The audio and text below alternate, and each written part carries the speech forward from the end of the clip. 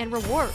We've improved tier objectives and added rewards for reaching the highest tier in the previous season. New legendary firearm is here. Challenge the brand new firearm combat power system. Your glorious journey begins. For more information, be sure to check the official patch notes in the game wiki. That's a brief overview of V4.0's classic mode updates. Winner, winner, chicken dinner.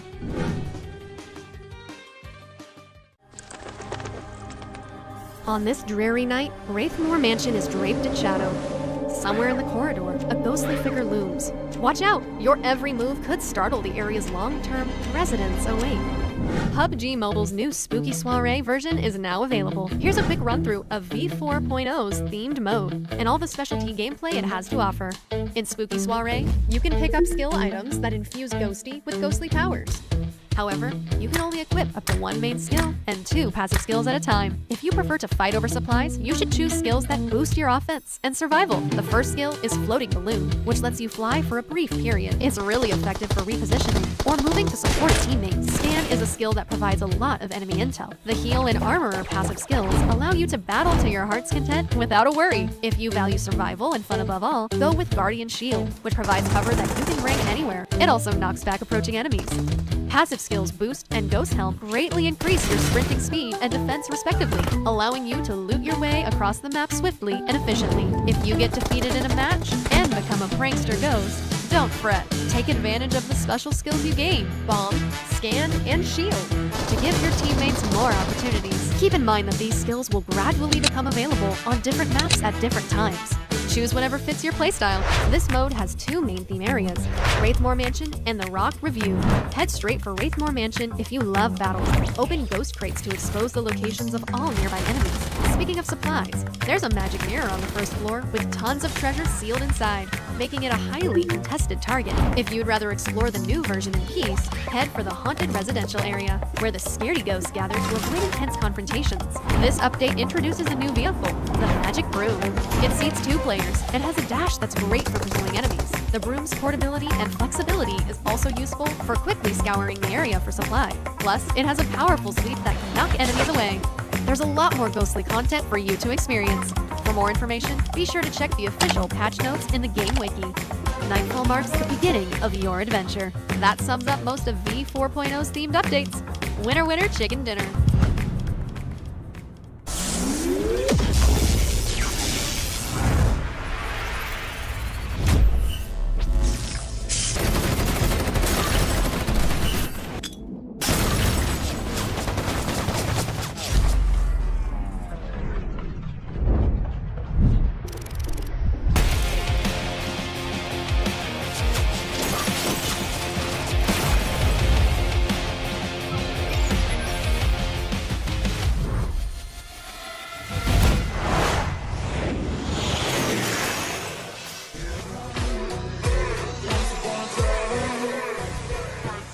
Get to know version 4.0 in 3 minutes. No treats? Then beware of tricks. The new Spooky Soiree version is here. Let's check out what's new. This version's themed gameplay will be available on Erangel, Livik, and Rondo. The main themed area is Wraithmore Mansion. Also, 2 performing dead concerts will take place on the map. Wraithmore Mansion contains tons of interactive content, including the Soulbind Mirror, Scaredy Ghosts, Phantom Treasure, and more for you to discover. This version's ghost gameplay consists of Ghosty, a ghost who accompanies you throughout the match, and Prankster Ghosts, which you become if you get knocked out. Ghosty has main and passive skills. Main skill, Floating Balloon. Passive skill, Boost. Passive skill, Ghost Helm. Passive skill, Armorer. Passive skill, Scan. Main skill, Guardian Shield. Passive skill, Heal. Prankster Ghosts allow players who get eliminated to turn into ghosts for a short time and use skills to disrupt the match. Spook, Bomb, and Shield. The themed vehicle this time is a Magic Broom. And there are tons more mysterious gameplay and collabs with famous celebs for you to look forward to. Doesn't pranking sound more fun than haunting? Have a spooktacular Spooky Soiree. In this version, you'll also get the chance to play a new thrilling pursuit and escape game mode, Unfail. In this mode, you'll either join the survivors or become the predator, and experience the thrilling battle between them that ensues. It really gets your heart rate up, so beware unless you're bold. In Classic mode, Erengel's Lipovka has been updated. There's a new mortar weapon, realistic reloading mechanics, and pistol idle animations. What's more, Cycle 9 Season 26 begins on September 11th, along with the new firearm combat power system, Path of Glory, and Weekend Joy.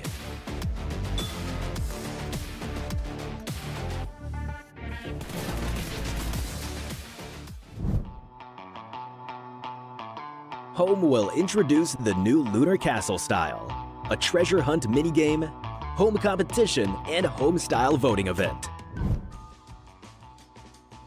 Perhaps most exciting of all is that World of Wonder 1.0 is officially here, bringing full creator access to all players. Also included are the new World of Wonder Pass and World of Wonder gifts in an effort to create a win-win ecosystem. Metro Royale Chapter 28 has begun, and you can now challenge your friends to a 1v1. We've also added Ghost Crates, and that's not all. Version 4.0 still has more gameplay on the way, so stay tuned for future in-game announcements. See you next time.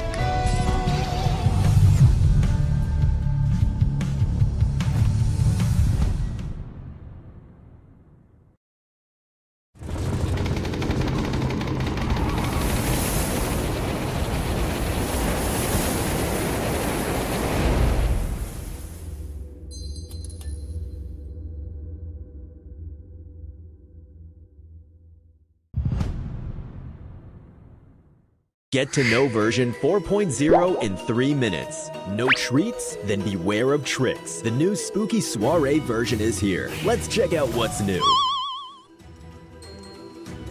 This version's themed gameplay will be available on Erangel, Livik, and Rondo.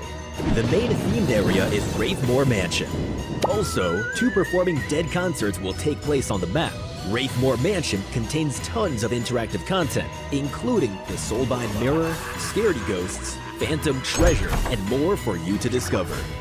This version's ghost gameplay consists of Ghosty, a ghost who accompanies you throughout the match, and Prankster Ghosts, which you become if you get knocked out. Ghosty has main and passive skills. Main skill, Floating Balloon. Passive skill, Boost.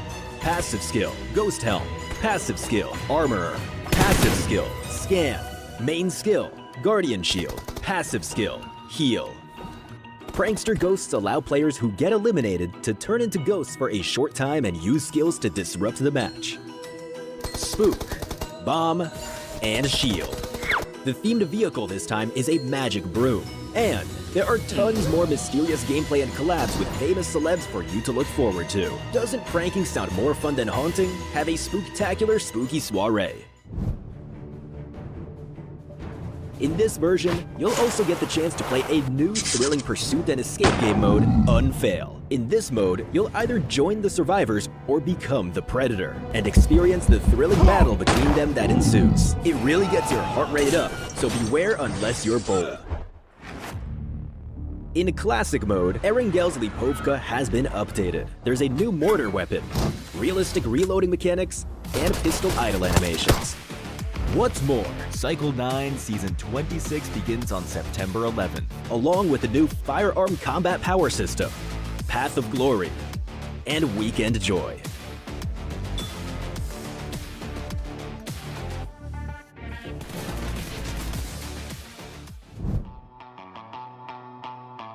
Home will introduce the new Lunar Castle style, a treasure hunt minigame, home competition, and home-style voting event.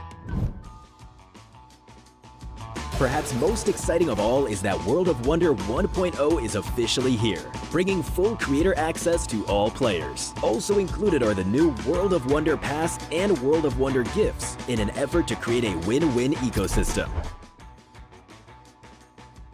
Metro Royale Chapter 28 has begun, and you can now challenge your friends to a 1v1. We've also added Ghost Crates. And that's not all. Version 4.0 still has more gameplay on the way, so stay tuned for future in-game announcements. See you next time.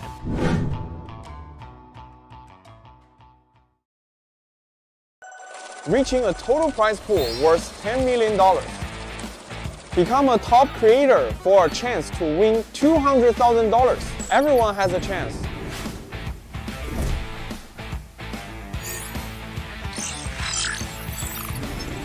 Hi everyone, I'm XL. The two most frequently asked questions I've received have been when World of Wonder would release after having been in beta for so long, and when we'd grant full creator access to players so they could realize their unique ideas. Today, I've come with the answers that everyone has been waiting for. I'm happy to announce that World of Wonder 1.0 officially launches in the next version. In World of Wonder 1.0 will significantly boost creator access, letting more players join in creating. Of course, we've also prepared plenty of rewards. World of Wonder cash incentives have increased yet again, reaching a total prize pool worth $10 million. Become a top creator for a chance to win $200,000. Everyone has a chance.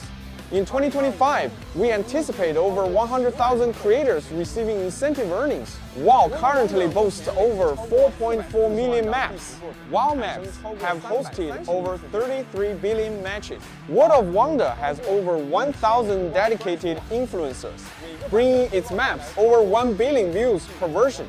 If you'd like to become a WoW ambassador as well, you can join the Next Star program for smaller influencers for a chance to win a share of the $6 million cash prize pool. Some creators may wonder, my creation skills aren't really up to par right now.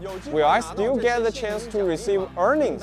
Rest assured, everyone has a chance in the World of Wonder incentive program. Every step of the creation process counts. A lot of rookies tell me, XL, I don't know how to take the first step, or I lack inspiration. How do I even start? In World of Wonder 1.0, we'll gradually make the Smart Assistant feature more widely available. When you don't know how to get started or lack inspiration, you can turn to the Smart Assistant for help. Some creators wonder, World of Wonder looks difficult, and I know nothing about coding. Does this mean my maps will never turn out good? Here, I'd like to recommend our visual programming tool. Through simple configurations and logical calculations, you can design something truly unique without knowing anything about coding. It's sure to take your abilities to the next level. World of Wonder is also an open ecosystem that connects players around the world. For example, we're working with the Prime Minister's Office of Pakistan and collaborating with over 50 global universities to help students gain professional game development skills while discovering new career paths. We are also working with the United Nations to promote environmental and public welfare awareness. We welcome global brands, artists, celebrities, influencers, and map creators of all kinds to join the World of Wonder ecosystem. If you're interested in collaborating with World of Wonder or have any suggestions for us, feel free to contact us through official customer service. Hi everyone, I'm JY. Now that World of Wonder 1.0 has launched, we intend to work with everyone to establish a mutually beneficial ecosystem for the mode. Players often complain that World of Wonder lacks challenges and rewards. In order to meet everyone's expectations, we're introducing the World Pass system in World of Wonder 1.0. By playing World of Wonder content and completing missions, players can earn points and get tons of rewards for free. Upgrading the pass also unlocks lots of customizations and exclusive perks. A certain portion of the earnings we receive from the pass will be invested into the World of Wonder incentive program, increasing our cash prize pool to give back to each contributor in the World of Wonder ecosystem. At the same time, we hope every talented creator's fantastic ideas will be worthy of praise and attention. In World of Wonder 1.0, the new gifting system builds a bridge between creators and players. Fans can gift special World of Wonder gifts to instantly give the creator a like for their creativity. These gifts increase creativity points, which can be used to unlock even cooler custom appearances and are displayed on the creativity points ranking. Top creators on the ranking stand to receive tons of cash rewards. All in-game cash earnings will be stored in the co-creation wallet for clarity and transparency. We've added a strict identity verification process to ensure the security of every transaction. We support withdrawals in the vast majority of countries and regions worldwide, allowing you to turn your creations into real-life earnings, no matter where you're located. World of Wonder 1.0 marks a new beginning. We hope all players with creative ideas are able to become game developers.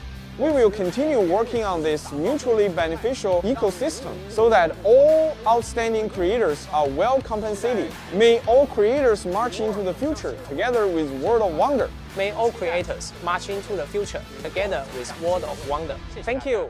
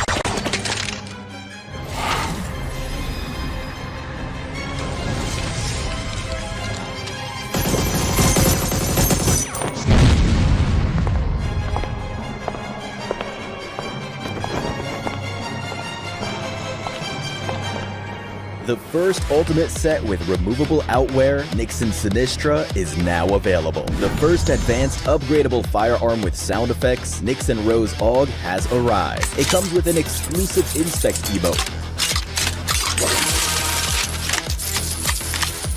to help you stand out on the battleground. Plus, a cool elimination broadcast, elimination effect, and loot crate to turn eyes on the battleground.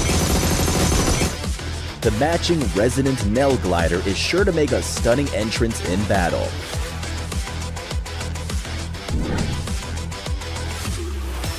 Equip the Nixon Sinistra set and battle in style. Finding it hard to fight back against enemies? Is reloading not realistic enough? Is it affecting your battle experience? Does your motorcycle have a busted tire?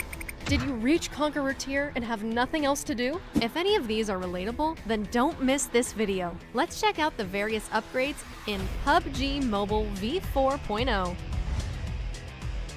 This version introduces a brand new weapon, the Mortar. It uses a special explosive ammo and deals tons of damage to enemies. It's great at applying pressure. The Mortar has two firing modes. Quick Strike mode lets you aim directly at enemies. Precise Target mode lets you strike areas beyond your field of view for amazing long-range coverage. Whether it's fighting back or providing long-range support, the Mortar is an excellent tactical choice. We have also revamped reloading to provide even greater realism. To put it simply, if you reload your weapon before it's empty, you'll keep a round in the chamber. So after reloading, that means you'll have an extra shot available to you. We've also improved the idle and reload animations for empty pistols to keep you more immersed than ever. We've added crosshair style switching for the 4X scope. You can easily switch between them as you like. May you never miss your shots again. Now, when you burst your motorcycle's tire, you can easily swap it out for a new one. We've also improved the stability of mounted firing on two-wheel vehicles. ride smoothly, and fire with more precision than ever. Boats also get an upgrade. They travel through the water much smoother than before. Enjoy the improved naval warfare. These vehicle updates are sure to make matches even more exciting. Apart from battle-related improvements, Erangel's Lipovka has a new relaxation area. Take a break from the fighting and come here to gear up with supplies. Or relax for a bit on the swings and Ferris wheel. Get comfy on the battleground. C9S26 is here. Check out the new Ace-exclusive Path of Honor and rewards.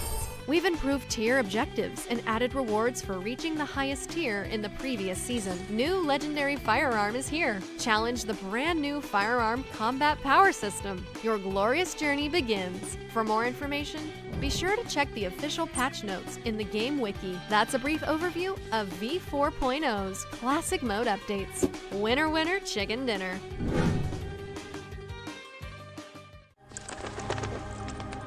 On this dreary night, Wraithmore Mansion is draped in shadow. Somewhere in the corridor, a ghostly figure looms. Watch out! Your every move could startle the area's long-term residents awake. PUBG Mobile's new Spooky Soiree version is now available. Here's a quick run-through of V4.0's themed mode and all the specialty gameplay it has to offer. In Spooky Soiree, you can pick up skill items that infuse Ghosty with ghostly powers. However, you can only equip up to one main skill and 2 passive skills at a time. If you prefer to fight over supplies, you should choose skills that boost your offense and survival. The first skill is Floating Balloon, which lets you fly for a brief period. It's really effective for repositioning or moving to support teammates. Scan is a skill that provides a lot of enemy intel. The Heal and Armorer passive skills allow you to battle to your heart's content without a worry. If you value survival and fun above all, go with Guardian Shield, which provides cover that you can bring anywhere. It also knocks back approaching enemies. Passive skills Boost and Ghost Helm greatly increase your sprinting speed and defense respectively, allowing you to loot your way across the map swiftly and efficiently. If you get defeated in a match and become a prankster ghost, don't fret. Take advantage of the special skills you gain, Bomb, Scan, and Shield, to give your teammates more opportunities. Keep in mind that these skills will gradually become available on different maps at different times. Choose whatever fits your playstyle. This mode has 2 main theme areas, Wraithmore Mansion and the Rock Review. Head straight for Wraithmore Mansion if you love battles. Open ghost crates to expose the locations of all nearby enemies. Speaking of supplies, there's a magic mirror on the first floor with tons of treasures sealed inside, making it a highly contested target. If you'd rather explore the new version in peace, head for the haunted residential area, where the scaredy ghosts gather to avoid intense confrontations. This update introduces a new vehicle, the Magic Broom. It seats 2 players and has a dash that's great for pursuing enemies. The broom's portability and flexibility is also useful for quickly scouring the area for supply. Plus, it has a powerful sweep that can knock enemies away. There's a lot more ghostly content for you to experience. For more information, be sure to check the official patch notes in the game wiki. Nightfall marks the beginning of your adventure. That sums up most of V4.0's themed updates. Winner, winner, chicken dinner.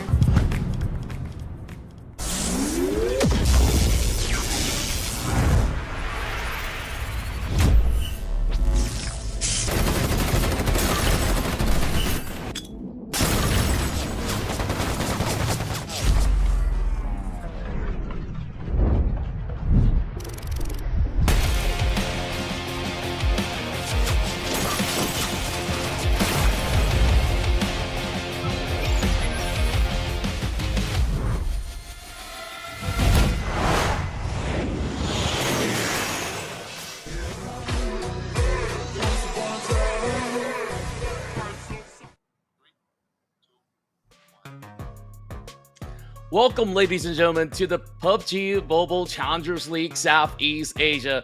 We're in for a treat as we're diving into our first ever Smash Rule over the first week Super Weekend. My name's Contra as we're joined with Task Buddy for tonight, and we're already seeing the tone being set as Burmese Goals is gonna lead the pack right now, setting the benchmark point a plus 10 on top of the 68 that they've earned from yesterday.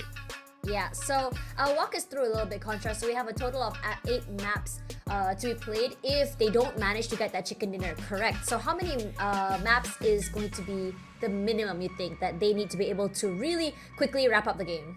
I feel like at the very least we're getting in about at least 5 to 7 matches for them to really set the pace. Unless if you're telling me that Burmese goals, they will be able to break that added 10 points threshold and then secure the chicken dinner the next game. It could be as short as 2 matches with the Smash rules implemented. And of course, all this, we will see how well will they perform. But if you guys were worrying about the performance of your smartphone, look no further than to upgrade it to the Tecno Pova 7 Ultra. And of course, big thanks to our partners Tecno, as they've been together along with us for many seasons. This phone is built for winners, so make sure you guys grab it while you can.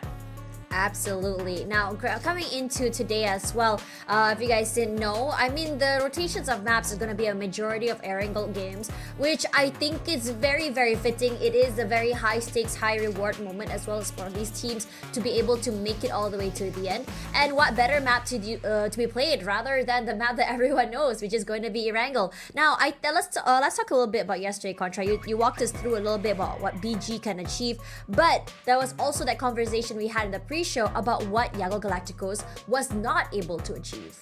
Yeah, and overall, they've definitely had a stellar week as they played through their group stage, being the leaders of the pack, but they were kind of absent for a couple of rounds until they went into Miramar. And of course, that final chicken dinner propelled them now into that number 2 spot. So hopefully it will be smooth sailing for them. And speaking about smooth sailing, you guys could also enjoy the super smooth performance coming in for the version 4.0 update, currently available. If you guys have not updated your game for a while now, what do you get? You had low frame rates. You can now amp it up for a whole lot more through the settings. Yeah, and now we also have the Spooky Soiree as well, available in the version 4.0. Halloween is coming up very soon. So if you guys really want to get into the spirit a little bit early, all the way till the end of October, now is the time. I was talking to Contra the other day about the cat in the spooky suit, so that's always very cute and very fun. And don't forget as well, we do have the collaboration with G-Dragon, Contra. That's right, in 4 more days to come, you guys will be able to get the GD exclusive drops as well. So make sure you guys top up on those coins, because you can actually secure yourself exclusive collaborations with G-Dragon, with PUBG Mobile, and of course the PC counterpart is already available. That being said though, you know, we've been touching on 2 teams, but I think that there are also all the other squads that's been able to also make a strong remark, because yesterday it was 6 different winners of the chicken dinner, which had Teed Max climbing despite them not really securing a chicken dinner. Misfits, they got one inside Miramar, and there's just so much talking point. But what really got my eye pretty much widen up is that this Hyra Esports, this team is built with a very young roster from 16 to 19, and they're now within the top 5. You know, it's always exciting when you see new blood. I think one of the biggest criticism about young teams is that they can tend to get overheat, get a bit too excited, and can be a little bit more reckless. But to see this team made out of younger blood be able to just find that balance is kind of exciting as well, because it means that they can understand what it means already to be playing on a tier this high. A little bit more patience, a little bit more mechanical skill, as well as decision making needed. So it's always very exciting to see this as well. So I have my eyes on this team the entirety for today, and most importantly, I think for me personally, I think for throughout the entire like 2-3 seasons as well, it's always going to be YG, it's always going to be BG. At this point of time, if we have a brand new team, maybe not even signed or like with a small org rise up to the top, it's very exciting. I love a good underdog story. I think everyone loves a good underdog story, and while their viewer base or fan base is not going to be the biggest, but it's always fun to see a good origin story as well. Yeah, I absolutely agree. Like overall, it's great to see all these teams coming from the PMCs really proving themselves worthy to challenge some of the veterans out here on the field. And speaking of veterans as well, we're looking at names like Asia Esports, Key Esports. I think they're also having some signs of trouble throughout the run of yesterday. So hopefully they'll be able to bounce back up now that they're getting, very familiar maps overall. They didn't really have to venture out into Rondo. So let's take a look as well onto the schedule. If you guys were wondering, what are they playing for to qualify to the grand finals, of course. So here we've already got into the final day of the group stage, and we're looking for them to really set the tone. And next week, we'll continue on with another round of group stage until teams make their way into the grand finals. Yeah, it's a short tour as well, but I think that the shorter tours are good for these players, makes them a little bit more sharp, a little bit more excited, and you're basically hitting the ground running. There's no time for mistakes, and as we all know, this kind of team fights, is kind of like shorter tours, makes fights and also games a little bit more exciting, especially since a lot more is on the line. Now moving on into the format, where we have the group stages with 20 teams, where we have 4 groups per match, and each group has 4 teams, where they will be playing 6 matches each time. I believe it's a 6-7-7 match days throughout the entirety of the week here. Now we head into today, which is day 2 Smash Rule, where we have a maximum of 8 matches played, and out of these 2 super weekends, the top 16 from the league rankings will be going to the finals from the 3rd to 5th of October, where the Smash Rule will be implemented on one of the days. Yeah, this is what I really do enjoy, that every single team that has been able to make it to the Super Weekend gets a taste of the Smash Rule, where certain teams were unfamiliar with how it really works. So all they really need to be is to be super consistent. So how does it really work? We are going to be having the match point being set by BG. So that's the total points of the number team. And this is a plus 20 instead of plus 10. So I got to correct myself on that. And by the end of tonight's run, the number 1 team will reap the rewards of 15 points. So we'll have to see if anyone will be able to smash it. In day 2 of the Super Weekend, teams will really need to push all the way to the breaking point. 40K is on the line, and of course, everybody's a winner if they make it to the top 16 of the finals. Truly, it's gonna be super exciting as well. I mean, look at that. You get your league, prizes as well as the grand finals as well. So that means in this league, whatever that happens ends here. When you go into the grand finals later, it's gonna be a fresh new mindset, a fresh new look. And even if you barely made it from the league into the finals, there's still that possibility of still hitting that first place spot. That $5,000 is there for you. That's right, and nobody really wants to end up at the bottom, walking away with $100, and then you're splitting with your teammates. No can do, fam. You're definitely looking to push for the moolah. And of course, these are our teams that are here with us over the weekend. What have really put me as surprised is that we've seen so many different representations coming from yesterday to secure the chicken dinner, including Brunei's very own SBD to be also bagging a win. So we're definitely seeing if they could actually push it up against the rest of BG, who's currently holding that number 1 position. So 68 points plus another 20. We're looking at a total of 88 points to be broken before we see anyone smash the rule. Wait, explain to me the math again? The map? Yeah, the math, not math, mathematics. Okay, 68 plus what? We got a plus 20 on a podium spot, so that is Burmese Goals 68 plus 20. So we hope to see if Burmese Goals could just reach that 20 in the jiffy. Yeah, I think when you look at the point disparity, it's huge. I mean, the first place and the second place, 10-point deficit. And that is a whopping, 18 points after that. And then after that, it starts to get a little bit more close. So the first and second place here, I think is going to be interesting to watch just because of how, I wouldn't even say close. I mean, BG looks so dominant right now. But at the same time, I think historically, based on how many games that we've been casting together, right, Contra? There's so many times in the last day that teams have so much trouble closing games. Yeah, and it seems to be a trend right now where certain teams are really focused onto getting maximum intermission points to the point that they actually put themselves at being depleted as well. Burmese Goals, they are one of the teams that actually perfected their craft, where even when they're farming those numbers, they are consistently in the top 4. Yeah. Always exciting to be seeing this. I mean, you were looking at a majority of the games yesterday, like Contra. So like, what do you think, or what game was your favorite game throughout the entirety of the day, after yesterday? Oh, it definitely has to be Miramar because we've seen so many teams being a lot more proactive. The tempo was a little faster as compared to the usual, and Burmese goals, they found themselves into a really prime position to really farm those numbers.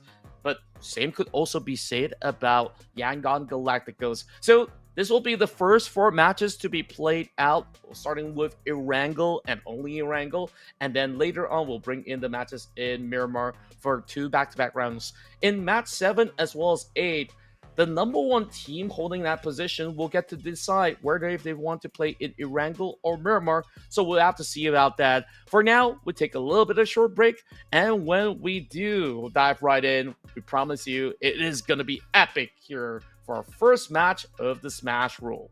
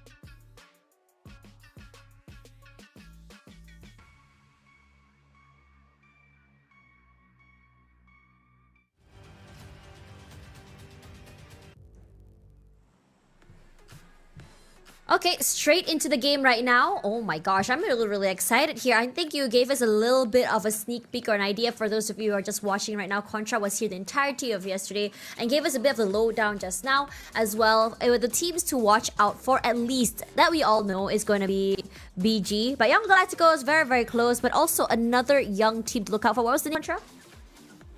Hyra Esports, they've been absolutely stellar where we have a couple of stars in the making to absolutely have pop-up performance to be able to rack massive elimination points. So they're an exciting bunch, so I'll keep my eyes on them once again. Infamous have also been able to really make some certain strides, but they seem to be struggling in terms of getting themselves those position points. So with this kind of Southern-centric flight path, we might even see a little bit more skirmish as compared to yesterday. Yeah.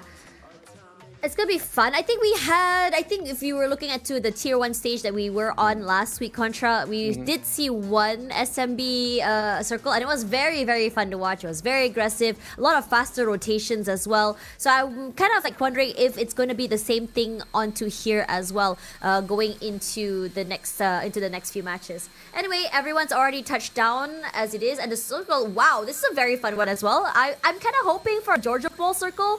And the kind of circle that makes you guess whether it's a northern or southern Georgia Pole. Yeah, this is a little bit hard for these teams to really gauge whether if they really want to plan themselves into the urban setting of Georgia Pole, like you said, or to be on top of the mountains and play across the ruined fields. So with that being said, though, Burmese Goals can actually find those early access as they do have a decent spread with 2 members inside of the Water Town as well as another a couple of members to be securing the areas of Rozak. And we're looking at a little bit of road rage already.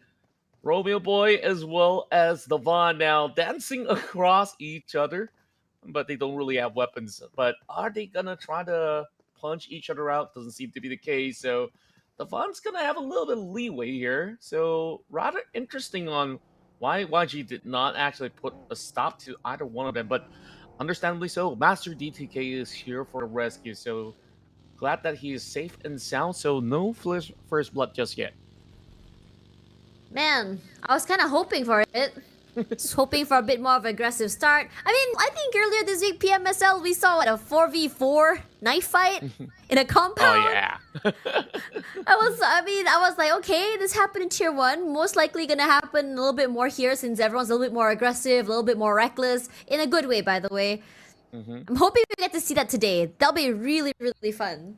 Yeah, we've seen a couple of all these instances where they drop right into those kind of hard spawn garages and everybody wants a piece of that vehicle, and it comes down to the point where, whoever gets first dibs, they most likely will be able to draw their knives first and foremost. Now, look at MSI as well. I think they've been able to really have some really strong runs. I did speak about how well they played inside of Miramar. They did secure themselves a chicken dinner there.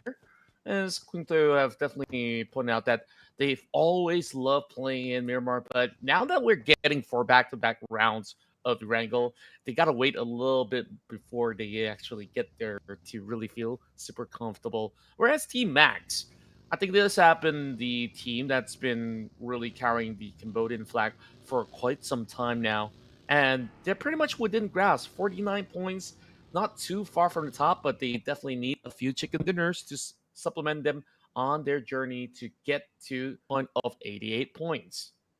I mean, compared to the rest, right? If you think about it, Young Galactico is what, 30 points to chase? That's about, I mean, if they do have like a outstanding situation. They got 15-15. They play catch up, they're done, right? For BG, Yeah. it's only like, say, if they have like a good map. Let's say they got a few eliminations here. They get the chicken dinner. It's just one map, and then map 2, they get that second chicken dinner, they're done. Yeah. They're so close. It could be as simple as how it's being calculated, but then again, from yesterday's run, we also don't see that level of consistency of securing chicken dinners as well. It's about 6 different teams or 6 different maps, so I'm hoping that, if it's going to be any one of the top 5s, they will be able to, land either a back-to-back chicken dinner to really set the pace perfectly for them to really close it all out in just a few maps.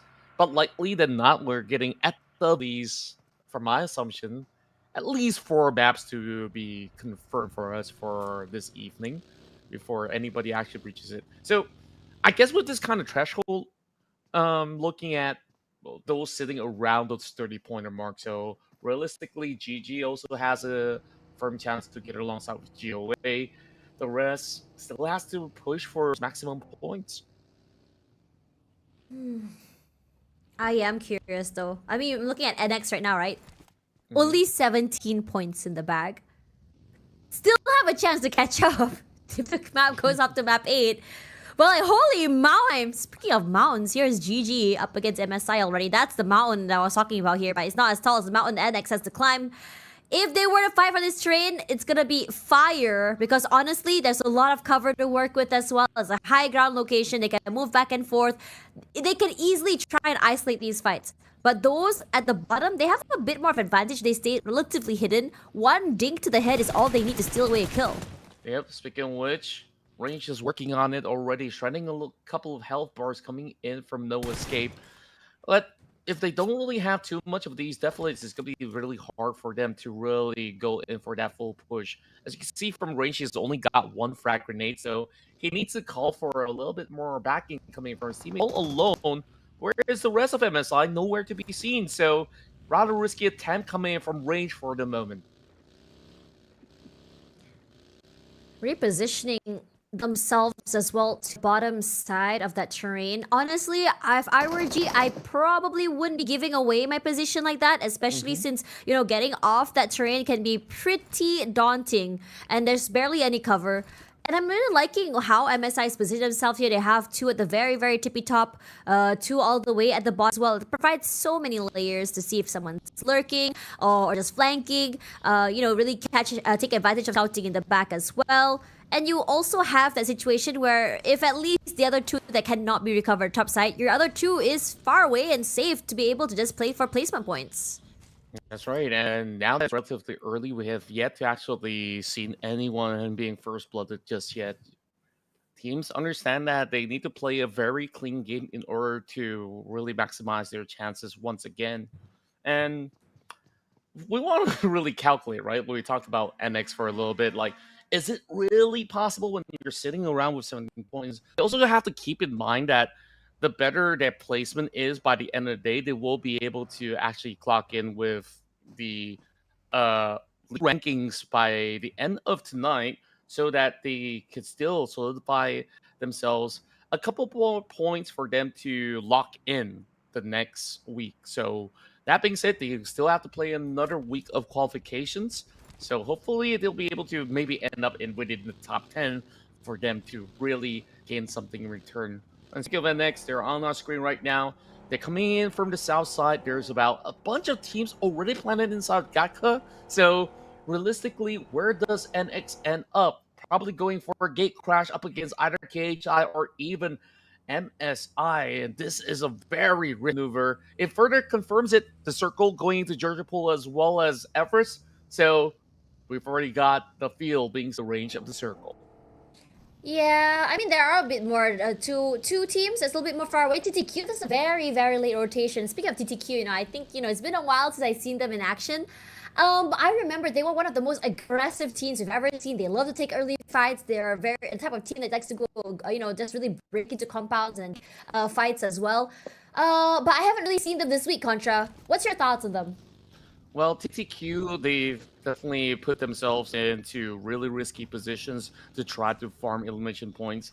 I think they're really good in close quarter combat, but I have yet to really see them really aim for a chicken dinner. And this is actually really important because when you're playing the Smash Roll, the most important thing is to really secure those wins as a passport. You need that chicken dinner as a pass, or else it's kind of hard for you to even consider, even if you reach 88 points, you still need to secure it with the chicken dinner. If you don't have it, it does not matter at all. So that's something that these teams really have to improve.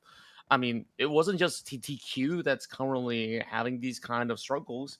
I would say even the likes of GOA as well as CTS. GOA may be a little bit more stable. They're currently in the middle of the pack at number 8.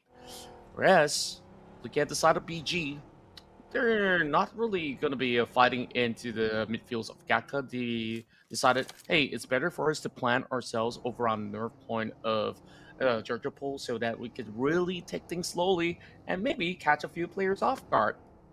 Be good though. I mean, if you really, really want to be playing for that 20, right? Yeah. Getting elimination points 1, but number 2, I mean, they can just play passive if they want to. They already have so much of a lead that they can play passive, survive to the top 4, get those points, farm those points at the very, very end of the game, and then just kind of seal the deal from there. They don't really have to kind of force things, which I think from last season when we watched them, BG tended to force things all the way to the end, which they get punished for. And I feel like it's okay for you to play a little more passive just because you have that upper hand compared to the rest of the team. Let everyone fight each other, and all you have to do is just the skirmish, steal away a few, and then get those chicken dinners. Yeah, that's a really solid plan coming from those members of BG. And I think for those coming from the south side, they don't have that kind of luxury in essence because it's just absolutely congested onto the fields of Gatka right now. They're looking to push their way towards Everest as we're looking at this circle going deeper into the fields of Hospital. And over onto South George, we're already getting an eruption of a fight between Yangon Galacticals versus another squad on the opposite end, and it's Hyra. And yesterday's story as it follows, YG as well as Hyra kept meeting up with each other. And once again, the story continues between the two. Hyra isolated though, so YG is looking to push through. Trying to see how exactly it's going to be going here. A lot of aggression here, and kind of sounds like a gunfire as well. As Romeo tries to take a bit more space toward Georgia Pool's side. There's a lot of corners to clear, and bam! Somehow missed just by each other by the end of the teeth. As for GG and KHI, Coca-Cola and Mix had already broken the compound. A nice nade by Astro. Wait, actually no. It actually blew up his own teammate. What the heck happened there? This should give KHI the perfect situation to go a little bit more aggressive, explode onto them as well, now that one of the members had already been crippled. And they're still holding back though. So it allows Astro to now go for the revive, but the push comes through and they find those perfect timings. Mix now puts them to sleep. And that's 2 back-to-back for KHI. Mix still getting caught out the moment he pops out of the rooftop. And that's Team Max waiting in the wings, getting that clip, but KHI is still going for the pickup. But also buys a little bit more time for the 2 others of GG to also plot something in return to also go aggro. Wouldn't be surprised if they want to go aggro as well. I mean, especially since these teams, a majority of these teams have a nice little protocol here. One member gets crippled and the rest just immediately collapse into an area, especially when it's lesser firepower. But at the same time, a lot of teams have started to already get be a bit more alert about when these things happen as well. Now KHI waiting in the wings, they're holding out and hoping that GG breaks their compound and forces these CQCs, where I think KHI truly thrive. The nades come through, a bit more space taken, but do they know that Master is already slowly getting into the compound? They're so close to each other. Probably do, since they're already backing off a little bit. They don't want to play too close to each other, give a bit more space. Mix very low right now. I would love to see what the status he's on in terms of his resources. Yeah, they were actually considering of going for the airdrop as well. And the moment that they've noticed that there's plenty of all the other teams to be around the facility, they had to make that same U-turn back to where they were. And now it's going to be Austria challenging MSI's position over onto Everest. Monboy trying to strafe away with that Garcia to allow him to reposition very swiftly. And Austria Esports, they see an opening, they immediately going for the knock. Beautiful spray down coming in from Fern. And now the circle goes further and further away into the fields. There's not going to be that much leverage for all the players that's over onto the corners of Georgia Pole. And now Rage getting tagged as well. The moment that he's looking for a little bit of a position. And Top, he's just absolutely dominant with that push. 2 more members left on the side of MSI, and they're looking to close right in. Support, covering fire at the same time. And Pretzel, he cannot afford to hold for too long. 2 grenades in hand, but they won't be able to stop the onslaught coming from Austria Esports. I mean, Austria Esports, are you surprised? Their performance has been quite consistent like this throughout the entirety of the many seasons they've played. There's a reason why they're big favorites to win it in the end as well. Now, as 2 teams already get this fast into the game, it's only stage 4, by the way, and Austria easily takes over the entirety of this Gaka mountain, is theirs to hold as well. And most importantly right now, since everyone's rotating underneath, they can just quickly spray them all. But surprisingly for them, no one's really getting to really connect those bullets. So for the time being, everyone gets away scot-free. But you know what happens when the circle shifts, right? Since Austria is still outside of that circle, teams are already inside. KHI, teams like INFA, are already very much ready to receive them when they climb down that mountain. That's true, and this is going to be a couple of these pickoff points as well as gatekeeping over the northern portion of the map before they journey further into the zone. And I'm just a little bit worried for those guys out there because there's a lot of flat ground terrains, which makes it very risky for them to really go for those overpeak as well. You can already see from infamous Vieira's Lion, he's got not much cover. He's trying to camouflage with the tree for the moment.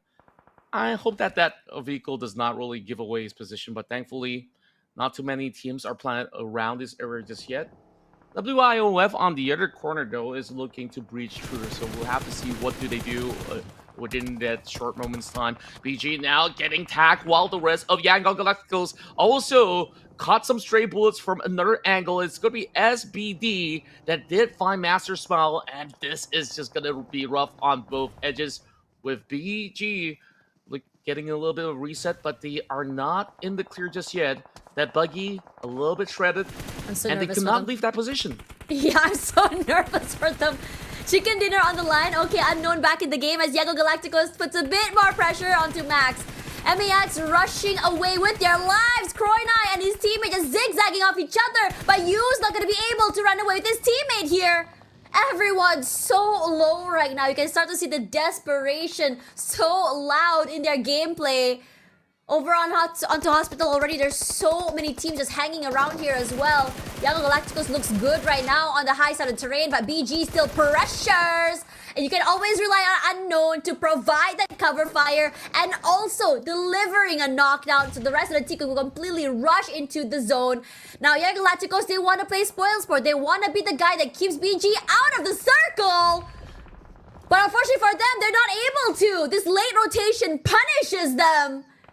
And BG crippled right now. Not too sure what's happening to the rest of the team. I'm pretty sure they're still very much alive as a 4. Takes the fight against Yago Galacticos, who's barely alive. 1 member left. How to play catch up when your whole team's getting tagged off one by one.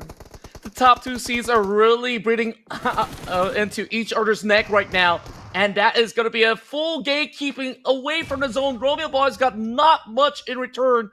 He's just trying to stay alive. Does he have enough first aid kits? Romeo is about to be bleeding out outside of the zone. But thankfully, he does recover to buy a couple more seconds. Asia doing exactly the same to keep them at bay.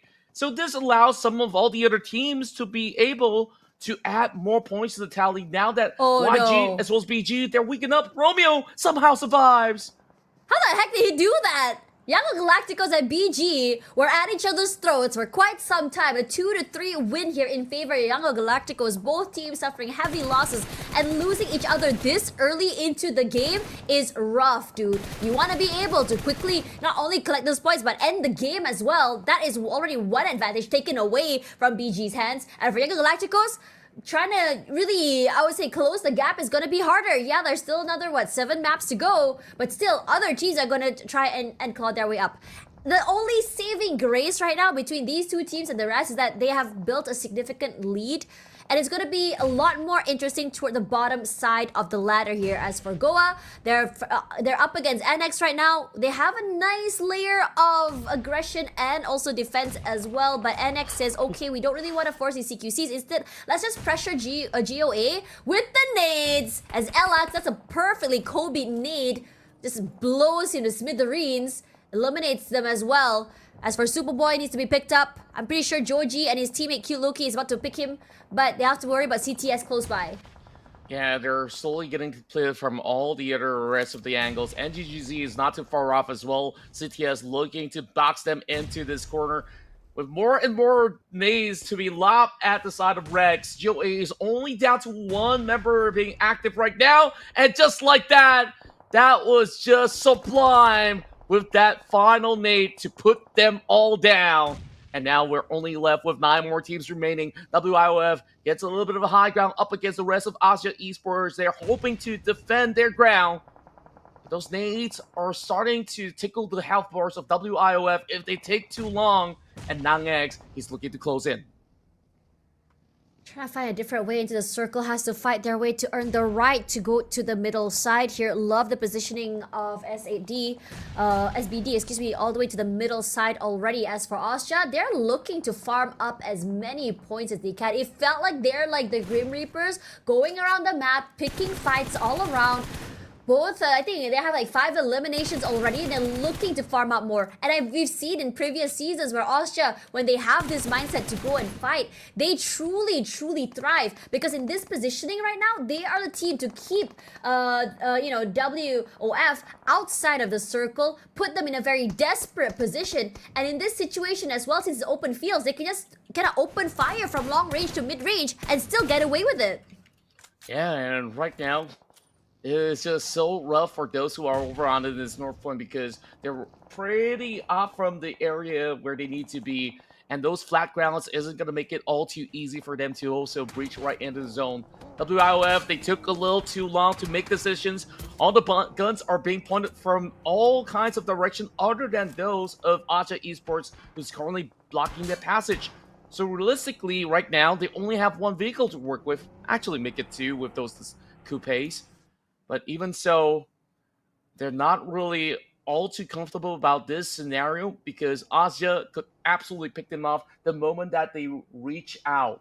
So Asia, they are just waiting until the rest of the life does something, and they decides to charge right in.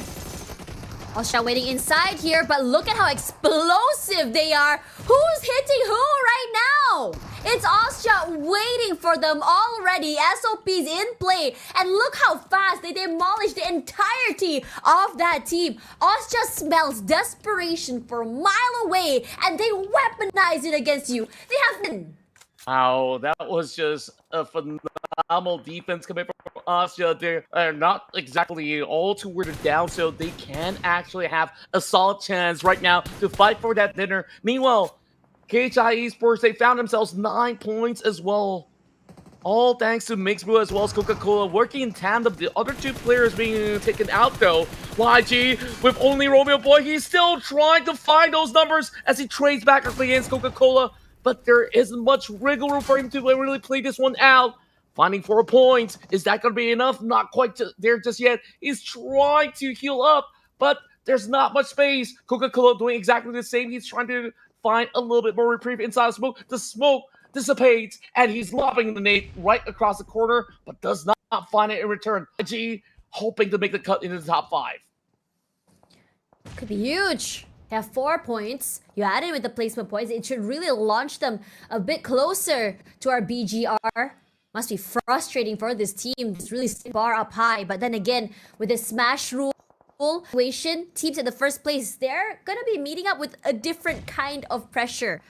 But Romeo here, there's a reason why he's one of the greats. Nade to Coca-Cola's face brings him a little bit more, an extra point as Austria quickly, swiftly deals with him. So it's 5 points in the bag for this player with sixth place. It should be enough to really close up the gap just a tiny bit. I think about like less than about like a 10-point deficit or so, probably a lot less actually. Yeah, and at least look at the rest of YG, they've been able to secure one right before they bow out. And now the battle is between TTQ, Asia, CTS, as well as NX. This has been their best run so far. And that chicken dinner can absolutely supplement them on the charge into a better placement. But CTS, they're going full aggro right now, pushing right through. Clipping onto Cute Loki. Rest of NX, they could not really find the angles, so they're looking for the flank to be able to open some space with those grenades being lopped right in, as they're also getting shredded out at the very same time. Superboy to the rescue, while Asia sees this fight happening. They want in, and they will crush the rest of NX. NX already struggling this entirety of the game, but still managed to surviving to the top 4 is huge. 5 eliminations already. TTQ with only 1 player left as Austria looking to still crush as many bodies as possible. With only 2 members still left alive, I'm questioning whether or not Austria can go for the pickup here because top is too far back. Granted, he does have a bit of cover with the terrain, so support should swiftly pick him up. Side by side here is CTS. I'm surprised they didn't force this fight, as W03M takes a big brunt of damage from that nade, and the rest of CTS scatter to find a way to break into the defenses of this team. Austria in a 2v3v1. TTQ, the last man standing, just hanging over to the very, very end of the corner. That will be Zuki, not making a single sound. Yeah, they're just in that poised position. CTS, they don't really have to do too much right now. They still have a quarter of the zone right now, whereas I like what Asia is planning up ahead. They open up that space. They're going in for multiple avenues of attacks so that they can just find a little more of an angle up against CTS members. And so far, as much as I thought that TTQ can actually have a little bit more of a leeway, he got taken out in an instance in the mix of the fight. So yes, they gotta use their advantages right now because they are 1 man up, but it doesn't seem like they've gotten all too much of a clear idea. But there's only so much space left on the open field, so they're just waiting for this one to subside. But they will find themselves over in the corner of the map. Ferg now trades back with the AUG. He finds Cool, pinches him out to a very low percentage. He's being knocked down, and there's nobody from CTS to save him. Yeah. Austria has a nice three-way hold as well, but they're so separate from one another, but it does allow them to have the nice crossfires to be done as well. Austria has so much control of this circle. CTS now desperate with the blue zone pushing towards, well, one of the members, Farang, already is so low right now, but support and top are doing a phenomenal job of crossfiring and providing a bit more cover for his teammate. Nades thrown, pressures, and also space taken away, and CTS forced to prone. The only thing available for them right now in terms of cover is a bit of terrain as well as the vehicles as well. But for Austria, the way they play is just choking them like a python, rushing forward. We're about 3 seconds till the stage ends, and everything else started to get even more worse as the play zone gets restricted. The sprays are good here, zigzagging forward, but somehow CTS manages to keep their hit low. But still, our top will come in one end here with the shotgun, making a lot of noise. The damage not clipping, and top is just so low right now. But the winner of this game, the chicken dinner, the first one, gonna be taken away by Austria. A great start to this team, and most importantly, the climb for them begins now. An absolute wonderful performance coming in from Austria Esports. The way that they seize and desist, wrangling them, like you mentioned, a python to really wrap them all across that field. And Austria absolutely land a firm chokehold upon the members of CTS. Initially, I thought CTS could have actually traded because they had strength in numbers, but they took too long once again. So Austria, this is their rise from here on out. One map out of a total of 8, and who knows where this one will take them. So this is just absolutely massive. All they really got to do now is reach those 88 points, and they got a plenty out of this match. You can tell, like, they really, really wanted it. But then again, I feel like for Austria, we shouldn't be surprised at this situation.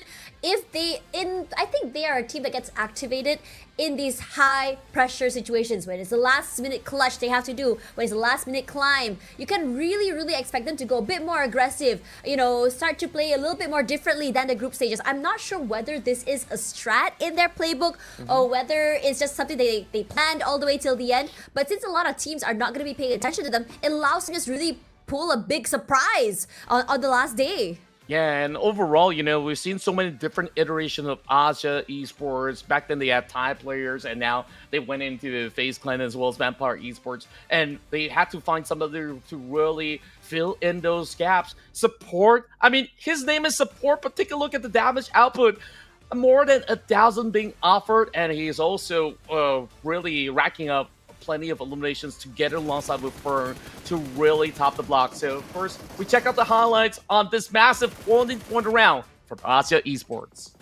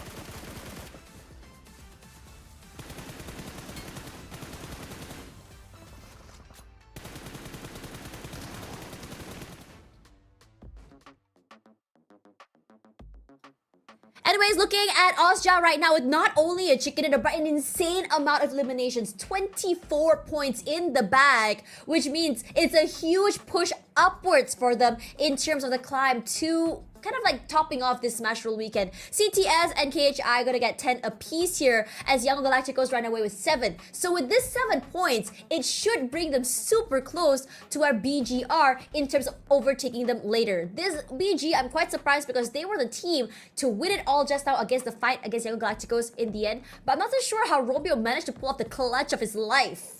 Yeah, it's pretty nifty, I would say. I mean, Roman Boy, he was not supposed to be able to stay alive for so long, but he made it work. I mean, they managed to squeeze a couple of all these placements at the very same time, which is great.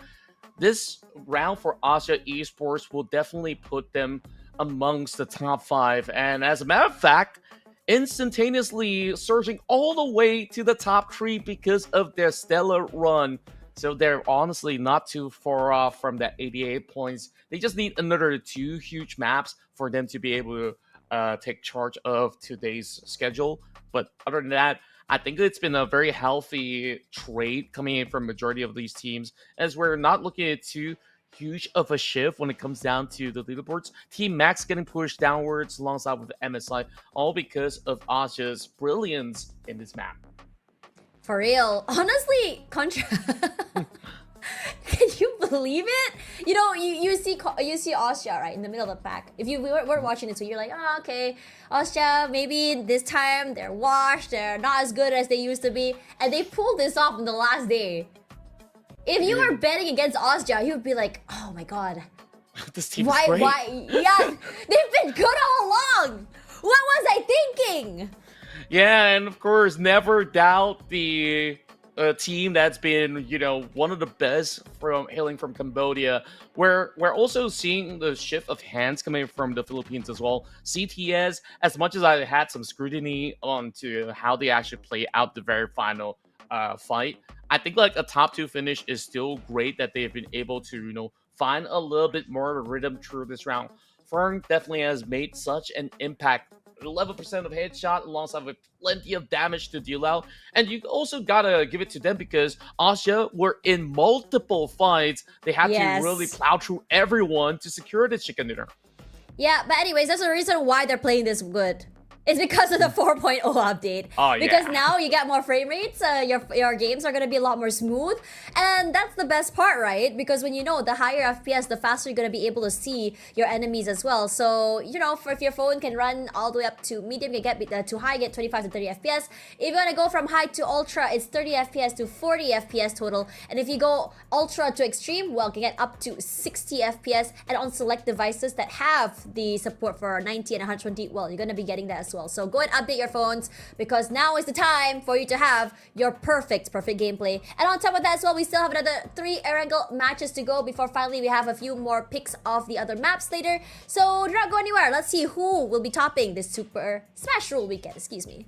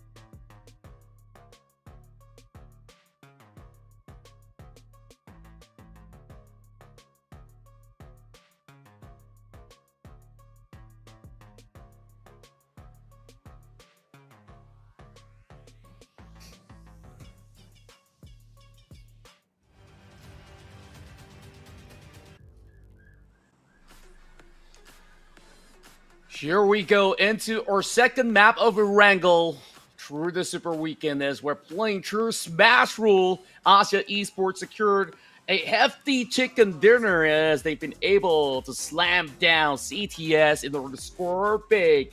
And now we'll see whether they can do it again. The flight pass starts from the middle base, headed into the corners of Yasnaya and Lipovka. So this is going to be rather interesting on how this plays out.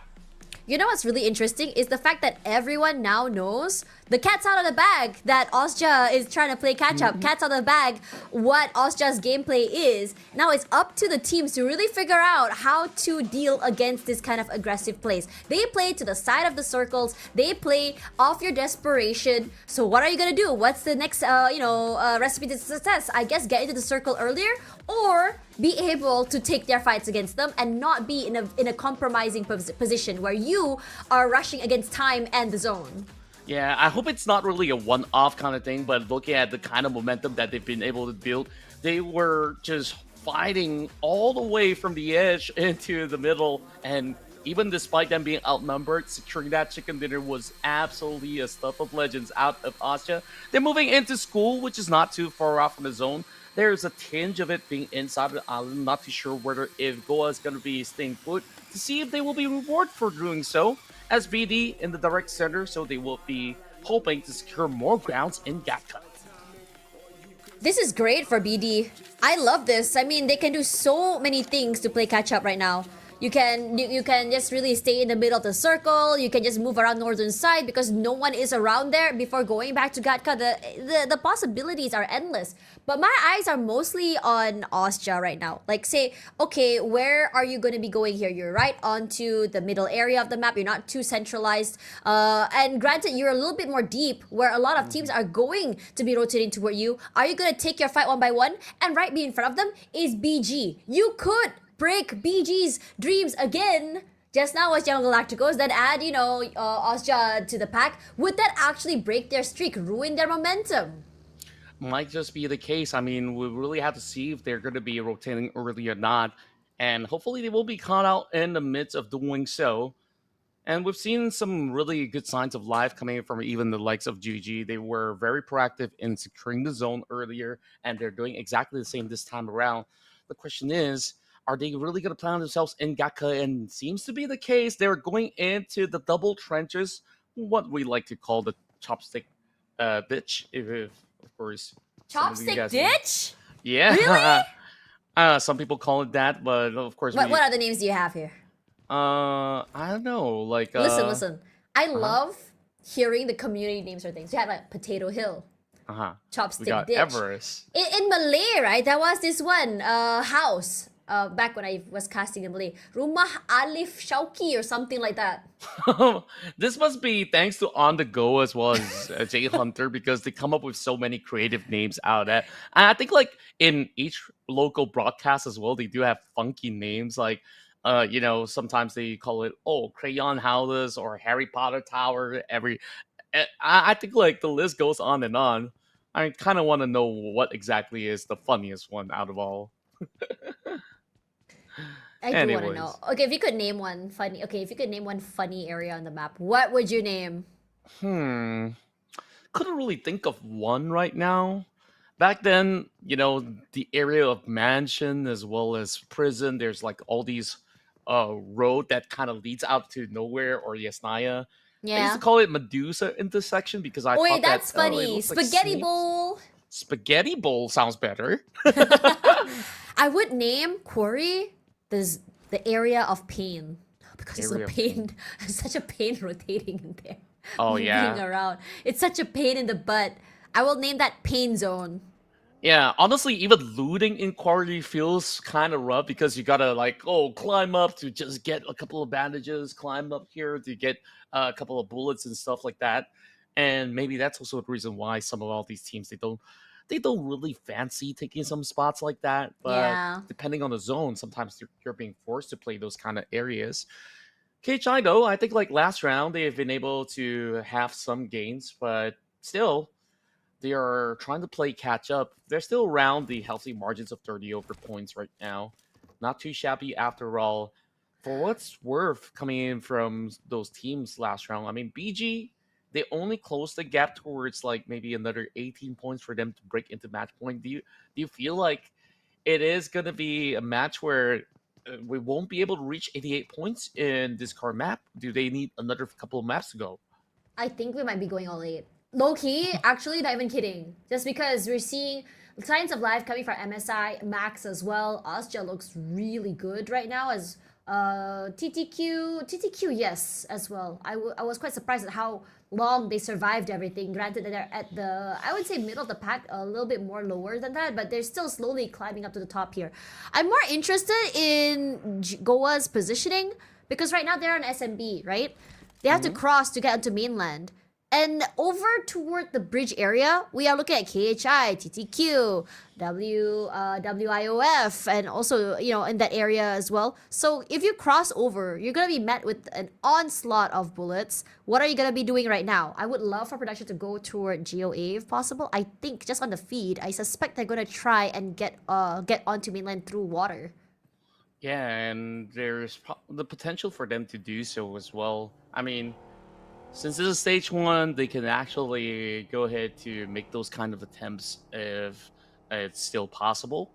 Whereas for the likes of Team Max, they're still planning themselves across Pachinki, which is kind of in the fields. There's also the big possibility that it will shrink towards this area, so Team Max can get themselves planted into this huge choke point where plenty of teams tend to traverse across. Speaking of trajectory, though, GG in the middle of SBD members, and this is just gonna be their fate, sealed by wrong, and that is just a rough way to go out. Man, SBD, great start for them as well. We talked a lot about this Bruneian team on how quick they are to get to the center of circle. It's just a matter of whether or not they can hold on to it. Previous map as well, they were one of the first to the middle side of the area. But you have to remember, previous map and also this one, the middle area is not only congested, but also wide open areas where it's so hard to find a lot of cover. You have access to that compound, great, it's good to hold, to have that. But you're there that earlier, you have to be so aware, on your toes, that the potential of other teams rushing toward where you are to take that away from you is incredibly high. And the same could be said about KHI right now, because NX is crossing by. NX, I think, had a pretty good run in the previous map as well. They did pretty good. They were taking a lot of fights, but for them, losing 2 members early really put them on the back foot. They weren't able to hold on, but still, placement points is placement points. They were still able to get a few points as they come into the second map of the day.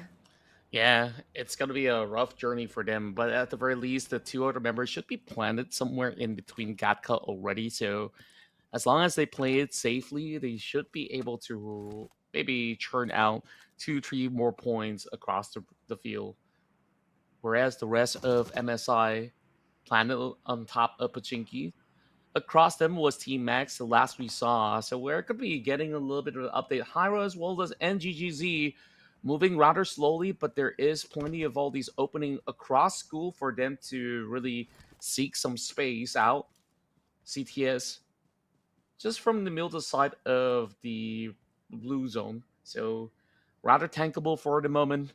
CTS will have to really huddle up, because once they do get into farm, there's going to be a couple of players that'll be awaiting them by the edges. So that could be a little bit of concern for those members of CTS that did manage to secure a top 2 finish from that past round. So hopefully we see them being able to be a little bit more proactive when it comes down to those team fights, because I felt like last fight when the top 2, they were kind of reserved, and that kind of allowed Austria to close it up. I still on GOA actually, Goa. They did actually go toward the water side area for rotations. We're going to see the longest rotation ever coming from them. My question is, how long are they going to be outside, and how much resources are going to be using just to be able to stay alive? Because it's a very long rotation from the southern side of SMB all the way up to the mainland. And from mainland, you want to rotate over to the central side of the area as well. As for NGG, looking for, I think they managed to get a knock onto a team as well. able to get away with that, barely alive. There we go. Thank you, production, for showing us this. I want to see how far away this rotation is going to be. They already made it up here. Oh my gosh. Okay, I see what it is now. They decided to go against the water and go toward the right side of the map to rotate in. Honestly, a really good idea, but since it's a bit more late, a lot of teams, look at how centralized most of the teams are toward the middle side of the area here. You have YG already onto ruins there. You have, BG toward the middle side of Pochinki alongside 2-3 other teams as well. Pochinki is gonna be hella lit if the circle does end up staying there. And we all know that urban warfares are not the most fun to see till the end, especially since a lot of teams just hunker in and hope for them to push toward them to kind of apply their CQCs. But yeah. I could appreciate a little bit of an urban warfare right now because right now You've it's always been the guy who likes urban warfare. For it's been 2 Pochinki, it's a little years. special, you know, like when you see everyone getting caught in between, and then they have to make decisions like, do I go to the next neighborhood? Do I just stay put? And then the infiltration so you're like comes in. 4D chess guy. Yeah, 4D chess. That's Faham? right. You got it right. So GOA, they came in late, but they actually found a pickoff in the form of Superboy. Now, you did actually talk about Superboy earlier on, but it's a different Superboy. So, yep, he's out of position, and that is just a rather quick approach coming from GOA to nab that one for free. Now, this was my concern for GOA because they took that long way route, and you've mentioned that a lot of teams were around the central area, especially towards the hillside. It is even harder for GOA right now. If they would have actually taken the bridge, they might have actually had some areas to play on the outskirts of Gakka. But now, of course, it is how it all unfolds. They just have to fight their way through, regardless of the situation. Team Max now looking for a spot inside the city and instantly getting caught by Asha. You can always rely on Austria to be able to catch one in the mid of that rotation as well. Their positions are huge because they are taking care of the edges of this field, which means that rotating against a team as sharp as them, how good their tracking is gonna be hard. And Max is taking a brunt of that damage. And whatever that moves, Austria shoots. They're even taking a fight against another team, I believe is MSI, on the top side of that hill. Now they're chasing. Yeah, Max is inside the compound. They're cooking up the nades. My question is whether or not they have protocols to stop and just really take advantage of the CQC fight. Support eat a ton of damage there in the initial hit, but it doesn't stop Ozja for still going aggressive. One more knockdown already, top on fire, but does it really matter? He's still trying to go and chase and find the hits because in this game, you shoot hit, you die here. But support proning down, saving his life just a little bit more as Goa will cross over here. Nga Pacquiao actually gets knocked down. I'm not too sure how that happened there. I believe it's CTS over... No, it's BG on another area that managed to catch them here as well. As Ostia gonna pump the brakes as they find the last man standing for Max. They don't want to underestimate this guy. Give him a bit more respect. As support gets knocked down, the rest of Ostia decides to use their body to take away that space, bring him back into the game, and play together as a unit. Asia Esports, great call to really go in for the push, but now run the risk of getting targeted by the rest of the field. They've been able to deplete the entirety of the Team Max roster. Unfortunate for Team Max, they walk away with nothing, and instantly top, out of the pigeonhole, he actually finds one in the form of NX. Not quite enough to actually go in for a knock, but of course, enough to scare them away. What I really like about Goa, you know, we've been talking about their rotation from the outskirts, and they're genius enough to full send into the city, going unpunished, because Asia was a little too fixated on Team Max, so that was that opening, or else Asia might actually kill two teams with whatever bullets that they had. Now the rest of TTQ on the move. KHI right in front of them. And Coca-Cola sees that rotation. TTQ will have Zuki to try to fend for his own, but instead, he calls for the backing. The rest of TTQ will swing back into the compound. KHI now moving away into the circle, finally made it through here, and the circle will go centralized. Contra are gonna get the ending you wanted here as KHI goes in for the spray, goes back inside the house. The fadeaway is good. A much better round here for KHI. They have 3 eliminations already, lost 1, and that's kerfuffle. But their work is not done yet as TTQ looking to just really clean up house as well. Where exactly is he, this final member of TTQ? He's only half HP left here. Shouldn't be a bit of a too much of a problem to just find him in the end, and they do. Zuki once again last man standing, and Zuki not able to hold on. So that means KHI managed to do a team wipe right here. Perfectly done as well. 4 points in the bag with 3 to survive till the end. Definitely winnable. Yeah, that was a little bit of a mismanagement coming in from those that reaggress. I mean, TTQ, they could actually opt to zone out KHI than to really swarm into that same compound. So the onus was on them onto that form of execution. But of course, credit where credit is due. KHI, they didn't really suffer all too much, defended well enough, so they walk away with all 4 points. Now we go back over on the side of infamous Seviera. Forsaken had such a stellar run yesterday alongside with Claude back in the fields of Miramar. But last round, we haven't really seen them really get all too much. They're just trying to find a little bit more of that opening from that northeastern corner of the map. And if they go even deeper, they might actually meet up with NGGZ, who's holding over on to the edges of Pachinki. They're not feeling the wild party of the city. We're seeing plenty of names light up inside the city. But CTS, they've already lost 1. Yet to convert any form of points. They were hoping that more teams to be funneled over onto that sector or that, but apparently none to be found to be moving towards that direction. And now we're getting KHI to be on that late approach. There is still members of NX to be hugging by the kill side, so they're going to take that position away from Joji. You know what's really funny? We're seeing like a deja vu moment one more time for this game, where stage 4 is the round where a lot of teams start to get a bit more active. 2 teams, just like the previous map, knocked out already, with SBD struggling just already right now. They're playing on the side of this terrain here, running into a team like Yangon Galacticos. That is rough, my guy. The only thing they had to play with is the terrain as well as the tree line. And I have to say, it started off real good, right? They were the first one into the circle, into the zone, but perhaps it was their recklessness a little bit, taking too much more than they can handle, rotating a bit too late because it did pull to the right side here, means that they're gonna have to try and fight their way into the zone. Yangon Galacticos is taking a leaf out of, BG's, it's Ozja's books into this game as well. Kind of really take away from the desperation from other teams right now. SBD is currently doing, and I don't think they're going to be able to shoot back at all. With the blue zone coming in, utility as well as the firepower pressuring them, I think they might just be falling down one by one like flies. Yeah, and just like that, we're already seeing them depleted to only a member left, I do believe, or should I say none, as SBD gets crushed by the powerhouses of Yangon Galacticos. And the moment that they settled that fight, they found themselves on top of the church. So this is a great vantage point for Yangon Galacticos. And look at that shift, half of it outside of the city. So this is actually great news for NGGZ as well as infamous Xaviera. Hyra taking hold over North Point. So they will have so much more room to get a glimpse of the action.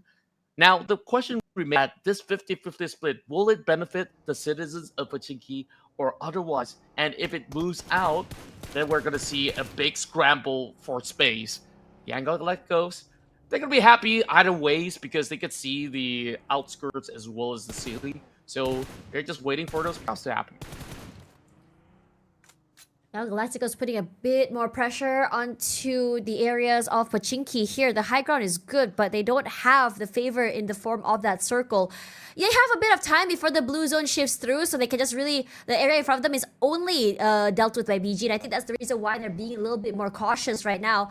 You know, the problem with it is, yeah, the high ground does give a bit more advantage if granted is in the circle. The off angles that BG is going to be able to, I would say, abuse is incredibly insane as well. So now Yangon Galacticos, I think they're going to try and take this fight head on against BG. The previous time they fought last map, BG was the one who fell, but this time around it's Smile to be able to get knocked down first and followed by, say, Cloud, as Martin and Romeo scramble, try to pick up the broken piece. Liliaka is just so good in all these kind of close quarter combat. Just like that, depletes 2 members of YG. Now all that is left is 2 members of Yangon Galacticos limping to find that space. So they will be able to just seek refuge all together with Romeo Boy. But not too far off is going to be another gun pointed at them. YOLOs coming with a different sector as WIOF is hoping to put a dent towards that corner. But since Romeo Boy is here, it's not too much of a problem for them to go in for those revives. So this will absolutely take a while. We got right about 1 minute before this closes in. But BG, they take that opportunity. They've seen that not happen. And they know that this is the best case scenario. If they can put YG down, then BG can fight for that lead. It's already 3 points as they inch closer and closer to the match point. Slowly but surely making it to the end here. It's so funny to see how Yangon Galacticos and BG are just sort of, neck to neck right now. Previous match, it was BG that fell, and now it's Yangon Galacticos surviving with the 2, but still very much winnable here. I don't want to put my eggs into one basket a bit too early. But anyways, as we look at positions, majority of the teams have really hunkered down into the area of Pochinki. I think teams such as NX, also NG, as well as Hydra on the top side here, playing the outskirts of town. If the circle does shift right side, we're gonna see a big fight, going out against the teams inside of Pochinki. And that's where things get really, really fun. Because once you're trying to rotate out of a compound, out of the area, you have no clue which corners are inhibited and which ones are free. And especially against guns such as a DBS or something like that, you are going to be crying if you get one shot in the face. Yeah, that would certainly be the case. And the nades are falling very closely to MSI. They got no cover at all.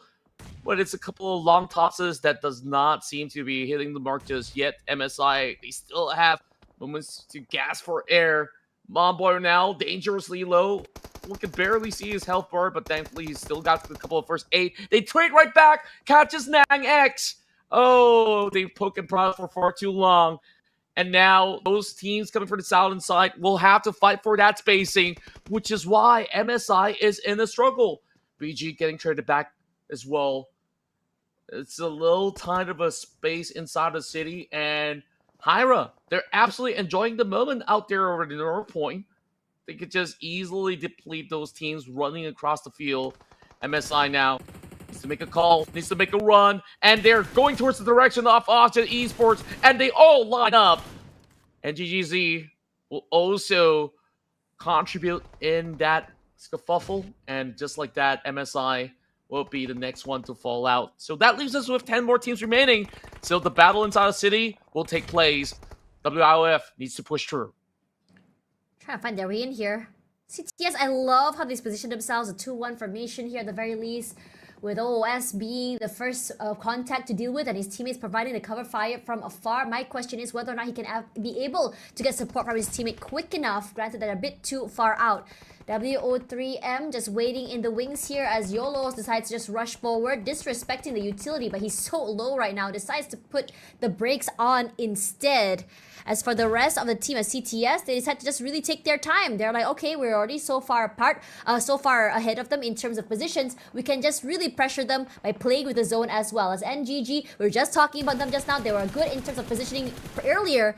But now as the zone has shifted in a more central area, everyone in the wide open fields that don't have a compound are forced outside. So this is where players on the higher grounds and the higher trajectories on either the buildings or even a small little terrain will be able to fully take advantage of those outside. So prone or not prone, you're still going to be in trouble. Yeah, and we're looking at the side of Infamous Vieira right now. As much as they do have that compound, they need to run out in the open because it's not being covered by the zone. Asset Esports takes his chance over onto Miner, but he's back as well. Very dangerous maneuver from both ends. And we're looking at NGGZ not really having all too much gas left on the tank. Gets traded out. Forsaken now steps outside of the field. And GOA has been marking their location for a long time. Finally being rewarded by doing so. GOA got one of the best spots possible that's still within the city, and even when it comes down to the update, they should be able to really hold it down against the rest of those who are inside of the city. And now, what are they supposed to do? CTS caught in the mix, YG next to them, WIOF behind them as well. this is not going to be an easy task for CTS to defend. But you know who has a really good area right now is BG. Look at that. The circle of strength toward them as well. They're pretty much centralized. They have a nice area of cover as well. They can even go a bit more active and take the compound in front of them if they want to have a crossfire setup. Regardless, we start to see the desperation play come through. Hyra rushes forward here. You're going to break into BG's compound here, where BG thrive in the CQCs. They have so many layers when it comes to their hold. Master H at the bottom side, Godspeed on top, and Unknown on the outer end as well. That nade, that molly puts a lot of damage down there. They're just lobbing it left, right, and center, keeping a close eye on the other two members of Hyra. Yeah, they shoot back, but it's not enough to really take them down here, as BG still remain healthy, but the rest of Hyra are dropping one by one like flies. One member did manage to be brought back into the game, but in this you have one more gun to work with, one more body to work with. Is it really worth forcing this fight? It seems like it is certainly the case for the side of Hyra, with the prowess of Capo to be able to clear up the entirety of the field, so they won't be able to just pin down BG because they were trying to lick their wounds, but they're all isolated in the compound. Beautiful stuff coming in from the prodigies of Hyra, despite having only 2 more remaining. Now we go back into the city. WF pushing through. They managed to find DOS.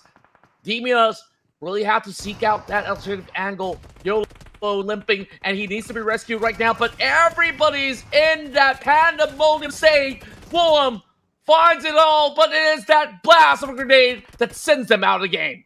Yeah, so hectic right now. Everyone on the outer side are just so desperate to get into the zone, and you can't because of teams such as GOA. They are looking over onto the fields as well. Our top 4 already here. The majority of the fights are happening inside of Pochinki itself here, with Hyra now overtaking the compound left behind by BG. BG did a stellar job of holding on till the end, but not able to hold on against the onslaught coming in from Hyra, as well as the other 2 members of Yango Galacticos who are just waiting to take them down. And this is sweet success from them, eliminating them earlier from them one more time once again. So playing catch up is not going to be a problem at all. Austria still very much on the prowl here, looking so consistent today. We heard the loud sounds of gunfire, but not really a full-on commit.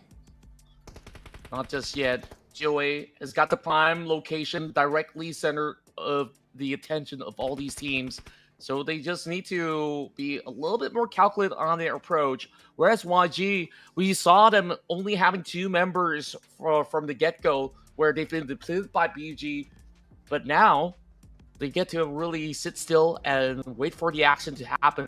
They can actually capitalize onto the position of those members. Now that they need to go ahead to rescue Hash on that far corner, and they're the ones lobbing the grenades. Thankfully, the backup comes right in time. Amin goes in for the pickup.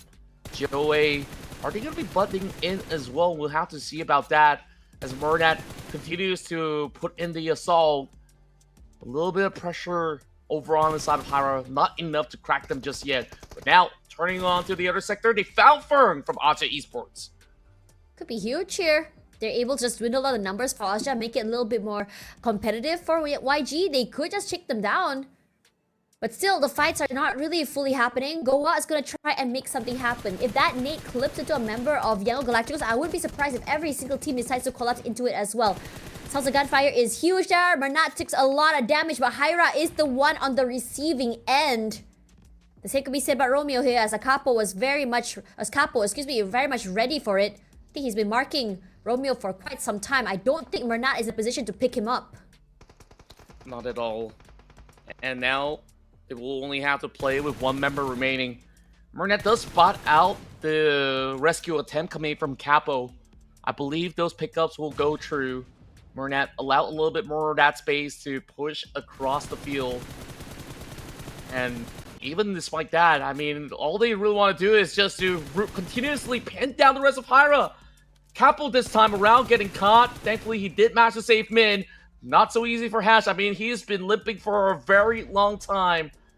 And that grenade falling really close. GOA continuously putting nades after nades. And take a look at Austria Esports top. Somehow managed to climb over a rooftop just above GOA, but nothing much that GOA could do about the situation.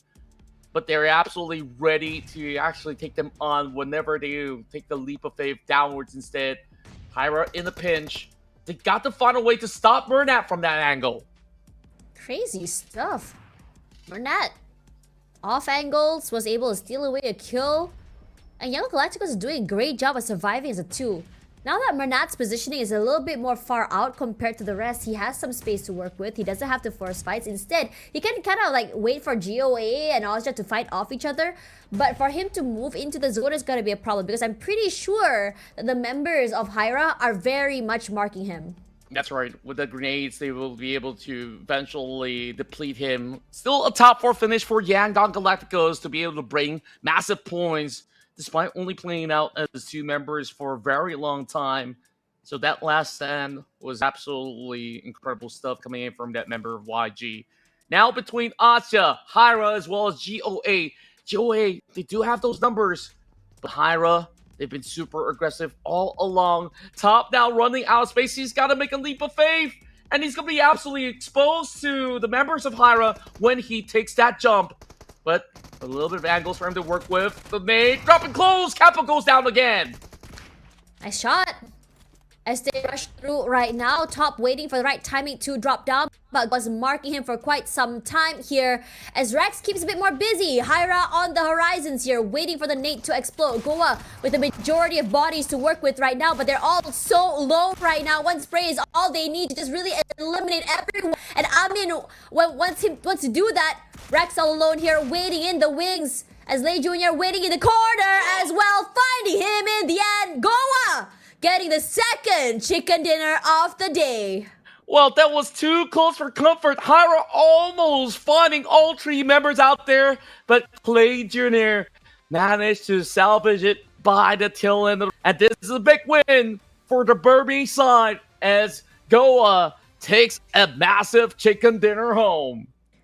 It's so insane looking at them as well. I think we were just talking about how their rotations were going to be one of the most longest and painful rotations all around, but they managed to clinch it. They take it I think brick by brick. First step was to cross down southern side of the SMB area. Second up was go for the longest rotation through the eastern bridge, and finally in the end slowly fighting their way into the circle. I think in a way that was sort of their grace, their saving grace, because a lot of teams are already engaged fairly early. So whatever empty spaces left behind after those fights, they immediately got into as well. They survived the longest as a 3, as a 4 compared to the rest of the teams here. But at the same time, Ozja, consistency is key. Top 4 on this game after the chicken dinner as well. So I think all the teams should be keeping an eye out on them. It's not BG you have to worry about. It's been Ozja and Yangon Galacticos all along.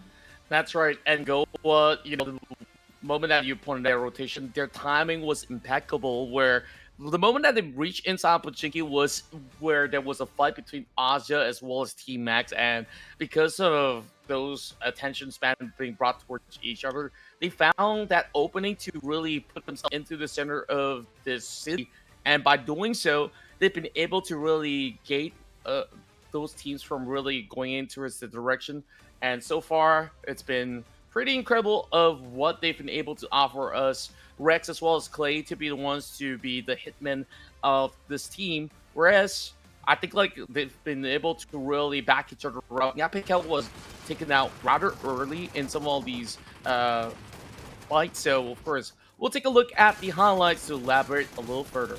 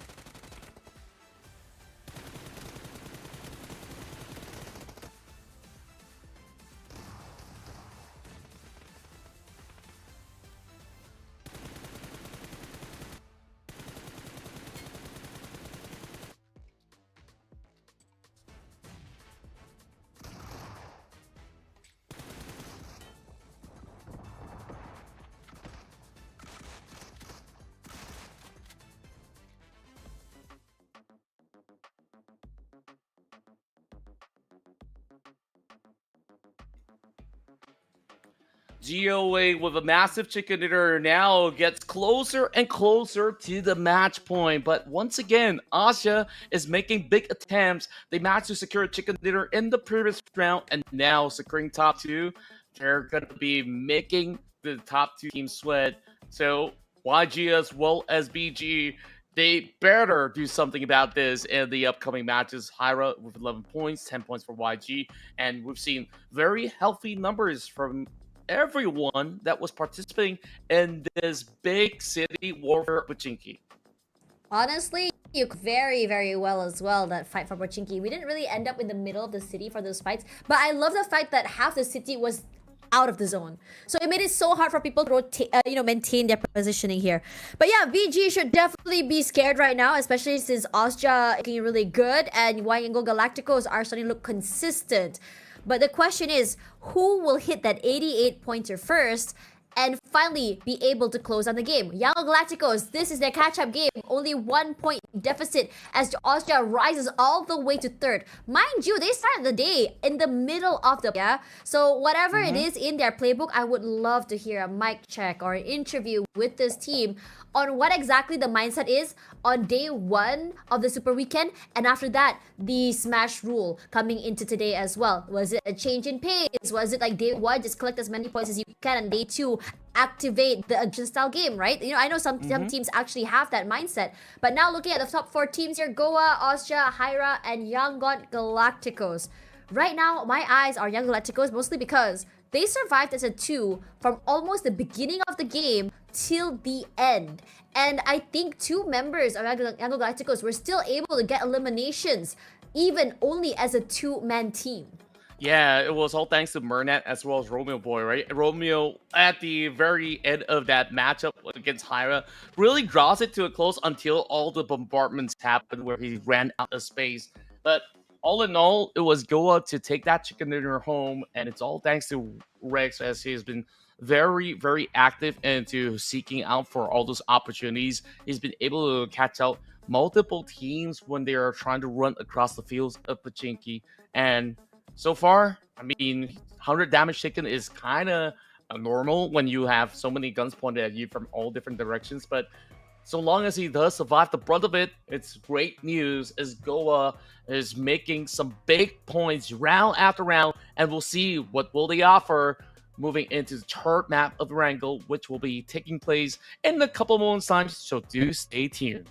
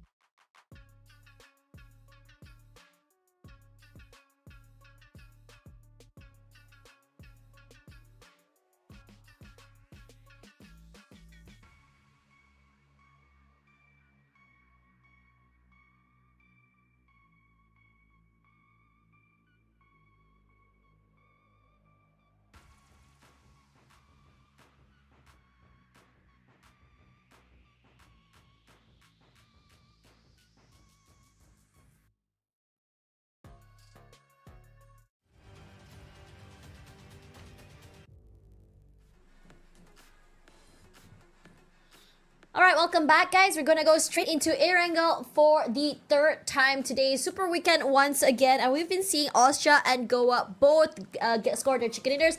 BG, the team that everyone had their hopes and dreams to really, lead the day and close it with a bang. Not happening quite yet. Getting knocked out a little bit too early compared to the rest. Now flight path will be going all the way from Suaree to Quarry, which means it's a left sided flight path. So teams over on the right, usually, I don't think it's a problem to get there, but still annoying as heck because you're dropping a little bit more later. Yeah, and it seems to be that, BG, Yangon Galacticos, as well as Hyra, they keep butting hits from time to time, and they kind of cancel out each other before they could even really reach deep into the top 4 mixture. I think that at the very least, Yangon Galacticos, despite them being outnumbered, they've been able to do so in the last round, so they have been able to at least add a few more to the tally, but not quite reaching to that 88 as much as we hope for it. Someone to close it out a little bit early on, but I guess we'll have to wait for that to happen. Now, I'm definitely intrigued as to how this one will end up, because if it's going to be a circle around Milta as well as Sanaska, it will be a race, but hey, it's something a little bit more comfortable. We still see Gatka as well as Pochinki in the Very mix, pure circle. So, yeah. Very pure circle. Very yes, very pure circle. Give it to us. Make people guess. Wondering, SMB or Fairy Pure? The bam, Fairy Pure. That will be the storyline for today. That is my script. I kind of like where your script is going, but it will also be interesting if it actually closes into South George, where YG is currently at. I mean, I'm not really, biased towards this side. Bias. I knew it. Don't call me out so quickly. But hey, it'll be interesting. But this is still provide an edge closeout, maybe deeper to the fields of Gatka. Still something that is very familiar for majority of the teams. It's kind enough that it allows all these teams to be able to book a spot so early on. CTS, I think they've been doing decently for 3 rounds already. In terms of positioning, they got top 2 back in game 1. Last round, I think they were within the top 5 ratio as well. But I want to see them really convert all these fights into something that they could actually reap out of, which I think they still need a little bit of work on that. Yeah. You know what's exciting? I think we start off the day with the bottom rung team over on 17 points. Now everyone's in that 30-point zone, which means that today is super hella competitive. Granted, yeah, to catch up with BG and Galacticos right now is about, I think about 45, 46 points, which is still a lot. But I have to say, they're showing today for a lot of teams are much better today than of yesterday. But perhaps, again, it is the Super Weekend. There's a lot of adjustments to be made, especially since, you're playing with different teams throughout the entirety of the week in the group stage. And now in the Super Weekend, you have to change up your strats one more time. You have no clue who's dropping where again. So it's understandable how Saturday turned out the way it did. Yeah, and now that you've mentioned it as well, honestly, if any of all these teams who are within top 10 to 16, if they score a chicken dinner, that will massively change their fate. And by leapfrogging, they will be able to really get those big bonus points to really secure a grand finals run. So these couple of rounds that's still being available now that nobody's really breaking into the 88 marker just yet is really giving more and more chances, even for the likes of NX, where we saw them having a couple of decent runs into the top 4 as well. So who knows if they pull off a chicken dinner here? Sure, it denies those big teams from closing out the day, but I would think that it really will give them a better stand. So hopefully we get to see more of all these epic action in a moment's time. So early on inside of Erangel, I think it's been quite typical that nobody's really going super aggro. There's not even any form of contest of vehicles this time around. So we'll have to wait for the first butt to happen. CTS, though, smack directly in the center of Gatka right now, expecting for more teams to be moving across. And I think last round was GG that kind of made a mistake, driving past members of SBD, which have already occupied some of that space. And speaking of SBD, I'm not quite sure where they end up, because last round they were in Gatka. It feels like they've moved into a different location. That's true. I would have thought that we're going to be hitting 88 points on map 2. Honestly right. speaking, I really thought it was gonna be that at map 2 already, like match point. But it's a lot slower today because not as top heavy as it was yesterday, right? I mean, remember Hmm. off the day at what 70, I think 70-ish points there for BG. The disparity between the first and last place was huge, and suddenly today everyone is stepping up, everyone is getting eliminations. We're not really seeing, I think the full team maps you see is on stage 4, but still a lot of teams still surviving all the way till the end. It's still quite messy. If you ask, like today, everyone's on more equal footing. Maybe everyone did their VOD reviews, try to maybe understand a little bit more how to play these rotations. But for me personally, looking at BG, they are the, I wouldn't say weakest team today, but they feel like it. It feels like they're not able to find their ground. They're not able to hold down to the compound. That map, that previous map, it was theirs to win just now. They had the compound. It was so far away from a team. All they had to do was hold off against one team, which is Hyra. And for some reason, they made a huge mistake not marking another team close by that's just watching them in the way. Yeah, I certainly agree with that because like YG seem to be playing on a really slow state where it is very unlike their usual selves. So I'm glad, they've been able to learn for the past 2 rounds that they played out because back in game 1, you saw that late rotation as well. And then what happened? BG, they counts on them because they have the high ground.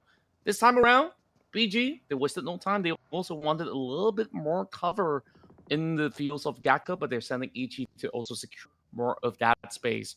Speaking of YG, though, once again, a little late, but they typically move in through ruins. And from the last time I saw, they were actually taking the high grounds of Everest. So they're hoping that other teams will be moving across these lines, but doesn't seem like they've been able to catch any form of pickoffs just yet because majority of them are further down south instead of moving further across. I think it's a really great read for majority of them because if you're going to be playing still by the edges, which is very unlikely to be played out in the later stages. So good, the majority of them once again. Will they be able to go all in against KHI? They're just the corner, and I don't think they've spotted KHI just yet. Honestly, Goa once again a later rotation for SMB as well. Majority of teams, yeah, middle and the start. I'm more interested in the later rotators here. Austria, this is always doing this. They always park themselves right outside Pichinki, right at the end of the story. They're hoping someone to cross through as well to get some eliminations. But the one to be able to do so first is gonna be BG. But we're not getting a hook. They see the fish ain't biting. Their spray is not really clipping as well on here. Granted, they can. We see BG take team fights before. We know what they're capable of, but there's a lot of hesitation coming through. Fair enough, because there's a lot more pressure coming into today as well. But for SBD, another chance for them to really be able to secure that top spot. For them, it's always about playing that middle side area. They have terrain and tree line as well compared to the previous round where they were inside of a compound fairly early as well. But one thing's for sure about SBD, they need to really beef up how exactly they're going to be holding on to their area, really beef up their control. I'm seeing one of the members already pretty as it is, as the circle will shrink centralized, so not too much of the ruins will be seen right now. Play zone shrinking.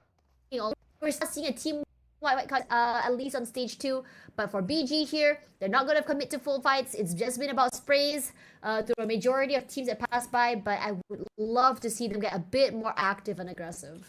Yeah, speaking of activity as well, I think a lot of it will happen from the south and of the terrain. It was CTS to try to hold out up against SBD. I believe MSI was also journeying their way across.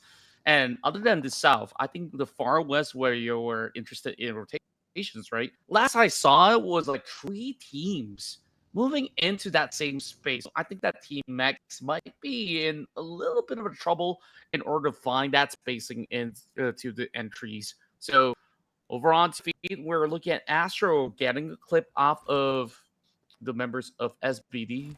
Astro Boy being knocked down. Why? Yeah, like it goes.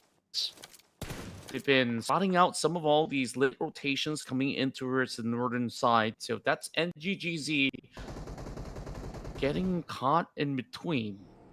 While the nades are flying right through, wrong, in the middle of nowhere. I believe there would be a very sudden risk for him to even try to sort of just crawl any direction right now. It's almost impossible for the rest of SBD to even go in for the rescue. So GG hoping to clip his wings. Well, I say wings. He looks more like an earth right now. Just slowly crawling down there. Yeah.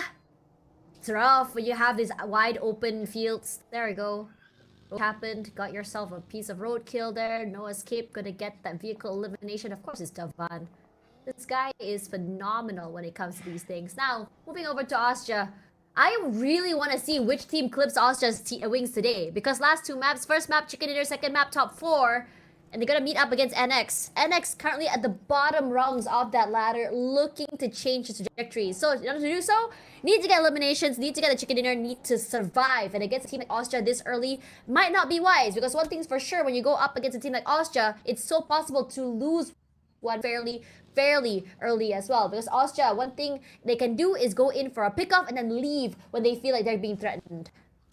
Yeah, and there's still ample of that space for them to also make a wide turn for them to really escape as well.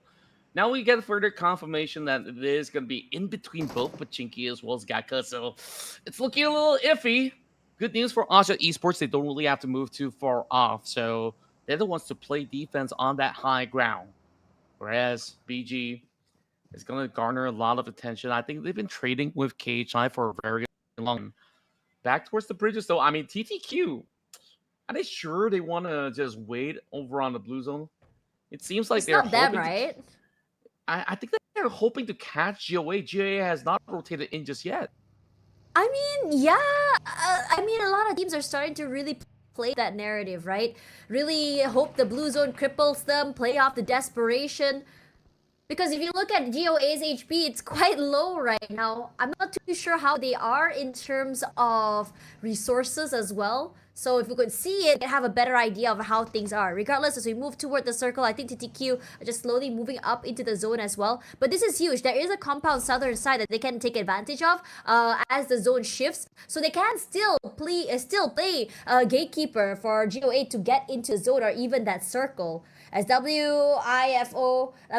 excuse me, are still on the high ground terrain of the southern side as well to catch anyone in the mist. I don't think they're going to be holding on for so long here. Go up, finally crossing by, and you can already hear the roar of the guns. There we go. Zuki finally getting the catch, and at least one member of GOA bypasses this situation. Can't say the same about those who are still looking around from the back, and they only got a buggy. I'm not quite sure if they will be able to withstand this. I believe by now, those first aids are already being depleted. It's already phase 3. It's going to hurt not only the side of GOA, but also TTQ. So how much time can they buy? They do have that UAZ, as they're hoping to also deplete the resources of Zuki.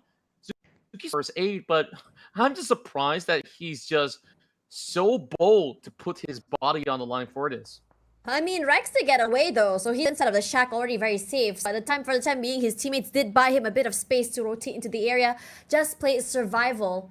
TTQ, because they have access to the southern and out of the zone, just to give themselves a bit of a breathing room and to deny them that space, as Young Galacticos moving around Ruins area wants to try and break into that circle. This is northern side area where NGG is waiting for them. Young Galacticos have been playing stellar today. They're looking good. They can survive as a two, individually brilliant. I wouldn't be surprised if they want to force this fight up against NGG, with Mernat still on the Gatka Hills, the mountains, excuse me, can go for long range pickoffs. Say one of the members of NGG tries to get a bit more aggressive and close, the pickoff potential is going to be huge. But the rest of the team already rendezvous inside the circle. NGG finally moving away toward Hyra. So the circle shifting southern side, that means the majority of the teams on the right side and forced to fight their way into the zone. I'm not too sure how BG is going to fare here, because last time we saw them try and play at the side of the zone, they were actually picked up by Hyra. Yeah, and I guess the good news for now is that Hyra is nowhere close towards them, but if they do win out NGGZ, then maybe Hyra will actually stand a chance to once again just dive bomb into those members of Burmese goals. Easily said and done though. GG though. They've been able to actually reap out 3 points by taking out members of SBD as well as GOA early on. I do assume TTQ, after that long affair to try to cut off a GOA, they've been able to get a few points, but that's all that there is to it. A little rather late, and now YG, they're rather seen to trample upon the members of GG. Oh no, GG now in trouble. No space to work with as well. Young Galacticos doing a great job of being able to keep them at bay. YGG also has to be careful though, because even if they do win this fight, if they break into the circle, they have to worry about KHI as well as SBD. But for the time being here, they're thriving, they're getting these eliminations. One knockdown already, traded out with Mernat, but Mernat is not the one that's been lobbied quite yet. The rest of Young Galacticos want to rush forward as well, with GG with only the last man standing here. We are able to just explode onto them as well and take away these kills. There's going to be 3 eliminations already as Davan and Astro join their teammate in the lobby. And as for the final member of the team, not too sure where they're going here. As well as NGG somehow winning up against Hyra top side. I would love to see how that fight is going. Yeah, and it seems like there's a little bit of a standstill in between as well. Hyra Esports, they managed to trade right back. So it is just a couple of all these collabs that kind of went into the way where they're just forced to fight in order to create that space into the zone.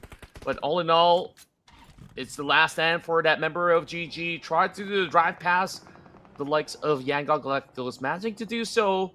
But I don't think that Master D2K has got any space to really find room as he drives towards the direction of HI. It's going to make it rather easy for Migs to be able to drop him out of the match. 3 points at the very least for the side of GG. Infamous right now, lock and loaded up against the rest of NX.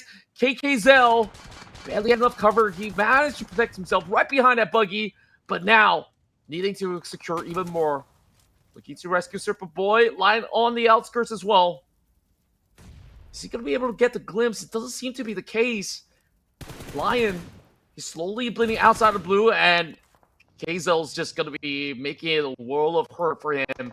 TTQ now cutting across, looking to actually block the approach of GOA. So competitive down south here. We have like 4 teams hanging around the area, and MSI as well wants to join in on these fights. The only teams I think that are very, very comfortable right now is KHI, SBD, as well as CTS, excuse me. Young Galacticos has some terrain to work with as well here. Could potentially go for a pick. They don't really have to force the issue in terms of fights as well. But it's going to be a 2-way fight as WIOF finally meet up with Young Galacticos here. Young Galacticos the high ground advantage. They can just really roll down utility toward the team. But for Young Galacticos, they're the ones to eat the full force of the nade fairly early. Mernat once again knocked down. And the rest of WIOF gonna just say, okay, let's pick up our teammate Lucky and then try and get our way away from Young Galacticos. Rotate over into the zone. Potentially could be the idea of the play as well, but I don't think Young Galacticos is going to allow that from happening here. Quick push out by Smile means that Lucky goes down. There's only one member left for Sile, WIOF. Minus hiding right behind that UASD. Barely has enough cover as well. St. Cloud lobbing that grenade, will be able to secure it. YOLO's barely surviving. I thought that he got taken out earlier, but he's been able to trade right back with those grenades, but he takes a peek. St. Cloud closes it out. Beautiful stuff coming from YG. Now that is a massive 6-pointer. He's got to go in for the recovery.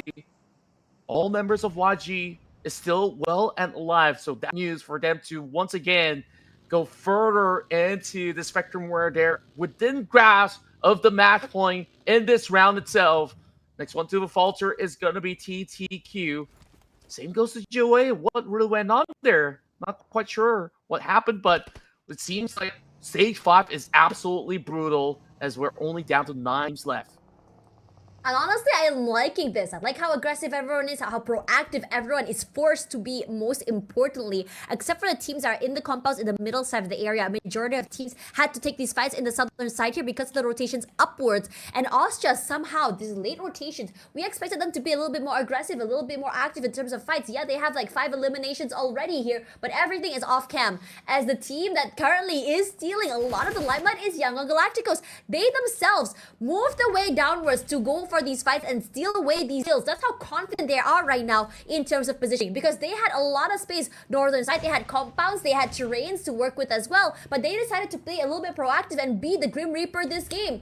And now the fights on the southern side is not stopping quite yet, because we do have MSI taking this fight against TTQ. TTQ, this late rotation is doing them no favors at all. They were the ones that were supposed to gatekeep other teams outside, but they are the ones that are eating the brunt of the damage of other teams who had been so aware that their late rotations are going to be biting them back in the butt right now. As for the rest of the team right now, Miracle, I'm not sure how he's able to survive this. No, not anymore. As Pretzel had been marking him for quite some time. One nade is enough to take him out of this game. And now Bun in trouble. The rest of the team is just collapsing. What are you going to do here, Bun? You're all alone. You can just play very, very quietly. You can't move further back as well because the space is taken away by that Molly.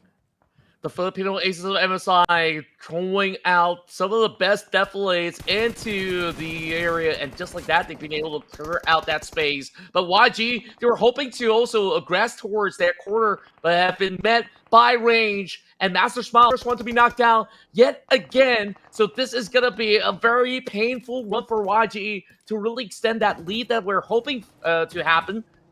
And now backs against the blue zone for both MSI as well as YG. They want to conclude this fight.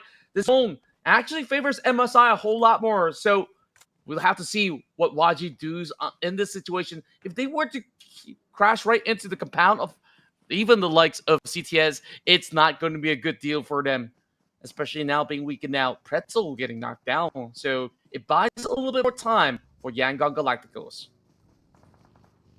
Trying to see here how exactly Young Galacticos is going to try and fight this as well. That terrain is good for them. They can kind of force their fight into MSI if they want to here, because they do have the terrain as well as tree line to work with. Just rolling some nades down shouldn't be too big of an issue. I think that's exactly what's going to be happening. As CTS just waits in the wings, they can just be third party here. BG still alive this time around. They're not going to force fights early like they did in the last two maps. Instead, they've been playing the survivability game, and this is good because all the fights that they can force is going to be toward the last few circles where they're going to be confirmed with extra placement points.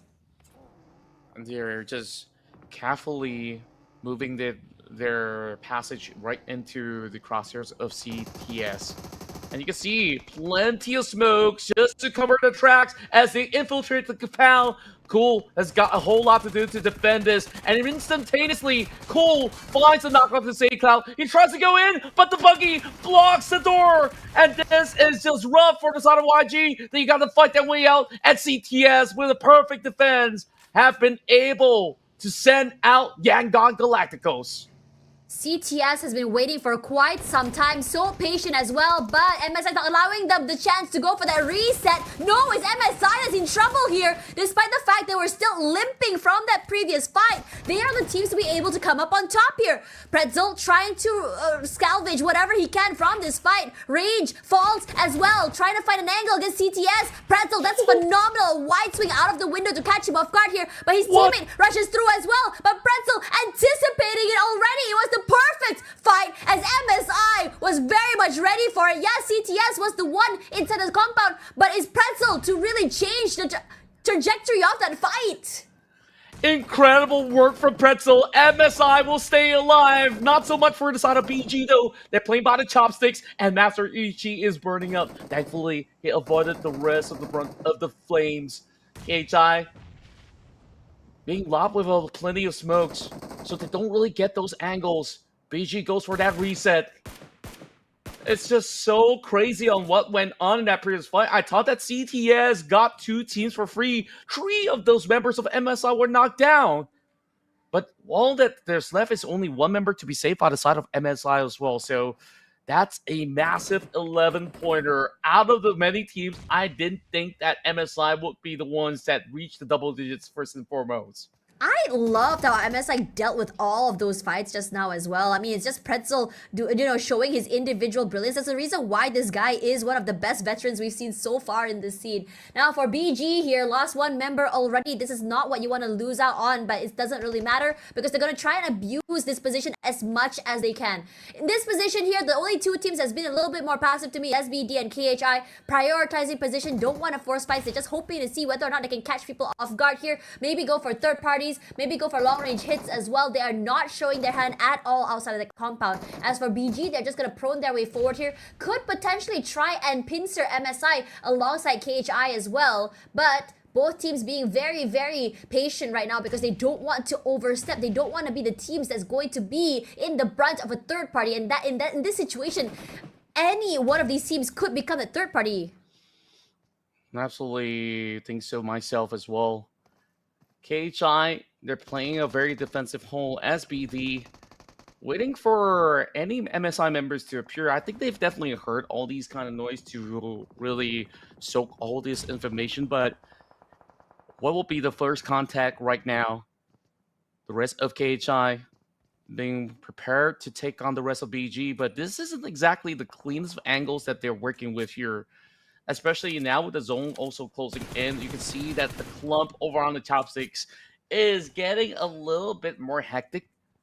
While Simon Boy, well, I read Simon Boy, but he's Mon Boy. Okay. I'm telling Monboy you said that. Well, didn't mean No, to I'm just change his kidding. name. I'll tell him to change names. I'm like, Monboy, I'm sorry, but you have a new name now. Contra renamed you to Simon Boy. Yeah, you know, like you got the capital letters coming from their team code, and then like it doesn't help that he names himself like he's still living in the Friendster age. So do you fault me for that? Yo, Friendster. Just big dox throwback. your age. Right? I don't think these kids know what Friendster is. So Oh, yeah. They probably don't. They probably never heard of it before. Anyways, into this fight again as BG. They've been surviving for quite some time here. I'm loving how they've really positioned themselves as well. They're really taking their time with these fights. Nice off angles held by Master Ichi and Godspeed as well as Yadka as well. It's a three-way hold. They're very patient as well. So in a way, they could potentially abuse their positioning. Yeah, and now they're being very feisty to really push through. Mix, blanks, they're all forming up into a B line. But they're also smoking up. Same case as BG early on. So both sides blindsided. This is taking a little far too long. I would think that eventually some of these guys will have to climb out of trenches. And once they do, BG, they catch out on Asya, trying to ambush them. But that plan was absolutely botched. Asya, they crumble in defeat.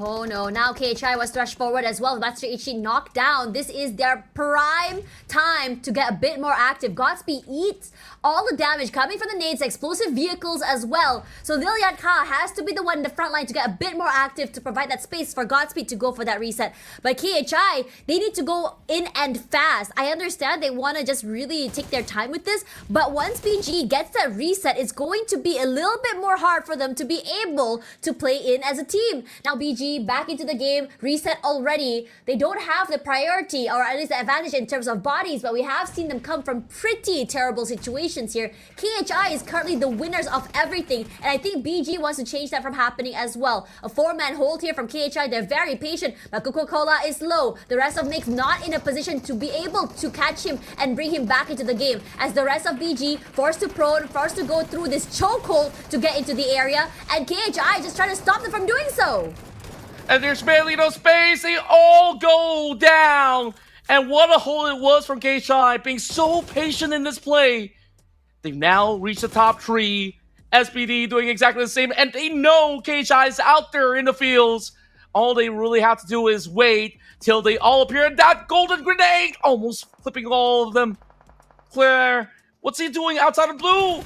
Can he actually survive? He runs straight into the direction of the smoke, but instantaneously, Mon Boy seeks him out.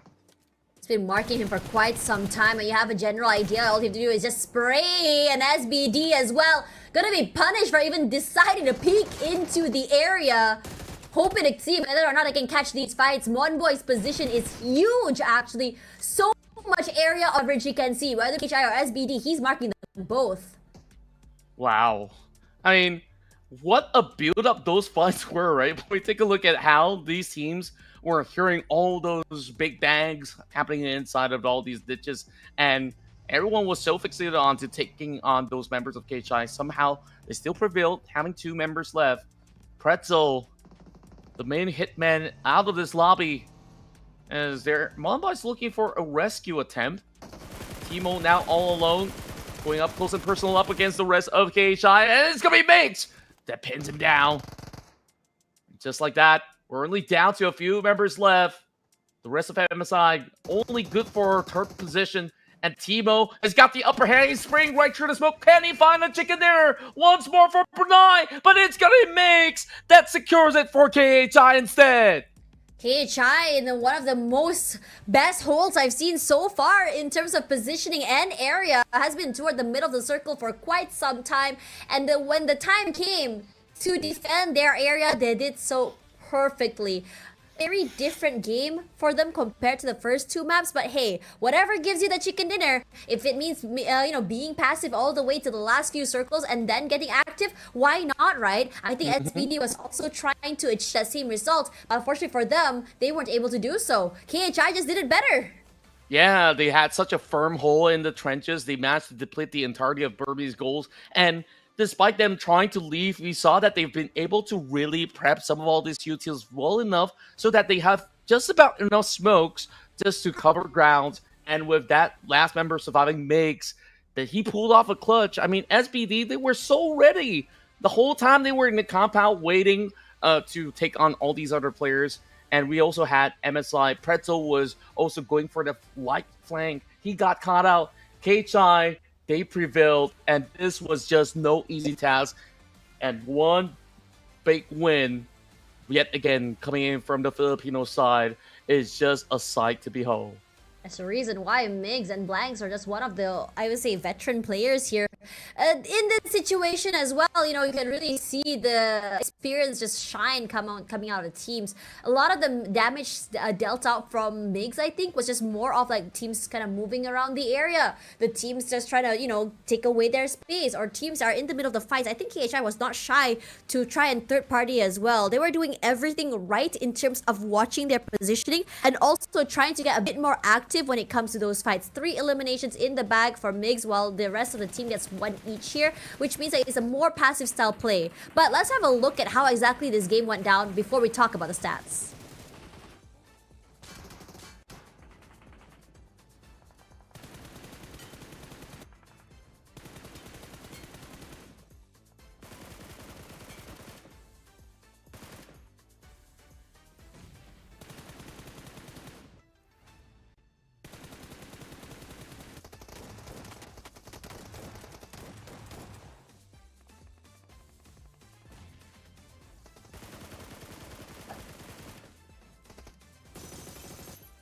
I think I made it worse. I should not have reloaded.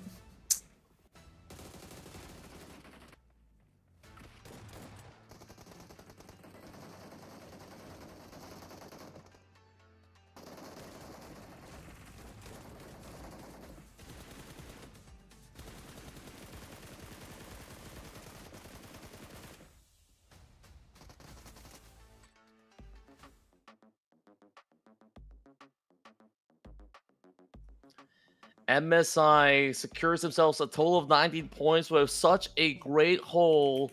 Well, it is actually KHI that secured the chicken dinner, but the explosiveness coming from MSI to really take on Yang Galacticos and so many others against CTS, that was quite a clutch that we've witnessed. So that being said, we have a good dispersion of all these points. 8 for SBD and plenty more names out there. And what I love about this round is that majority of all these teams were very active on the field. Unfortunately for GOA, they did not even get that firm entry into the zone. They were clipped out by TTQ. Yeah. So many things going on here right now. Let's see, 16th place here, Goa with no points. Yo, if this keeps up... Wait, did we hit the 88 yet? We should, right? I think it might just be the case. We got to really find that confirmation. I think in a moment's time we'll be shown that total number, and we'll see if that's going to be the case. No, not quite yet. 83 points for BG. Whoa! So close! I'm still surprised, despite the fact that BG get knocked out fairly early as well. They're still in the lead. They've been like just 1 point off of Yellow Galacticos for the last 2 games now. I am surprised. Now, coming into the rest, Austria still far away, 13-12 to the second and first place spot right now. Is getting very interesting. And I think that the rise of the teams at the bottom is making it so hard for these top two teams to just really clinch it to that top spot. Regardless, we still have another 5 more maps to go before we hit the end day. At this point, I wouldn't be surprised if we went all the way 8 maps without having a single team be able to clinch that chicken dinner. Because at this point, as soon as you hit that 88 points, you get a chicken dinner, you end the day. But with how competitive, it's just been so back and forth.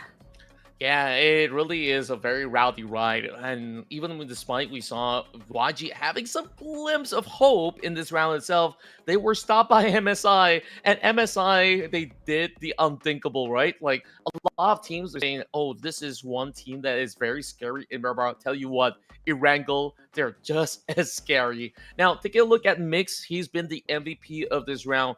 High ratio headshot. He's the one in charge of taking down the majority of these of Burmese goals. And of course, we'll be keeping an eye closely on to K-Shine now that they are within the top 5 ratio. So we're only at somewhat the halfway mark, Tash Bunny. I think this is definitely a great build-up. Yeah. After this, I think we're gonna be going to another game again, where I think the next game we should have our confirmation on Team Big Sit to that 88 points. If BG or Young Galacticos hits that 88 points, which I wouldn't be surprised that they do, all they have to do is just get that chicken dinner, and it could potentially be the last game of the day, right? So this is where things get interesting. A lot of teams are going to be keeping an eye out on these two teams. I wouldn't be surprised if they get hunted, just deny them of that chance.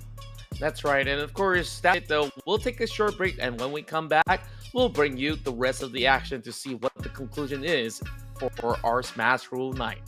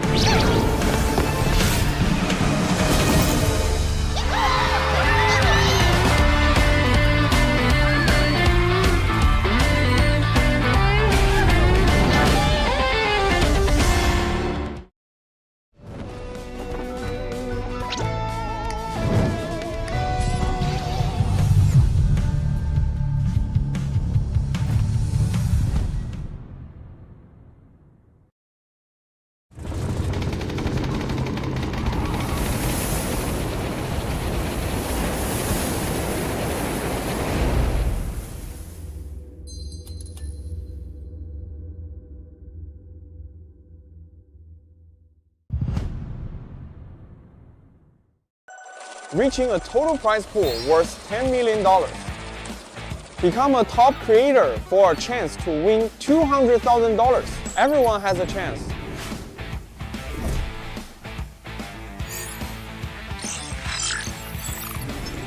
Hi everyone, I'm XL. The 2 most frequently asked questions I've received have been when World of Wonder would release after having been in beta for so long, and when we'd grant full creator access to players so they could realize their unique ideas. Today, I've come with the answers that everyone has been waiting for. I'm happy to announce that World of Wonder 1.0 officially launches in the next version.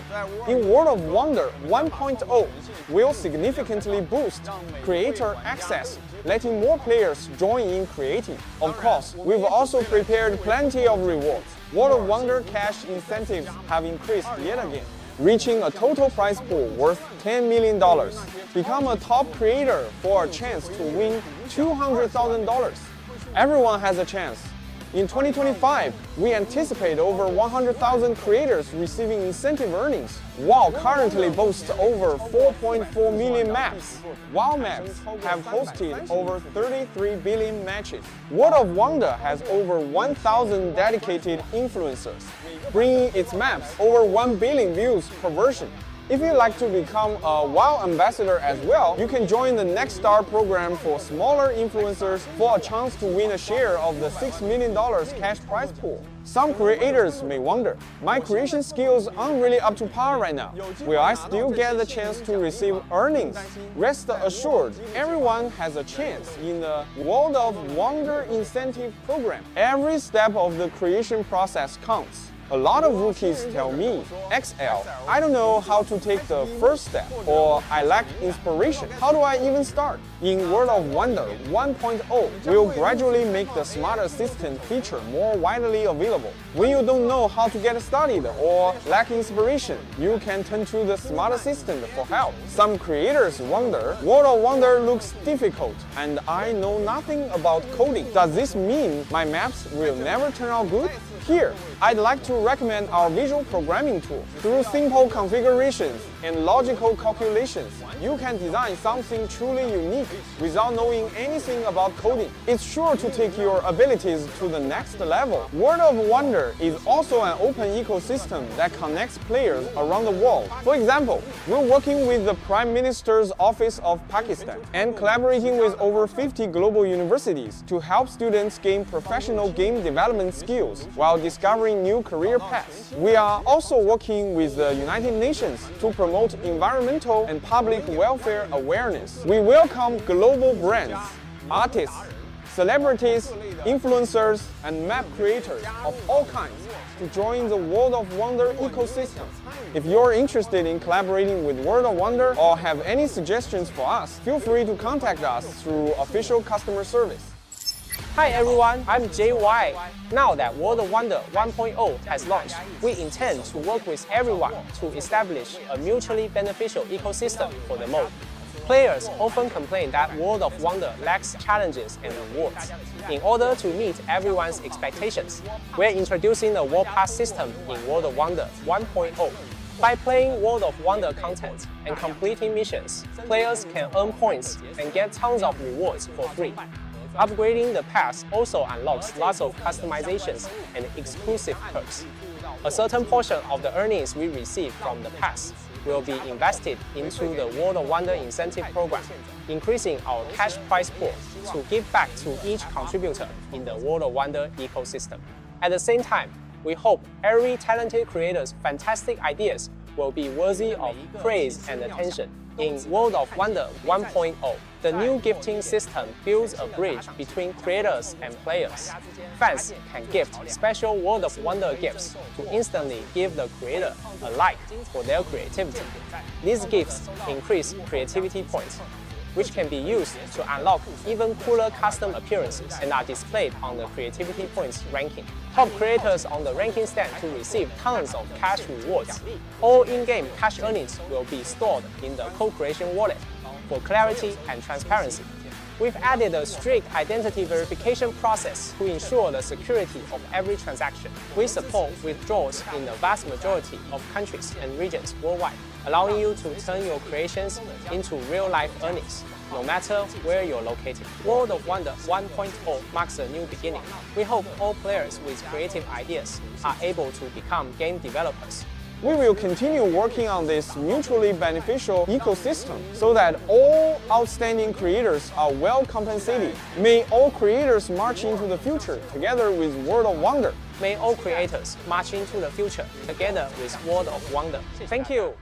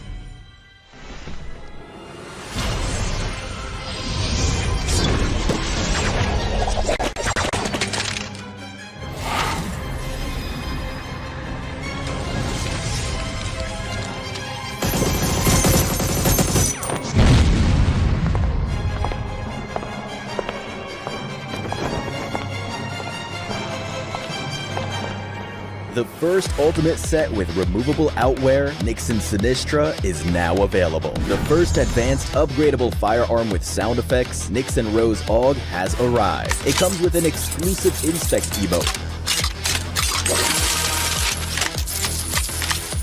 to help you stand out on the battleground. Plus, a cool elimination broadcast, elimination effect, and loot crate to turn eyes on the battleground. The matching Resonant Nell glider is sure to make a stunning entrance in battle.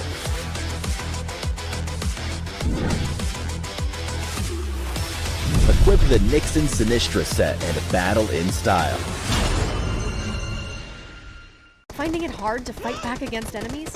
Is reloading not realistic enough? Is it affecting your battle experience? Does your motorcycle have a busted tire?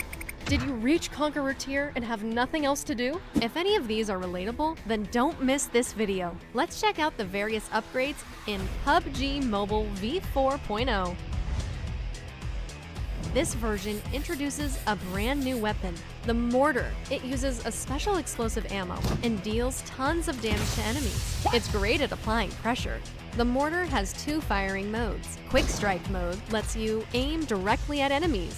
Precise Target mode lets you strike areas beyond your field of view for amazing long-range coverage. Whether it's fighting back or providing long-range support, the Mortar is an excellent tactical choice. We have also revamped reloading to provide even greater realism. To put it simply, if you reload your weapon before it's empty, you'll keep a round in the chamber. So after reloading, that means you'll have an extra shot available to you. We've also improved the idle and reload animations for empty pistols to keep you more immersed than ever. We've added crosshair style switching for the 4X scope. You can easily switch between them as you like. May you never miss your shots again. Now, when you burst your motorcycle's tire, you can easily swap it out for a new one. We've also improved the stability of mounted firing on 2-wheel vehicles. Ride smoothly and fire with more precision than ever. Boats also get an upgrade. They travel through the water much smoother than before. Enjoy the improved naval warfare. These vehicle updates are sure to make matches even more exciting. Apart from battle-related improvements, Erangel's Lipovka has a new relaxation area. Take a break from the fighting and come here to gear up with supplies. Or relax for a bit on the swings and Ferris wheel. Get comfy on the battleground. C9S26 is here. Check out the new Ace-exclusive Path of Honor and rewards. We've improved tier objectives and added rewards for reaching the highest tier in the previous season. New legendary firearm is here. Challenge the brand new firearm combat power system. Your glorious journey begins. For more information, be sure to check the official patch notes in the game wiki. That's a brief overview of v4.0's classic mode updates. Winner, winner, chicken dinner.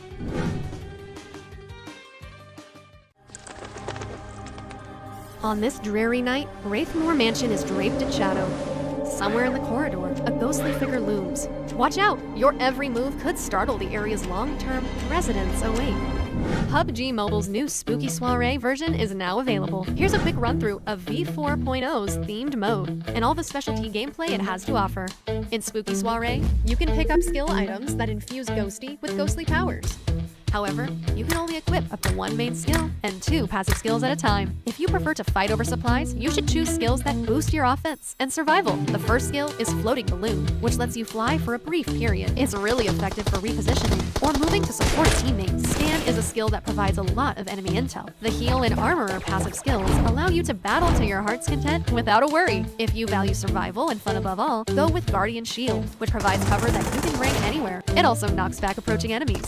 Passive skills Boost and Ghost Helm greatly increase your sprinting speed and defense respectively, allowing you to loot your way across the map swiftly and efficiently. If you get defeated in a match and become a prankster ghost, don't fret. Take advantage of the special skills you gain, Bomb, Scan, and Shield, to give your teammates more opportunities. Keep in mind that these skills will gradually become available on different maps at different times. Choose whatever fits your playstyle. This mode has 2 main theme areas, Wraithmore Mansion and the Rock Review. Head straight for Wraithmore Mansion if you love battles. Open ghost crates to expose the locations of all nearby enemies. Speaking of supplies, there's a magic mirror on the first floor with tons of treasures sealed inside, making it a highly contested target. If you'd rather explore the new version in peace, head for the haunted residential area, where the scaredy ghosts gather to avoid intense confrontations. This update introduces a new vehicle, the Magic Broom. It seats 2 players and has a dash that's great for pursuing enemies. The broom's portability and flexibility is also useful for quickly scouring the area for supply. Plus, it has a powerful sweep that can knock enemies away. There's a lot more ghostly content for you to experience. For more information, be sure to check the official patch notes in the game wiki. Nightfall marks the beginning of your adventure. That sums up most of V4.0's themed updates. Winner, winner, chicken dinner.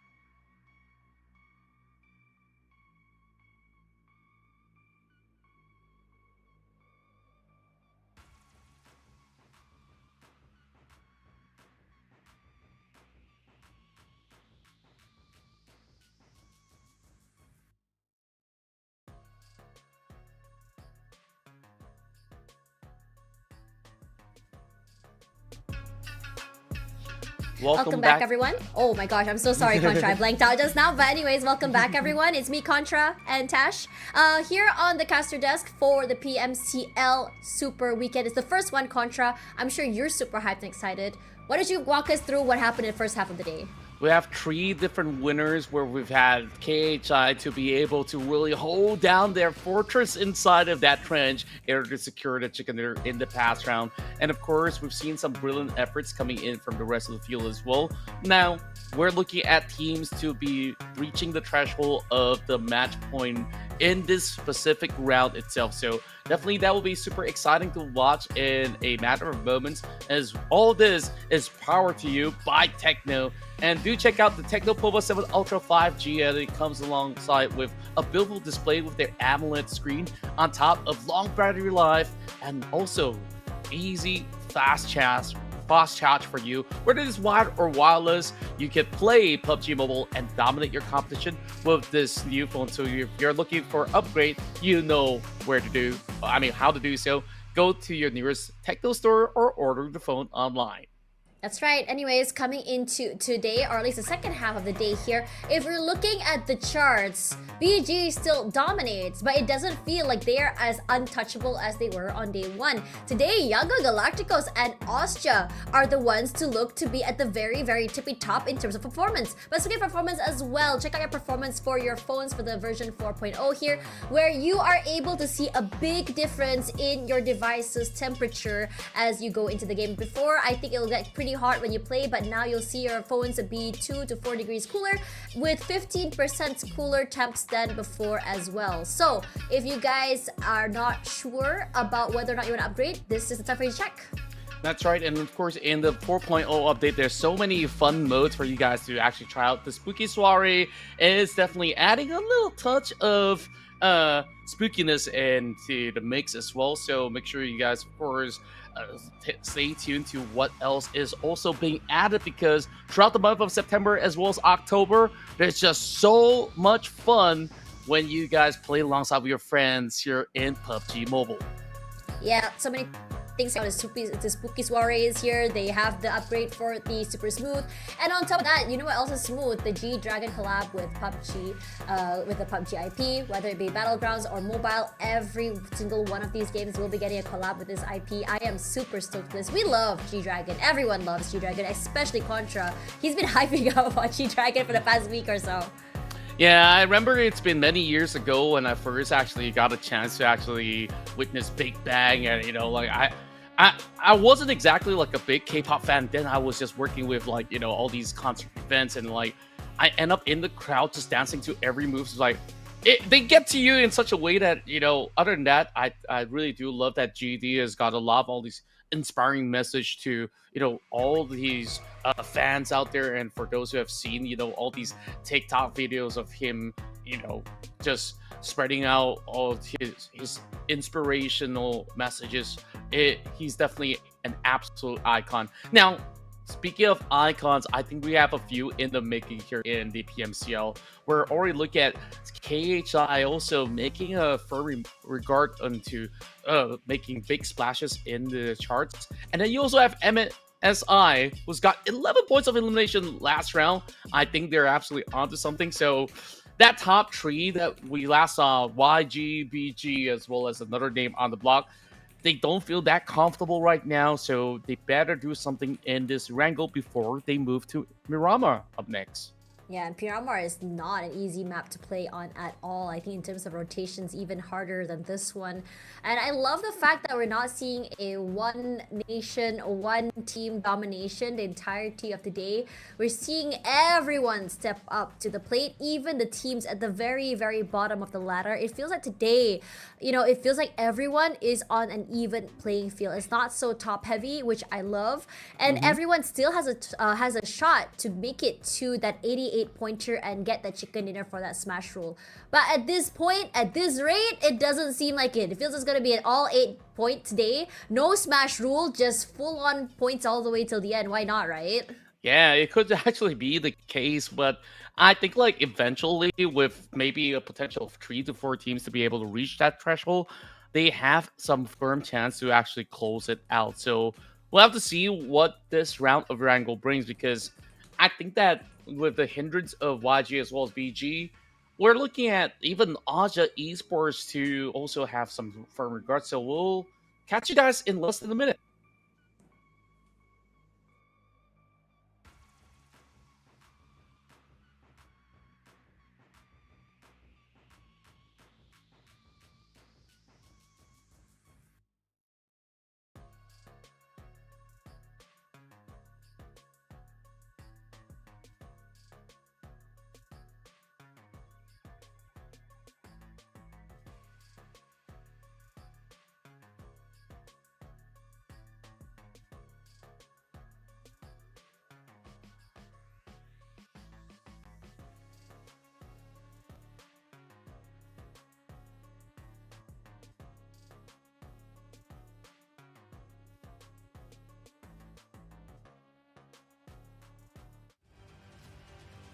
My bad.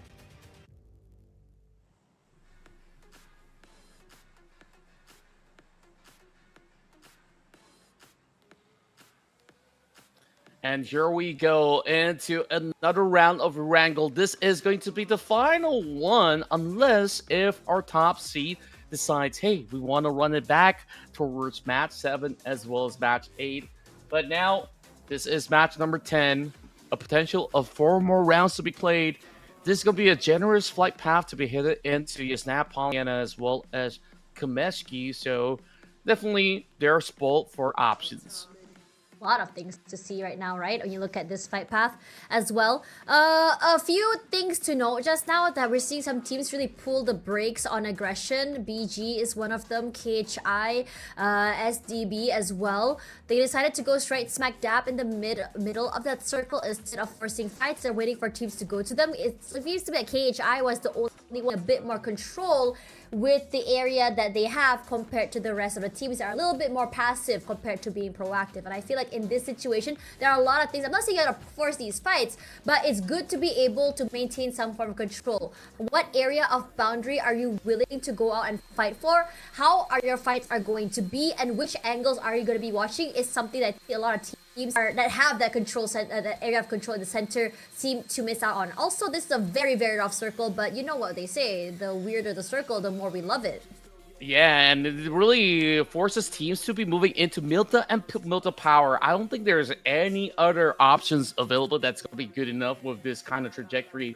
If there's going to be an alternative, it's going to be in Novo Nordisk. So maybe Goa can opt to just wait around those corners of the map than to really rush over onto the core. So this is where it's time for all the teams to go on that full hustle. Teams over at Milta Power could have a lot of advantage. There's pretty there as well. You only have to worry about one side of the map rather than many parts. But I think for teams like INFA, this is weird because they sometimes have nice positions, but I feel like they just quietly disappear from the map every single round. Doesn't have any impact or presence as well. And I feel like they need to be a bit more proactive with how they take these fights, how they take this space. Would love to see them really, put their names up there as well in terms of the kill feed, right? Because throughout the entirety of the day, every single team got their airtime, except for INXV. Yeah, and it really seemed like they are having some signs of struggle from the get-go, and they haven't been able to find any form of the rhythm to be able to propel as compared to NX, who's been able to improve their survival time alongside with TTQ. MSI, all eyes on them right now. They've been able to really bank in on plenty of all these high volume of round after round. 10 points below Asia Esports. I don't think they're all too worried because one good chicken dinner is what will shoot them even further into the top tier. Yanga Galacticos, 6 more points to be able to reach match point, whereas BG only needs 5 at the moment. And we'll keep our eyes very closely onto the scores throughout the span of the round. CTS is one of the teams that I've been watching for the past couple of rounds, and they've been having major improvements, but that was them being overwhelmed by MSI despite having, that zone control, which was rather interesting from what it looks to be, because I thought they could have actually done so much more. Yeah, it felt like MSI were losing the initial fight, but that last man standing really changed everything. Now, looking at positions as well throughout the map, Max is the one I think with the advantage here over Milta Power. INFA is somewhere close as well. As a majority of teams still outside the circle here. For NX, they can either take the route of the water to get into the area. They could go for a backstep over toward the backside of Milta Power and slowly take away control from Max. But more interested in seeing the fights happening from the western side. Austria is close by. BG and Austria side by side here would be fun, right? If BG pass by school and we go for a full fight against Austria. CTS opting for a faster rotation. But if anything right now, rotations and making it to the circle early will be crucial because the amount of water feels a lot compared to the amount of space they have for teams to hold. Yeah, and we're all going to be seeing a big clump if they were to really rotate very late into areas like Farm, and some are even considering the island. That's what we last saw out of the members of NX to be able to actually get a grasp, which I thought that, hey, Goa, they've always started inside the island. They should be making their way there, but instead, they kind of allowed that team to be able to take that space. So I'm thinking that there's just going to be fights everywhere across. And over onto Milta Power, we're looking at CTS now getting shot at by Team Max. Hoping to actually book the factory grounds, but Cool somehow survives the onslaught, but the power's been popped. And just like that, they were just looking for another way out, but Cool is going to be shredded to bits, all thanks to Kornai. Big position nicely on top of the factory. Yeah, great pickoff as well from CTS to slowly build their way forward. CTS not bad on 7th place right now in terms of catch up. It's only about what 40 plus points. Not even 40 points, like 40 points to be able to make it to the top here. All eyes are on BG and you have to make it to that 88 points this match. Potentially could end it with a chicken dinner to end it all, and I think the teams at the bottom really want to stop that from happening. But early fights already happening here against Max, against CTS. INXV as well could potentially join in when it comes to positioning. NGG, I think NGG did have some crucial fights that they were able to win earlier, but survivability-wise, they haven't been able to find some success with that as well. So, would love to see NGG just really, you know, break that chain of habit and come out victorious here. But for the teams that are a bit later to the circle here, like say Austria or BG, they could just plant themselves towards shelter, toward mansion, and it will still be great for them in order to stop people in the midst of that rotation. The biggest problem with hanging around Milta Power is that if the circle hard shifts left, rotating out of there is going to be a nightmare. It definitely will be, and right now, I don't really want to be part of this match if I were the players because it's such a tough round. And next, they decided, you know, it's a little risky to actually stay inside Novo Remno. They're taking multiple approaches. One by the hovercraft, spotted out by Coca-Cola. He's about to look to blow this one up, but it really takes a lot of effort to really take out the hovercraft. Understandably so. It's so tanky. Yeah, it's gonna take forever before they even get by. So that being said, they're still gonna make some attempts though. KHI, I think they're on the good run. They do have 2 members planted inside of that compound, so we'll see if we'll be able to push through. So many things happening right now with KHI's positioning here. And honestly, it's understandably so. I love their positioning. They have 2 areas to hold as well. But with the amount of teams just over there at Milta, means that they are super, super separated. They have to rely only on their teammate, the 2-2 formation, to be able to make it out alive. If they get knocked down, that's it, the end. You're gonna only have moved to the end with only 2 members. But we've seen the beginning of the game just now how some teams, I think Yellow Galacticos was able to make it to the top 4 with just 2 and still get away with few kills in the end as well. So again, it's not impossible. But in this situation, there's so many teams in the area, right? You want to have a little bit more insurance that you're able to not only trade but also survive as a team. I'm talking about firepower. You know, when firepower, you have obviously 4 bodies is better than 1. 4 bodies means that you're able to cover more ground and you know, mark more areas. But in this situation, the 2 tips of the southern area held. It's a good thing because if anyone does come to the water, they can go fishing. But I think a lot of teams are being wary of that as well. And once again, if you bring your attention south, oh, okay, it's on the screen right now. But Goa still once again going for the later rotation through SMB, and I don't think that this trend is changing. And this circle, oh no, okay, everyone in Milta Power wins. I guess like there's really no other way to really go about this one, right? Because yeah, from that kind of trajectory, everyone kind of knows that they kind of either need to take the hillside or the factory grounds.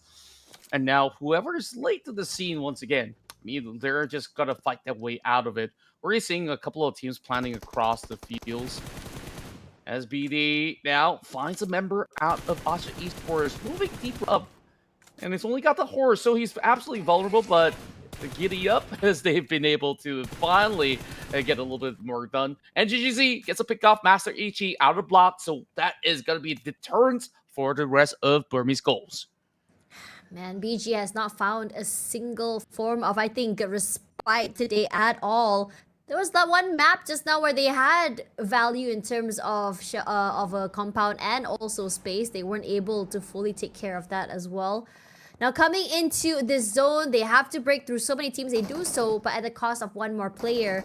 This early as well, I'm not sure if I'm a fan of this. They're taking a lot of risky plays, but at the same time, you know, you don't go to the top without playing a little bit high risk sometimes.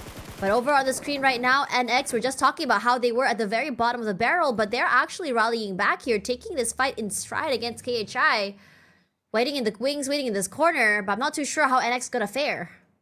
And it's rather rough for some of them. I mean, they've had 1 member now being nailed down. TTQ putting a little bit of press over onto that corner while the rest of NX squeezing for that tight space inside the city. I'm just surprised that there's not too many players that are actually coming in from those points. And it seems like it's just going to be a little bit of a fight for that space once again. And Lionel gets a catch onto Colosseum. Members of KHI, they're in a very tough pinch. What's there to do here? My god, there's more water than landmass, which means there's less space to work with. Goa late rotation as well. And Goa's rotation right now on the southern side is separated to 2-2. So if GG gets a bit more fast, they could go for a 2v4 instead of a a 1v4. But I'm not too sure what's going on here with GG. I would like to see where exactly the other members are. I'm not sure if they got knocked out already. Doesn't seem to be the case, and now it's going to be Yangon Galacticos holding for the far end of the high grounds. That's going to be holding some of all these other teams from traversing into the far north. And SBD forced to turn back because of the presence of Yangon Galacticos. You can see that Star Boys have already got pinched down to 40% of HP, looking for another reset and an alternative to dive deeper inside the city of Milta.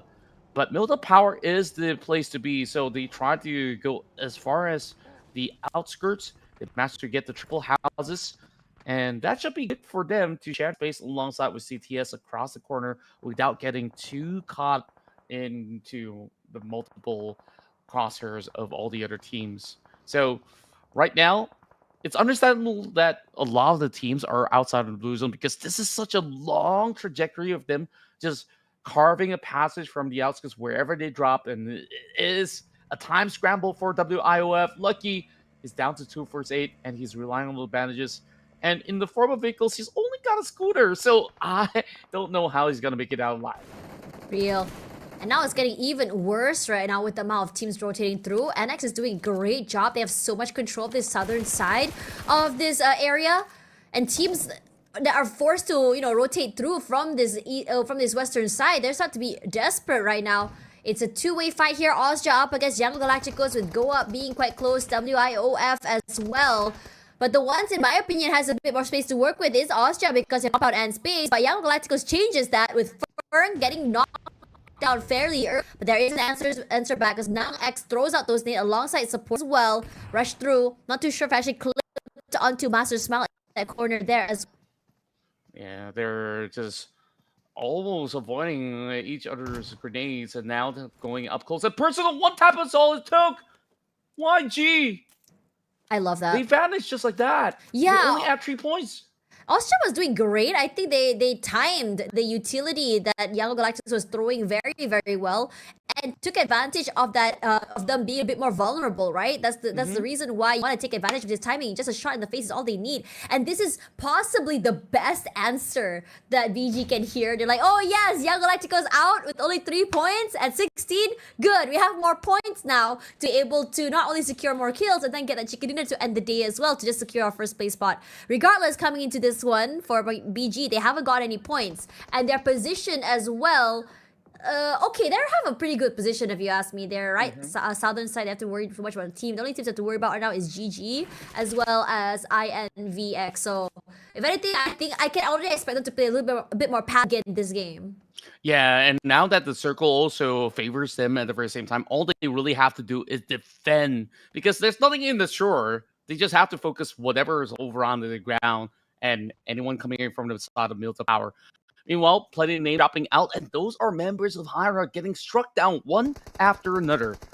Hyra now trading back against NGGZ. I believe that fight is taking place a little bit further up the northern side. Miner now being clipped out. Zuki tries to create the space, managing to pin one member out. Overall, it's been pretty interesting on how TTQ has been playing so far. They like to play gatekeepers, but now they're the ones being gatekept. And I wonder if they will be able to push through MSI because they've been the rowdiest bunch. We saw it from the last round. 11 kills to their name. And next, doing even more, this time up against the winners of the past match, KHI. Huge. KHI. Took too long as well. very vulnerable position as BG this time around takes advantage of the chaos. Long range pickoffs all around as well, but there is an answer back. So BG is not necessarily getting out of this alive, losing 2 already with 1 more knockdown. So whatever happiness they had seeing Yangon getting knocked out a bit too early just now, a bit short-lived. It felt like they were a bit too aggressive. They were not watching their 6, so Goa was completely able to overwhelm their backside. Yeah, they were split 2-2, and then GOA just basically rushes to one of the direction, and they just made swift work out of the 2 members. Now you can see a flock of crowd over onto this clump. They're trying to find a little bit more cover through those compounds. In the gas station is CTM. They'll be able to spot out MSI members, but the traits are actually coming in from the other side, where GOA has been able to claim 1 life out of MSI. Oh, Blake's now being exposed. Cheeky angles coming from DOS. Like that. They cannot even answer back as well. They have no clue where exactly these shots are coming from. So a good answer is to put the smoke to just allow him to rotate over here as well. But he's eating a lot of damage coming from those nades and sprays as well. For the time being, there's too many things happening in this corner. Surprised that INXV hasn't really decided to join in quite yet for some long-range picks. Could be the perfect time to steal away some kills. They do have 2 eliminations already. And somehow MSI managed to run away. Okay. Oh. Short-lived. Quickly and swiftly dealt with. I think they're going to go hunting now. Yeah, and the fact of the matter is that Bonboy is just so far away. He's not going to be able to even have time to even think about pickup. NX, they've been holding over onto the high ground terrains, and TTQ hoping to breach through, and they're stopping at nothing, just trying to find any form of room for them to call for a space to try to retaliate. Gus, though, finds himself over onto the corner of the zone. Superboy knows where exactly he is, but the problem is the blue is already kicking right in. Stage 4, it's going to hurt. Superboy losing his health bars relatively quickly. He still has this Dacia. So, the rest of TTQ, who's currently having different angles, can finally trade right back. But Gus, he's soaking too much damage. Same goes to Bunny. But Bunny, he needs to find a way to pin Superboy, but he's trying to heal up. Is there going to be enough time? Meanwhile, as BD rushes towards the direction of Hyra, as well as the other member of Asia, those nades just about good enough, and that will deplete as BD. Austria as well is struggling right now. Hash close by from Hyra as well. You can see a mad dash on northern side to get into that circle. Nice call from all these 3 teams, but the northern side's full, not in anyone quite yet. And Austria, 1 member knocked out already, leaving only left. Closer into the zone. INVX still very, very carefree right now. Compound to their name as well. But for Max struggling, they do get that final member of Hyra we were mentioning about, which is good. But it does allow for Max to get into the area fairly safely as well, because the space is now open to be held. Desperate attempt coming from Max to try to book a different spot. He carries his teammate into the vehicle, but he doesn't seem that he had enough room to even go in for a pickup just yet. Gus taken out in the midst of a rotation as he crashes right into the gas station where CTS have already been holding on to. So it's going to be 6 elimination points at the very least for TTQ to be able to climb up to 1 spot. 39 points so far, looking relatively healthy. And of course, eyes back on the side of Burmese goals. They've lost 2, and they've been playing very passively from this position. Goal is still tracking towards that location, though. Still 2 members on the other edge, and it doesn't seem like they're hoping to take each other out just yet. Yaka, he's looking to deny that space. But Godspeed's got to also help out. I mean, he's hiding right behind the hovercraft. Understandably so. There's barely enough cover for him. Austria. Yo, really? Whoa. Actually? No way! Last man standing, prones his way into the circle, steals away a kill. And INVX does the job, does the deed, and steals it away. That's 4 already for them, but Austria has done a lot of damage as well. 9th place with 4 elims, so not necessarily going out without a fight. Getting quite interesting in Austria and how exactly they're dealing with this fight as well. Mushroom House in the control of Max as well, so that's only a tiny little area they're able to hold on to. KHI, final person standing alive. CTS doing a great job of holding on to theirs. MSI, despite everything, one man still standing and somehow staying relatively quiet. I'm surprised that no one decided to go hunt him down. Yeah, and I think that is really tough because you can see how congested this is over onto the edges, where if you were to try to book in the center, you will definitely attract everyone's attention. And therefore, these teams rather play it a little bit safely. I do like the prospects for GG because they still have 4 members alive, versus you take a look at the rest of the field, they either have only 1 or 2 members to still be intact. GOA still has 3 though, but now with the update, it seems like GOA kind of lost that priority. So by hook or by crook, they will have to infiltrate the direction of BG. Nate's now primed into the smoke. BG, this is going to be a very difficult defense. Trying to level best, and GG is not going to make it any easier as well. They see everything that's happening right here. Those nades are falling very closely. Godspeed somehow survives that. And oh, what a charge nade that was upon Ella. And now this is doable for BG. Godspeed's so low though. He has to play it a bit more safe. That nade comes through. Completely obliterates them. I was very worried that was going to be happening, and they were a bit too reckless there. Should have pumped the brakes, should have just stayed back. And now GG decides to refill that space, rushes forward here. CTS in trouble. Nade to really open things up. Astro did huge to do that as well. So to worry about one more member. They have the bodies, they have the space as well. They clean up house fairly quickly. GG did great that time. Good at isolating the fights and the players, and also being able to give that respect to be able to really seal down that deal. And now the last circle, the last few circles is finally here. Only on stage 6 actually, but it's looking like so many teams had already bowed out. Yeah, there's just all these teams really putting up such a showing. GOA, especially with those 7 points, that beautiful nade once again from Rex, really dents the hopes of BG, hoping to trail right into the points. They're so close yet so far. I believe with only 1 placement points, they are just like, what, 1-2 points shy? But of course, we go back into what's currently in the present. INXV, they got such a great compound to hold out. Still relatively healthy as well. This could be a very firm chance for them to move into the 40-pointer margins. Whereas GOA, this is a 7-pointer run so far in the form of eliminations. So if that's going to be a chicken dinner, a top 5 is going to be waiting for them by the end of the run. We'll have to see if they're going to be getting themselves into trouble, though. Whereas GG could possibly be able to either push towards the direction of KSHI members, but they're holding for now. They don't really have to make anything drastic here in stage 6. 1 minute left before we actually get a bit more confirmation whether if it's going to be centralized, because you take a look at that. That's flat grounds in the middle of the road. So I don't think anyone wants to be around those areas. Can you believe we're already down to 6 teams just in stage 6? Previously, we started to see the first 2 teams knocked out live. And that's how brutal the circle has been. I wouldn't be surprised with the amount of land that we have right now. I think teams are going to slow down a little bit on their aggression. You wouldn't be surprised if everyone just waits out that final circle before getting a bit more active. With Mix being alone as well, I don't know going to be dealing with this either. He could possibly maybe hope for GG to take the fight against INXV. You know, really hoping that they would take the 4v4 and then just third party away. There's also Goa to worry about as well. Their position so far back means it's the perfect situation to steal away kills when people are just so busy in the middle side of the area. And further confirms it, the zone will shrink directly into the center of the road. PG, MSI, KHI, they're just hugging by the edges.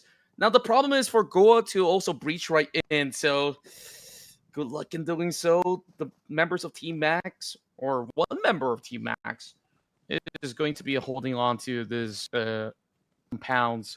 So GOA, they see that the only way out is to claim that spot, which is untaken.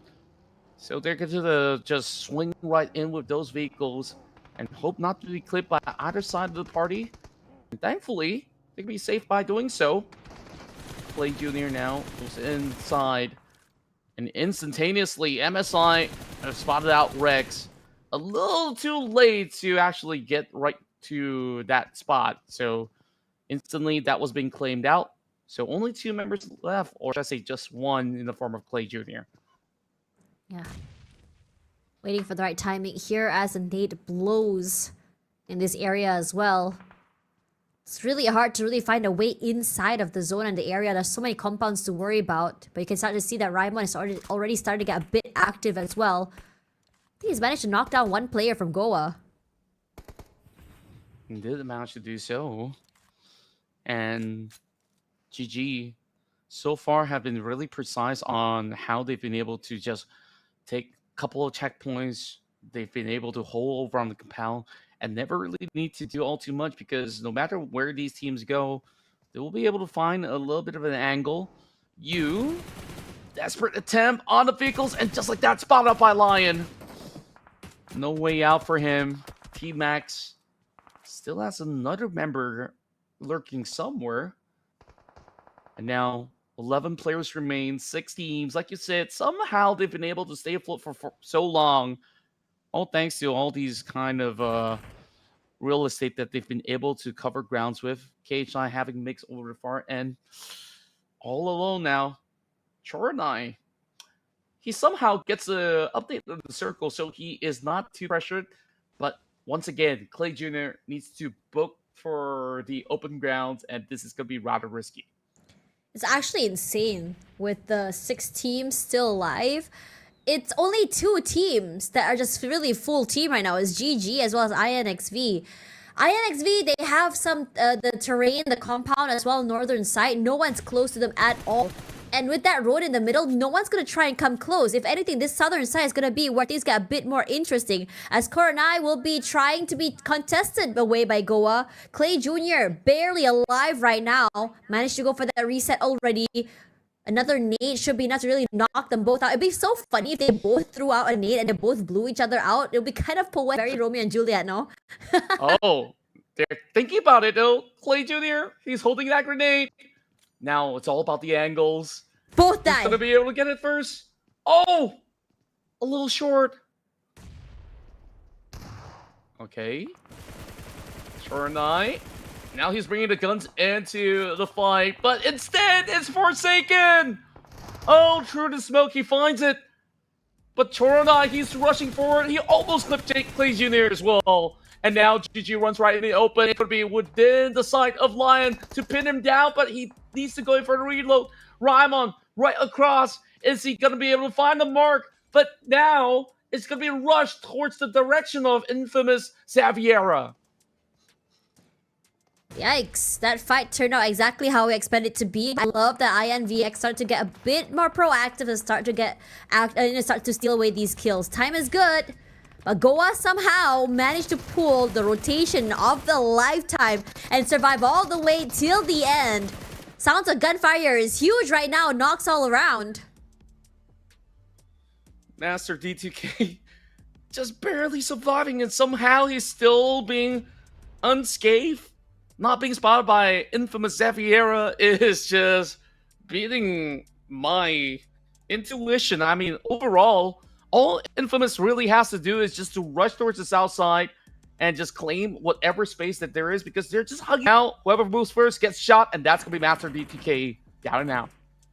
Yeah, there's just so much space they have control of as well. And the compounds are just going to run out of space eventually as well.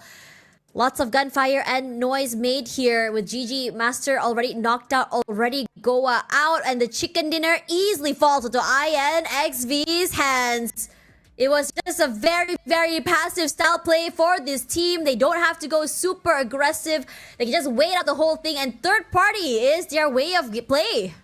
And here goes another win for the side of INXV to make a comeback possible by the tail end of our Smash Rule Day. Despite them being at the bottom of the barrel, you can see how precise they've been able to rotate, and they booked the perfect spot. Everybody else thought that it will be around that shore, around that compound, but instead it swerves back into the favor of INXV, and they just took full control without too much pain across the field to be dished upon them. So great drop coming from the Filipino squad, and now they get to celebrate. And still, more work to be done here, because nobody's holding on to the points just yet to smash it in this weekend. Yeah, we thought it was gonna be BG this round to take it all.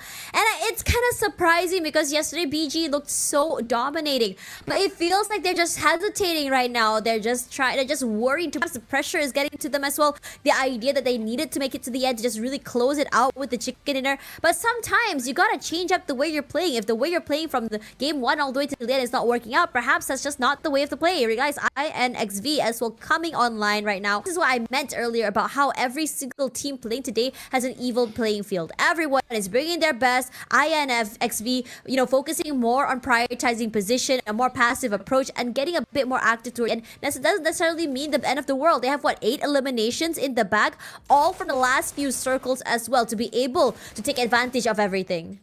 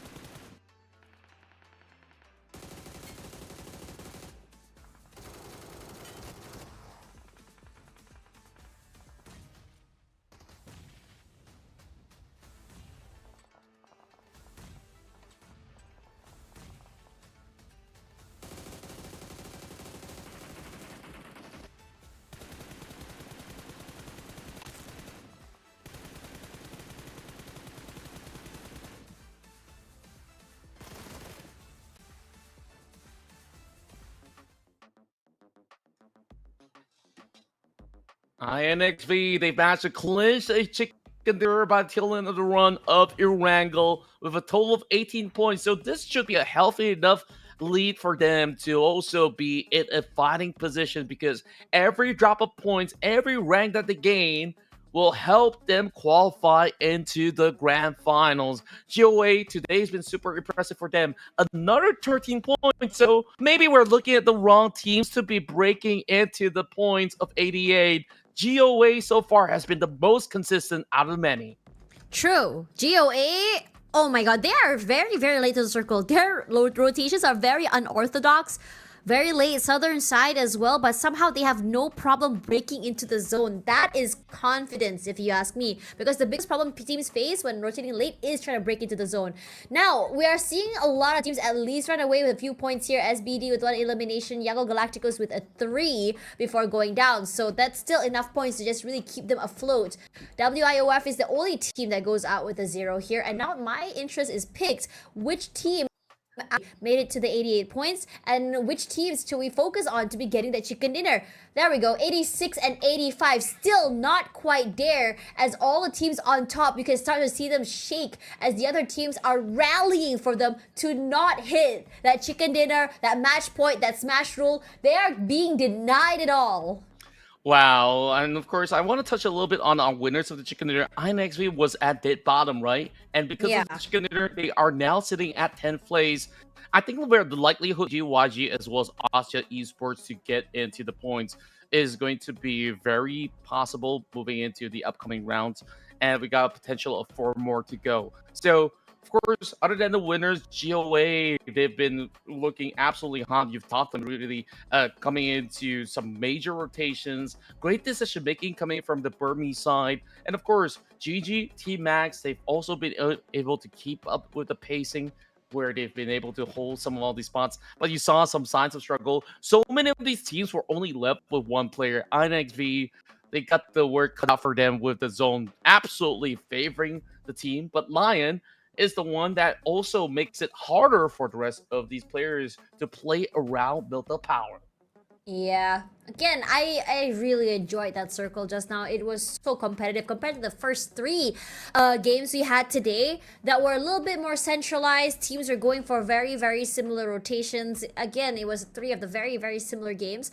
This time around, we're seeing a lot more creativity come through. I think in the usual centralized circle, we only saw, I think, 2 teams getting knocked out, always on that 5th circle. We were at 6 teams at the 6th circle. So that was very exciting. Regardless, we have seen all our chicken dinner winners for today. We're going to take a quick break, and after this, we're going to go straight into the next map.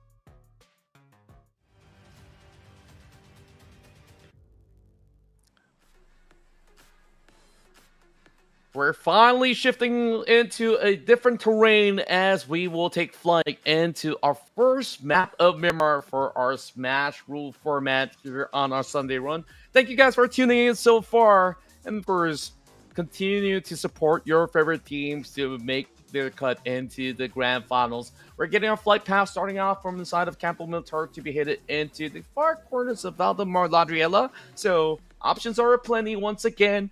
And now, can YG, Burmese Goals, Aja Esports find their way into the 88 being set as a benchmark so that they would be able to smash it home? I'm honestly shocked that we still haven't hit that 88 point mark. I think we had a bit of a conversation just now during the break, right, Contra, about what we expect from these teams as well. For me personally, these teams over the top, BG especially, is a little bit too passive right now. If they played the way they did yesterday, I think that whatever they wanted to achieve would be a lot more easier. The waiting game is not working out for them as well. Their late rotation is not for them. Their idea to get into the circle early already, is good. But in this situation, you need to do more than get into the circle. Get a bit more proactive. Force these fights. You have the firepower. Individually, you are brilliant. We've seen so many times that these teams were able to get super aggressive, get individual, pickoffs. But for them, right, for me, they do not, carry the DNA of the BG we used to know. I can clearly sense the frustration as well. I think the fans are pretty much on the same notion where they are just really feeling out of their element for today. But at the very least, now that this is going to be a map that they definitely have shown some really strong points on from the group stages into the Saturday run, I think that BG to find 2 points is not going to be all too hard. So it doesn't even matter right now whether YG or BG secures the chicken dinner. All they need is just to pass this benchmark, because only after that 88 points, like being secured this round, a chicken dinner does not count to end the run. You have to end it from the following runs instead. So it still provides chances for even likes of Asia and a very on-form MSI on top of GOA that's been making big strides from those rounds of Erangel. Now, with a change of tempo into Miramar, I feel like maybe this does allow them to have just about enough breathing space, going for that kind of a mental reset that we talked about as well. So I am still pretty hopeful for those guys up there on the field. But the rest of the pack, though, they just gotta maximize whatever there is, because if you take a look at the midfield, a lot of teams are loitering around the 50-point margin. Every game will see a shift between these teams. Yeah, honestly, I'm quite surprised. I mean, we start off the day with so many of these teams over at the bottom, and 17th was the lowest as well. Austria was in the middle of the pack. I was thinking, oh my god, Austria, what happened to you? And now they're like, okay, we've been here all along. It's just not our way to show our claws on day one. And now BG and Yellow Galacticos probably got caught off guard. Was not expecting everyone to just really show up today as well. So it is very, very competitive as we go up here. CTS, Hyra, KHI, Goa especially, with big strides all the way to the top side of the ladder as well. Goa, I love their decision making. It's unorthodox, it's long rotations, but it's not necessarily safe rotations either. It's more aggressive, it's very in your face, it's very flank heavy would be the right word, as everyone has their eyes onto the middle side of that circle. They come in from maybe the southern side, all the way eastern side. They refill up space left behind for other teams that are already inside of the zone and the circle. They move very closely with the blue. They're not afraid to take damage from the blue as well. There was a map just now where Goa was struggling to get to the circle, gate kept by TTQ, but somehow the team threw their bodies, kept TTQ busy. Rex went straight into the circle, and somehow they made it all the way to the top 4. Yeah, and that actually solidified their stance into the top 5 by doing so, or else they'll still have to battle their way against KHI, Hyra, and now getting a little bit ahead of them definitely means a whole lot. Sometimes when you get into the grand finals, those small little margins is what really matters, right? So, of course, that being said, all the other teams who are also hoping to secure the grand final spot, this being only week 1, I guess there's not too much pressure just yet, but the reality does sink in fast once you tend to see struggles for some of all these teams into week 2. We're seeing a little bit of crossover coming from MSI. They're hoping to pop those tires as Sin pummels them with bullets, but it's not seemingly efficient enough. Instead, it's YOLO's getting knocked down as the MSI members have been able to retaliate. So it's going to be a long engagement from quite a distance. So MSI, they allow themselves to be able to find enough wiggle room after that knock to continue to traverse ahead. So great move for them to really be risk averse. I love that answer back. I love when, you know, teams go a bit too aggressively and then you have a teammate that answers back from another corner. That's why I say, like, you know, sometimes when you are, you know, going for these sprays, these off-angle plays, you better be very, very sure and decisive with your kills, and you better be sharp with it as well, because if you take too long, another player will come in from an off angle to just really, you know, take you out. And that's exactly what happened earlier. MSI as well had a pretty good day today. Honestly, at this point, I was quite, you know, I was kind of thinking like, okay, it's quite 50-50 for them. They're not too aggressive early on map 1. But then I realized the way they break into circles have been really good. The way they take compounds when it goes for a 4v4 is also really good as well. When you have one player you can rely on to really tie those loose ends, this is what you get. A team that is not quite out yet, but able to still climb the ladders when the time needs it to be. NX as well, I would say, has been doing well. They're at the very bottom of the barrel. They started off at 17, now already at 35. The climb is gonna be a lot harder for them. It's a mountain more than anything, but I'm glad to see that they're actually shooting back. Yeah, they're being so much more proactive as compared to what we saw back in day one. I think like NX definitely had a couple of times where they were looking for those early engagements back in Saturday Run, and a lot of the exchanges see them fall short, and now they start to convince us that, hey, we're not easy pushovers. And I think like there's just going to be all these kind of altercations where you see a lot of 50-50 fights, and NX, they're trading well enough for the entirety of the Sunday. So I'm hoping that they won't end up dead last at the very least once we do conclude all our 8 maps. We're only in map 5, this being the first out of Miramar. So, of course, for those guys who are wondering, what about map 7 as well as 8? What map do we really play on? So it depends on who's number 1. Because right now, let's just put it like, okay, BG want to play more in rank. They can opt to do so if they are still number 1. But I know what YG, they have the big dinner from yesterday where they secure like what 29 points with a chicken dinner. If it's gonna be YG, I think the clean answer would be Miramar, and I would actually prefer seeing more Miramar runs as well. It allows all these teams to have, you know, enough setups in the early game for them to really take confident fights. You prefer confident fights. I prefer unruly circles. Give me Partona circle. Are you gonna get it? No, Nuh-uh. obviously Nuh-uh. not. It never happens. But Los Leones circle more common, but I don't hate it at all. I think we did see a Pachinki circle, or partly Pachinki circle earlier as well. So it was a bit rough for the players, but I think for Contra, he likes that. I mean, it is. I think from the first time I casted you all the way till now, I think that stance hasn't changed. You do like urban warfare. Yeah, but I'm not the biggest fan of Lost Unit because it takes forever. You got like the construction sites, you got those apartments that's like 4 to 5 floors high where everyone could just really turtle in. As compared to Picado, I really like Picado because you got multi layers where you have the slum areas, you got the office building, you got the stadium, so it feels a little bit more diverse on how these fights actually take place. And speaking of one, and it's TTQ having Miracle being knocked down, and here comes the rest of Asia Esports just closing right in, and they've been able to pin one down. Top doing such a massive duty to frontline the engagement, and he does secure the first point and the first blood for Asia. All right, a lot of space taken already. TTQ in trouble. Can't really see where exactly trying to go here because it is a very rough terrain to work with as well. It's just a little bit of an instant hustle that allows Austria to be able to claim space, and rightfully so that the members of TTQ decides not to really double down because they've already lost a lot of all that avenue being on the low ground.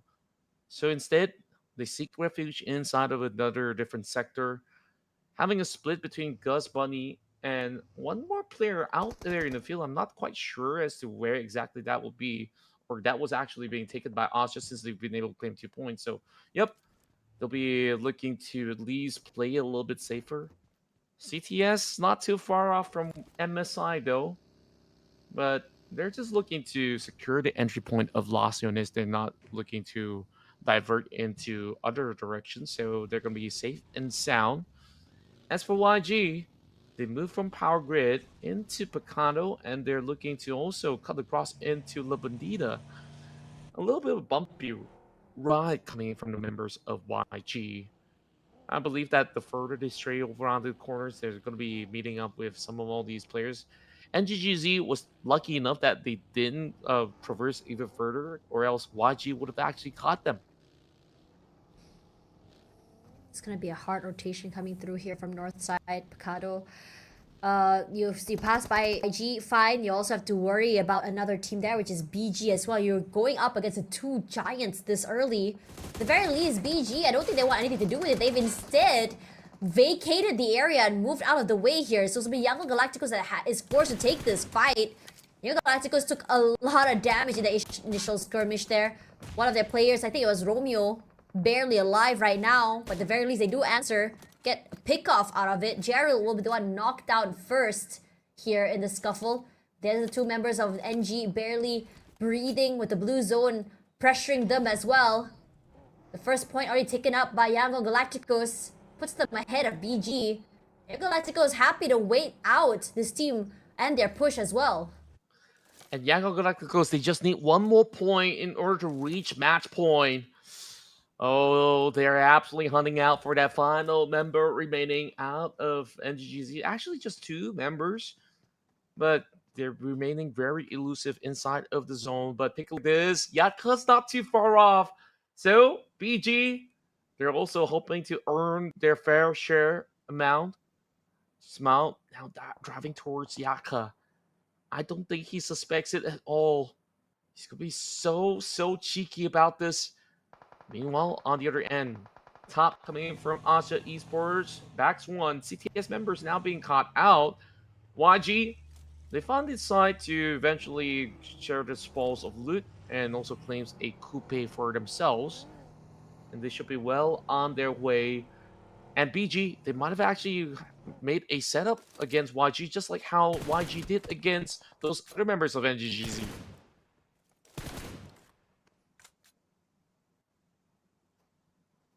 What is it going to be doing right now? Smile rushes forward here. BG, this is their one chance to be able to come back online. I feel like they haven't really found their groove at all today. Well, isn't able to find the momentum they had yesterday riding on Cloud 9. Master Smile being very cautious. He's marking all the possible positions where the members of BG could be here. Been able to actually find that position, and we talked about that lurk for so long. Yatka finally reveals himself. Also spot out Burnat. This is bad news for Yangon Galacticos, and now the top 2 teams erupting over onto the high grounds. Say Cloud needs to do a whole lot. Burnat barely has enough room. Only 2 smokes for him to actually wiggle out of that position. Godspeed looking to close right in. This is a very firm chance. BG now, they added with at 1 point. They need 1 more, and they're going to be looking to shut out Yangon Galacticos. Not an easy task. Roman Boy on the far end. They're going to be looking to lob that grenade, and this is going to be a big one if it connects. And it comes through here. Not too sure if it actually clips onto the members of Yangon Galacticos, but I think it does give BG a bit of space to work with. A lot of smokes as well to allow BG a base to rush forward if they want to. I think BG needs to stop hesitating. They do have the advantage as well. But now circle shifts hard right as well. So the only team that's really in a very advantageous position is Austria. Austria Esports. They can just play it as slowly as they want to. The teams will need to actually move towards the direction. Meanwhile, we are having a big fight between both NX as well as WIOF. Lucky now falling back, giving the space away, but he's trying to dance away from all these deflates being lopped right in. Superboy now throughout window pane. He's got the Pumpy right in hand. And this is just NX closing right through. They finally get a spot over on Lucky. Takes him down. SBD takes this opportunity to also cut across. They want to third party. They will be the vultures in this fight. YOLO's looking to actually close it out. Cute Loki now trying to close. They bring the bodies, but it's going to be YOLO's holding it down. How on earth is he doing it? He takes two. Is he going to look for a tree? Is it going to be cutting it? No, he gets denied. Oh man, it's looking so bad right now for this team as well as NX rushes forward as well. Trying his best to secure as many of these points as possible. Gets one in the bag. A position. How exactly is going to approach this? They're trying to answer back. Those big nades now sent towards the further side of the compound. NX, a beautiful engagement as they enable to also recuperate at the very same time. That was a very good attempt coming in from YOLO's, but the problem is he didn't convert any of these knocks into a kill, so they are still left empty-handed. Meanwhile, BG on the spine of it. They've had a long tussle with YG, and they finally call it quits. They don't really want to go ahead for even more because the zone is shifting further and further away. Great pickoff coming in. One member of GG being taken down, and Linus, he's only down to bandages. And now he is being forced to take that fight up the hillside. Beautiful attack coming from two-prong angle. And he is being locked out of position. WIOF got nowhere to go. Honestly, in terms of positioning right now, looking at the feed, I think it's a great call for BG to have left that fight early as well. They're trying to make sure they're able to control that terrain as well. It kept the rest of YG at bay, and YG is now in trouble. Two of them knocked down already here. We'll love to see what's going on next. I think that BG a bit more proactive this time around. SBD now taking charge as well, being the third party into the engagement, and they've been able to just easily take out that player out of that monster truck, using that as a barricade for the moment. The rest of GG arrived to the scene, so this is going to be tough for Timo. He's going to be right underneath their noses, and now, remember, being stacked away, CTS continues up the pressure to hold the rest of GG back. Timo, he can only last for so long. He is just trying his level best as the rest of GG make it so hard for them to even have a little bit of that breathing room. So there goes BDS. Man, 3 limbs knocked out already so quickly for SBD here. I think CTS has been doing great in terms of positioning today. They're always the first into the circle. They're always quick to find the compound, and they really use that to their advantage real quickly as well. They don't move. They're just reacting off fights around them, and because they're able to just really find these off angles for kills, and because everyone is forced to go for these fights, all they have to do is just wait for the fish to fight off each other and just go for the pick-off. Yeah, and they've been doing excellently, just like how you said. They are just really holding in their position. They don't really have to make anything drastic. That nade, beautifully tossed out by Choronai, and that kind of puts a little dent onto that member of NX. So, 4 eliminations, not too shabby. They've been able to climb, but not enough to knock WIOF out of the ballpark because WIOF secured 2. GG. Being so aggressive, I think that this edge approach is definitely working wonders for the said team. Now needing to find that space though. Take a look at this. Hyra, Infamous, as well as GOA. They're all playing by the high grounds. Clay Jr. coming in with a flank attack, and they've been able to pin him down. Hash is gonna look for another one. Rex, he's only stuck by the shack, and the blue zone's already here. This is huge. Hash all the way in the front line there could be massive as well. The sprays are good. But both teams taking a lot of losses here. Rex needs to stay alive. As they lock to the corner. Capo, this could be your saving grace. You did it the last map as well. Another big one being sent right down below. Rex now getting shredded out. Oh, very close. And there's just barely enough space. Hyra, they've been able to shut them out completely. Beautiful execution this time. Not so lucky for Joey. They walk away empty-handed. Burpees goals. They take the fight. And now hunting out for Guz. They've been able to knock out Bunny. And just like that, with that Easy nade to secure for Lilyaka. Burmese goals. They've been able to reach that 88 points. So all that there is left for the upcoming rounds is a chicken dinner to close out the Sunday run. BG is looking so much better for them. They lose one, but they already have 4 eliminations already, which really helps them pull ahead of Yango Galacticos. All they have to do is just survive a little bit more, and the next game all they have to do is just get the chicken dinner. But for now, Max is just going a bit more active. These long-range pickoffs are going to be huge, pressuring onto Astra and the rest of GG. But GG is not going out without fight. They're actually playing this lower angle a bit better than they would. Indeed, GG. They've been able to catch so many teams off guard. And now, it's going to be Max that actually has the high ground terrains, and they're kind of funneled into a very position. But they need to trade back. Oh, D2K! A dome of his head. And Iterex now needing to also respond. Is he going to go in for the rescue, or is he going to mark down the locations of GG yet again? We finally get another update. And most likely than not, CTS should be able to have that ground control once more. Team Max hoping to flush them out of that position once the fight continues. Chornai this time tries to go for the trade, but GG prevail. They held it down. Chornai was knocked down. Look at the rest of the map right now as all of these teams here. I love how BG has positioned themselves. They have 2 over on the high ground, 2 at the very bottom here. My little warrior now is Lilyatka is all alone. Did manage to get a pick off, I believe, at the very bottom. There was Dava that got a pick off onto Lilyatka. And I was very concerned about that because he was so separated from his teammates. Yeah, and speaking of which, I mean, Master DTK right now in a pinch.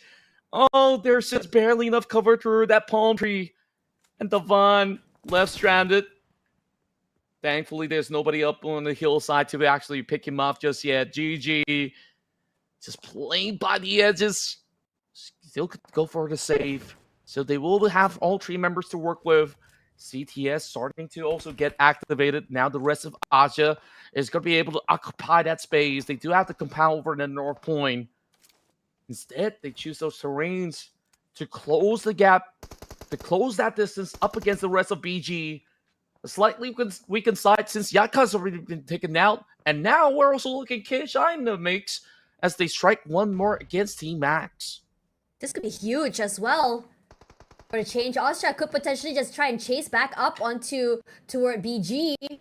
Could be an upset for this team as well. Position is looking really good for Austria. They have a high ground. The edge of the circle as well. Could try and pressure the 2 teams in front of them, but it could also be a double-edged sword for them. And I think that BG is aware of this. And because of that, Austria strikes first. 1 nade toward Godspeed and he falls. Master Ichi alone taking a lot of damage from the sprays, and he's barely breathing. Unknown so far away in those corners, but he cannot crossfire at all. This terrain is not benefiting him, and the rest of Austria just flood forward. He tries to put in the damage, the pain as well. It works out in his favor as the rest of BG from the other end of the map tries to put in a bit more space from them. 1 member, another team knocked on the other side of the map here. As Austria, they take a step back. Such a great game IQ from Unknown. He just waits for his enemies to unload the entire clip. But that grenade! Oh, it's a little wide. Unknown, he managed to dodge it. After saving Godspeed, he's got to go in for another revive. Austria doing the exact same. But instead, he clips it onto Fern. Once again, can Unknown be the savior? Another nade being lopped right through this time. Falling a little short. Nangex considering the revival, but instead he wants to put a dent. That grenade lopped towards the direction of Godspeed, but Lucucio, CTS, they say, you guys can fight all day. I'm here to close it out. Man, all the top teams are struggling right now. And CTS had been lying in wait for quite some time. They actually rotated all the way from the compound in the middle of the zone to the top side just to get an advantage in terms of terrain. Gotta say, these guys are ballsy for being able to do that. And now they're choking the rest of BG. Miyoso just tries to go a bit more aggressive, but Godspeed and Ichi could quickly shut him down, and so does Cool. And CTS punished for leaving their position. Perhaps an over-aggression and overheat, or just just arrogance. It's just insane. Somehow they've been able to find those isolation picks. Master Ichi clutched it out. Burmese goals, they got 10 points so far, while NXV fighting for their lives inside its compound. 4 members remain, and the rest of K-Shine unable to reach through. That shot whipped from the side of Forsaken. Now they need to deal against this tag team duo. NXV pays the path, and they hold firm. 4 points being gained, but there's still so much more on the line in this top 6. Top 6 already, this time around a lot more slow compared to the rest. But for KHI, oh man, this is not going to be the easiest. Behind you is terrain, you're covered. You're just in a crater. One nade comes through, it's going to roll right straight back at you. Ooh. What a shot coming into a Coca-Cola. Probably a micropixel seen as Trizzy quickly deals with him. INFA rushing forward here. INVX, excuse me. Terrain to work with, good.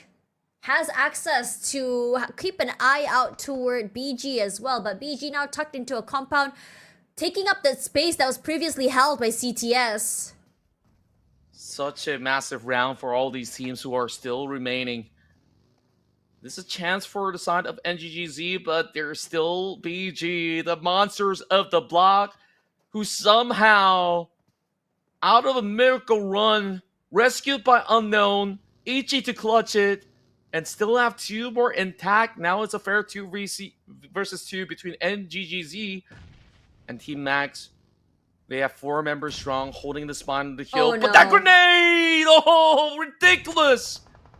Look at how much pressure BG is putting onto every single one of these teams. They have 10 eliminations already, and they also have the compound, a top 4. And it finally feels like BG found themselves back into the groove. Master Ichi on the outside here wants to get a bit more active and aggressive as MM are knocked down. They all have to deal with Mango, but also keep a close eye out on you. But Kronite steals away a kill onto KLDD, so that it's going to chill out for the time being here. As NGGZ barely alive, the last man standing, barely breathing. A sneeze is enough to lobby this guy as well. But the winner chicken dinner, if you look at the stats right now, Max is the team with the most advantage right now. But if BG plays their cards right, allows for Max to take this fight against INXV, it could change the trajectory of the entire match. Could very well be the case. Somehow NGGZ was allowed that room to actually go in for the reset because BG, after all that big hustle outside of the field, they ran out of utilities, so there's no more frag grenades. There is the smoke coming from Godspeed, which I don't think gives them all too much of a reprieve. Just to deny a little bit of vision, but those nades are dangerously close, and NGGZ, they're definitely seeking this to be a very confident push coming out of these 2 individuals. They're running out throwables. But they gotta keep away from Team Max though. Yeah. Don't want to overaggress. You gotta really worry about the last few fights as well, and I think that NGZ are being a bit too reckless with the throwables as well. Nothing's actually really hitting right now as well. A lot of the shotguns coming through here, Contra. Plenty of it, and then somehow Master Ichi still converts it. Now they make it an 11-point round. This being in the top 4, they are going to put such a significant gap up against YG, and now down towards only 1 remaining member. Godspeed, can he actually save the day? Now Team Max makes an appearance, and this is just gonna be a very slow run for me. I don't think there's a chance for a chicken dinner, but Tree still not too shabby after all. Now that they finally reached the point, so they can play for the chicken dinners instead in the upcoming ones. Team Max, how are they supposed to close it? I don't think they're fixating their eyes onto INFA just yet, but they're about to do so.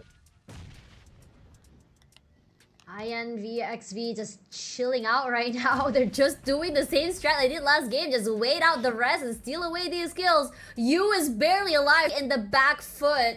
His teammate's gonna try and bring him back into the game. He does manage to get reset, so it's okay for him for now. They can still survive as a 3. Oh, what a nice timing for him to just really jump out, get a nice spray onto INXV. And this is huge, because if you kind of dwindle down the number of the INXV players, it could be a lot more doable for you to be able to take over this game. And Max are just gonna rush over toward them, run them over left, right, and center. No one is getting out of this unscathed. The Max, I have to say, this is a very, very fine and decisive call for you to aggress. But Max is also now in trouble. BG somewhere in the corner. Contra, what is going on? And they were just over-aggressive. They've overcheated. They even drive outside of the blue zone. And now this could not be for Godspeed. I'm not too sure whether they could get the revives done. So right at this moment, it's just going to be a 1 versus 1. Charnai versus Godspeed. Low ground versus high ground advantage here by Godspeed. Individual brilliance, Godspeed has shown us many of those, but the blue zone is not favoring Godspeed at all. Not even the slightest bit. I felt like Team Max, they kind of regret they didn't land the final blow against BG before converging over onto those members of Infamous Xavier. But they do get the angles though, but instead, the snap comes right through.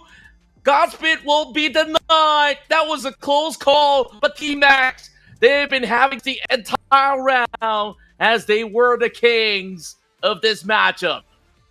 Honestly, that was a very commanding round coming in from Max. I loved how they played there, taking the call to just really swarm up against INXV.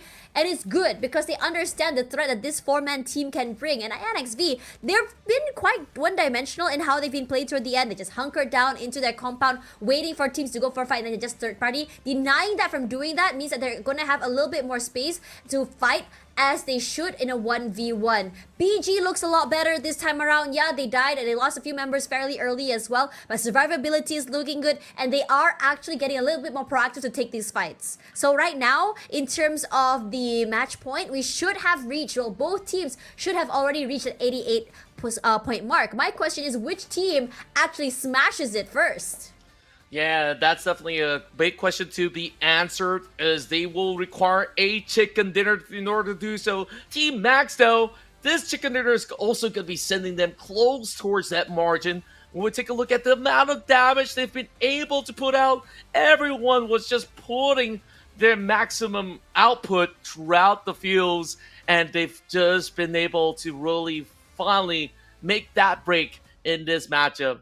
Big elimination points and an average of 3 to 4 pointers out there, so they will be securing about 20 over points in this round itself.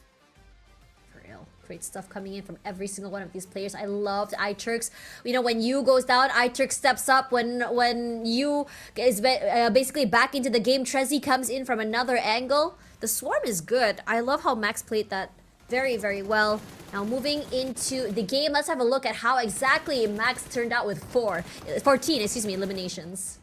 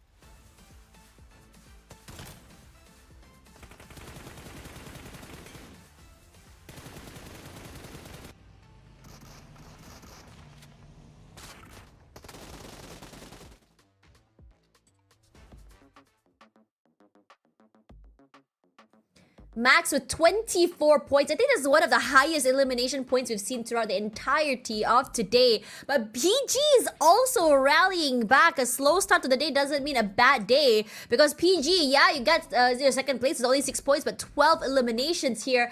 And a majority of the time, BG was only surviving as a 3 or even a 2 with 18.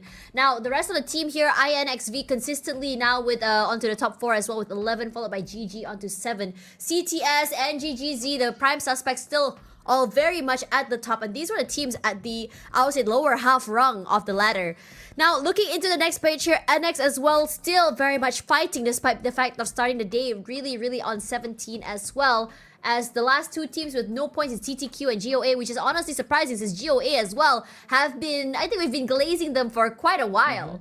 Yeah, and unfortunately for Yangon Galacticos, they only walk away those 2 points. They barely hit that match point, so they are still 1 point shy, still a lot more work to be done. But the only team right now with that match point is going to be Burmese Goals, and as a matter of fact, they've created such a gap. If it's so ever the case where nobody hits that match point, if nobody breaks it, BG by default by match 8 till end would still be crowned as champions if that's going to be the case. But Austria, their efforts were not in vain. They're currently holding closer and closer, 78 points. And now take a look at the top 4 teams. It's been amazing effort coming out of those Team X members. For a moment, I was kind of biting my nails because, you know, they push towards those members of INXV. Almost botched it though. And Burmese Goals could have actually secured the chicken dinner. All thanks to that individual prowess. They still managed to take it by the end of that match. Yeah, but if anything, I mean, BG wouldn't have been able to close the game just now, right? Because it wasn't really match point quite yet. Now is the time that they need to bring out every single page from their playbook to really secure that chicken dinner. I mean, yeah, they do have a lead compared to the rest, but from how we've seen everyone play today, it's so easy for people to play catch up. We start off the day with Young Galacticos about just a little bit over 10-point different from them as well. They managed to keep up. So right now, BG, now's the time for you to really change up your mindset, change up the way you're playing. But for now, let's have a look at our MVP, which is you, really topping the charts compared to the rest. We're gonna go to our final Miramar first, and if the game keeps going here, we're going to go to our last 2 matches. Is going to be our team picks. So do not go anywhere. After this, our final Miramar.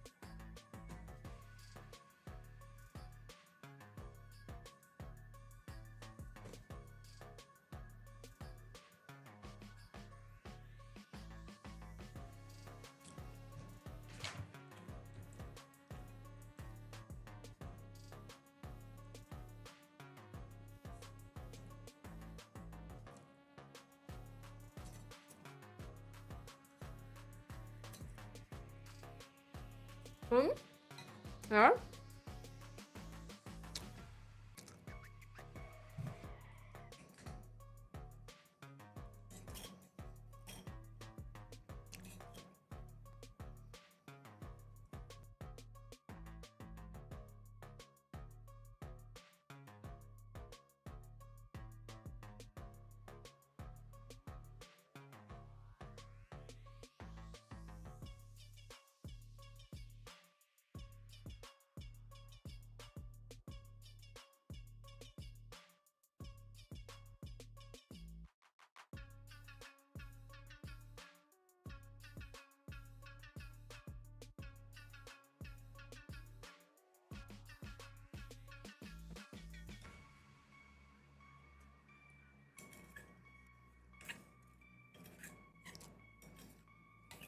It's okay.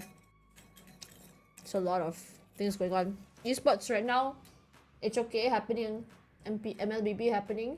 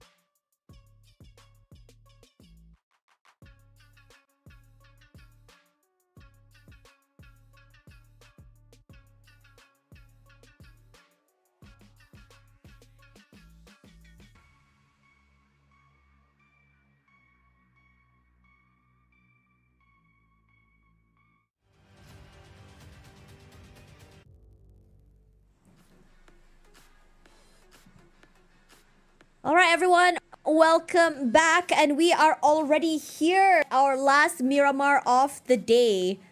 As we go from the northern side of the map all the way to the southern side here, this map is perfectly cut like a cake. Cake. Yummy.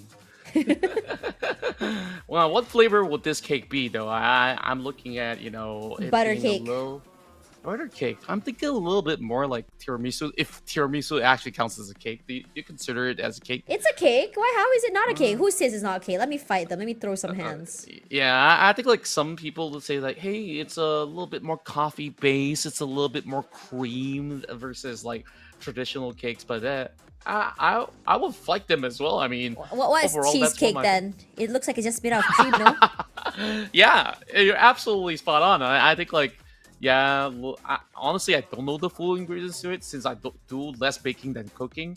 So yeah, this being potentially the last. Now, if it does not end here by Burmese Goals, Yeah. then Burmese Goals gets to decide, do they want to play this map again? I think they look really good here, no? Oh, I think this is their better map. They looked a lot better in terms of positioning, in terms of areas as well. Love this for them. Honestly, I have not been in a PMCL where I got to see the games end early at all. All the ones I've casted and seen were games that went all the way to map 8. Please, I want to see how it looks like if the games end. I want to see what it looks like. Remember the season where Yangon Galacticos end up as the champions of EWC? I remember they were so dominant in the past season. And I think that was that one rare instance where we didn't even realize it that, hey, they've been able to smash it. They smashed it. I remember they Ooh. did smash it by like what, game 4? Now That's I very think, fast, like, actually. Game 4. Yeah, super fast to the point that we didn't exactly notice, and we were like, oh, hey, we get to call it a day very early on. But I don't yeah, know if YG. you've ever seen before, like at the venue during Smash Rule, when there was like one team during PMS. That was last season spring, where the teams so usually on days where teams don't play, they just go up to their hotel rooms and they just chill, right? They don't come down, especially those who don't make the Super Weekend. But this time around, everyone came downstairs. Everyone was looking at the screens. Every time this team got denied, I thought it was D Xavier. Every time D Xavier got denied a chicken dinner, everyone was cheering. It was so fun to watch. It's like, yay, we get to see another match take place. My favorite team has a chance. But you know what? Speaking of teams, they're going at each other's throats. Superboy, 1 HP, but somehow he clutches it right behind the truck.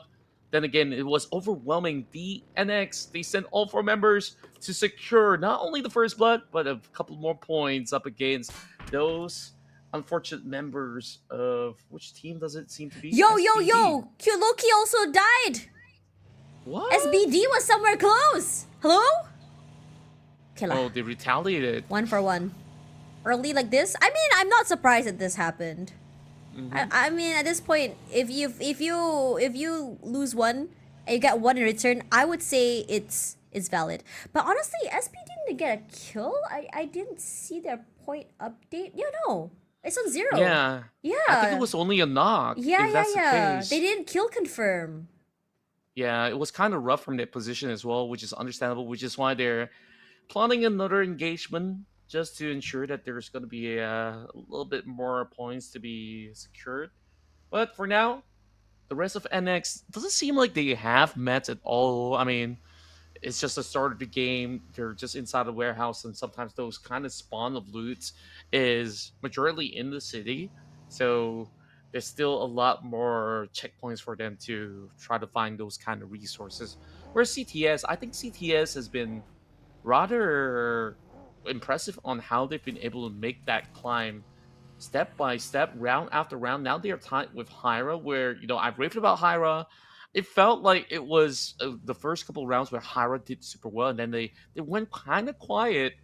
So CTS, they kind of remind me of how Joey plays, because of a certain center ground, but they're just a little bit more passive compared to Goa.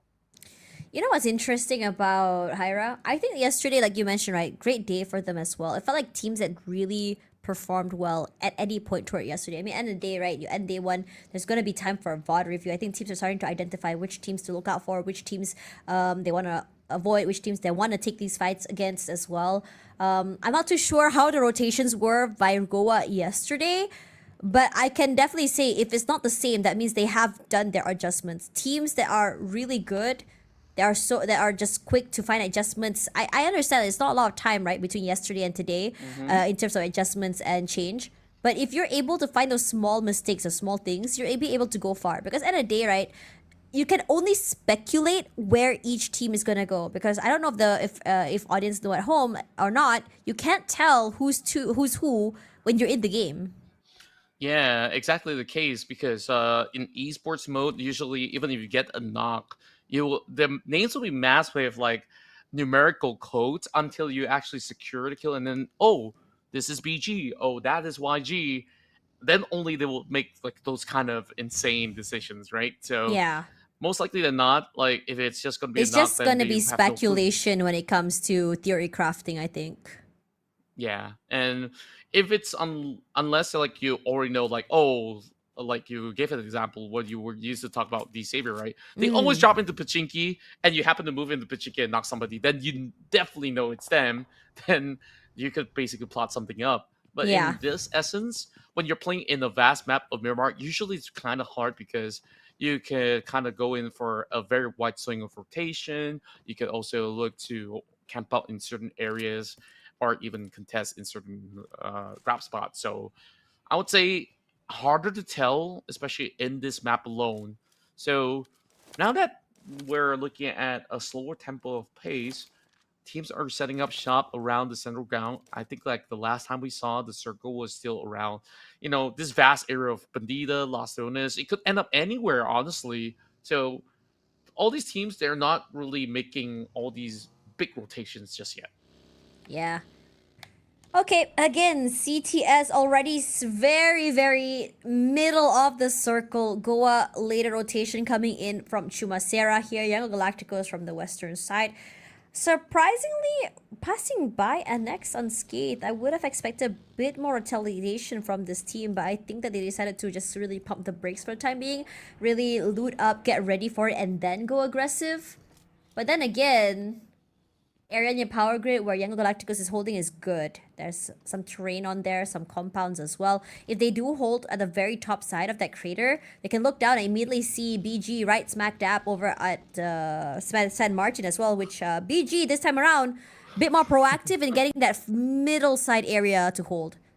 Yeah, they didn't really left too far off from where they actually started as well. So they're just making a lot of all these quick checks because they definitely know that Yango Galacticos, they love to play around El Pozo. They usually cut in a couple of minutes. So I'm actually excited to see them collide once again because last round, Yango Galacticos, they were plotting up a little bit more of a setup up against one of the teams who were moving over to North Point. I believe that was NGGZ. They only got 2 pickoffs. They didn't get the entire squad. Only walked away with that 2 points, and then later getting punished. Now that zone is moving further into La Bandita, as well as the outskirts of Las Leones. Now this is exciting. We already saw a couple of all these teams having some really strong moves early on to benefit. So we'll keep an eye out for those names such as INXV, who's been able to really put in some great results from that past round of Miramar. And also Team Max, who is currently situated in between Bandita and Las Leones. Later rotations here, BG is gonna have to take this fight. Could be good, especially if you're up against teams like WIOF. I don't think that BG... I think WIOF has taken them down quite yet if, say, BG wants to go for, eliminations all the way till the end. But right now, for me personally, their priority right now is to get the chicken dinner. So staying passive is okay. Positioning is key. Not forcing fights is also another. Because at the end of the day, all you have to do is survive till the end. You gotta be king of the hill.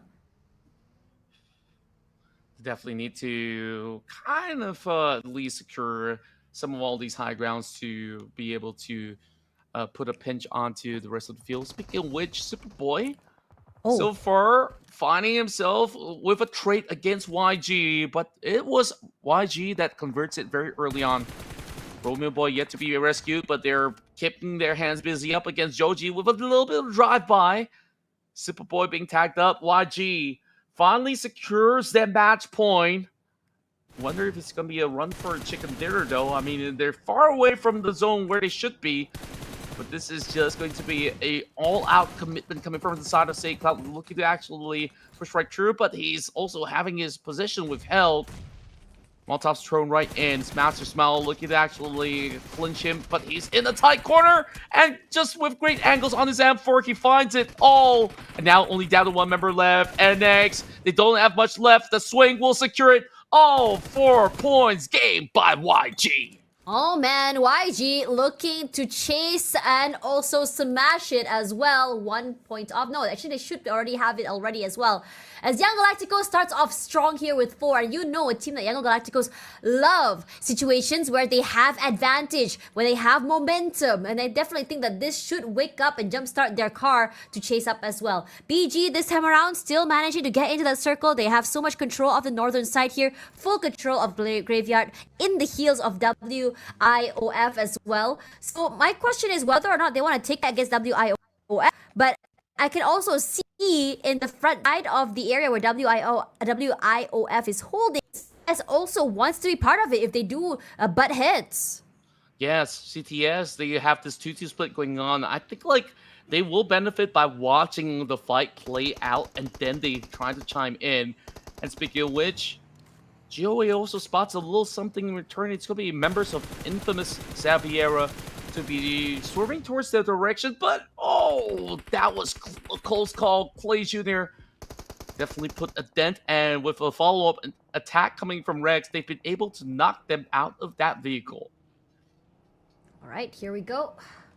Already one team knocked out. This is one of the earliest knocks we've seen the entirety of today as well. As TTQ also looks to get into this circle, INXV could third party this so easily, especially since Austria is around as well. TTQ could potentially become a sandwich, so Austria can put in damage and INXV can just go a bit more aggressive, steal away kills. That could be huge, as BG this time around now struggling.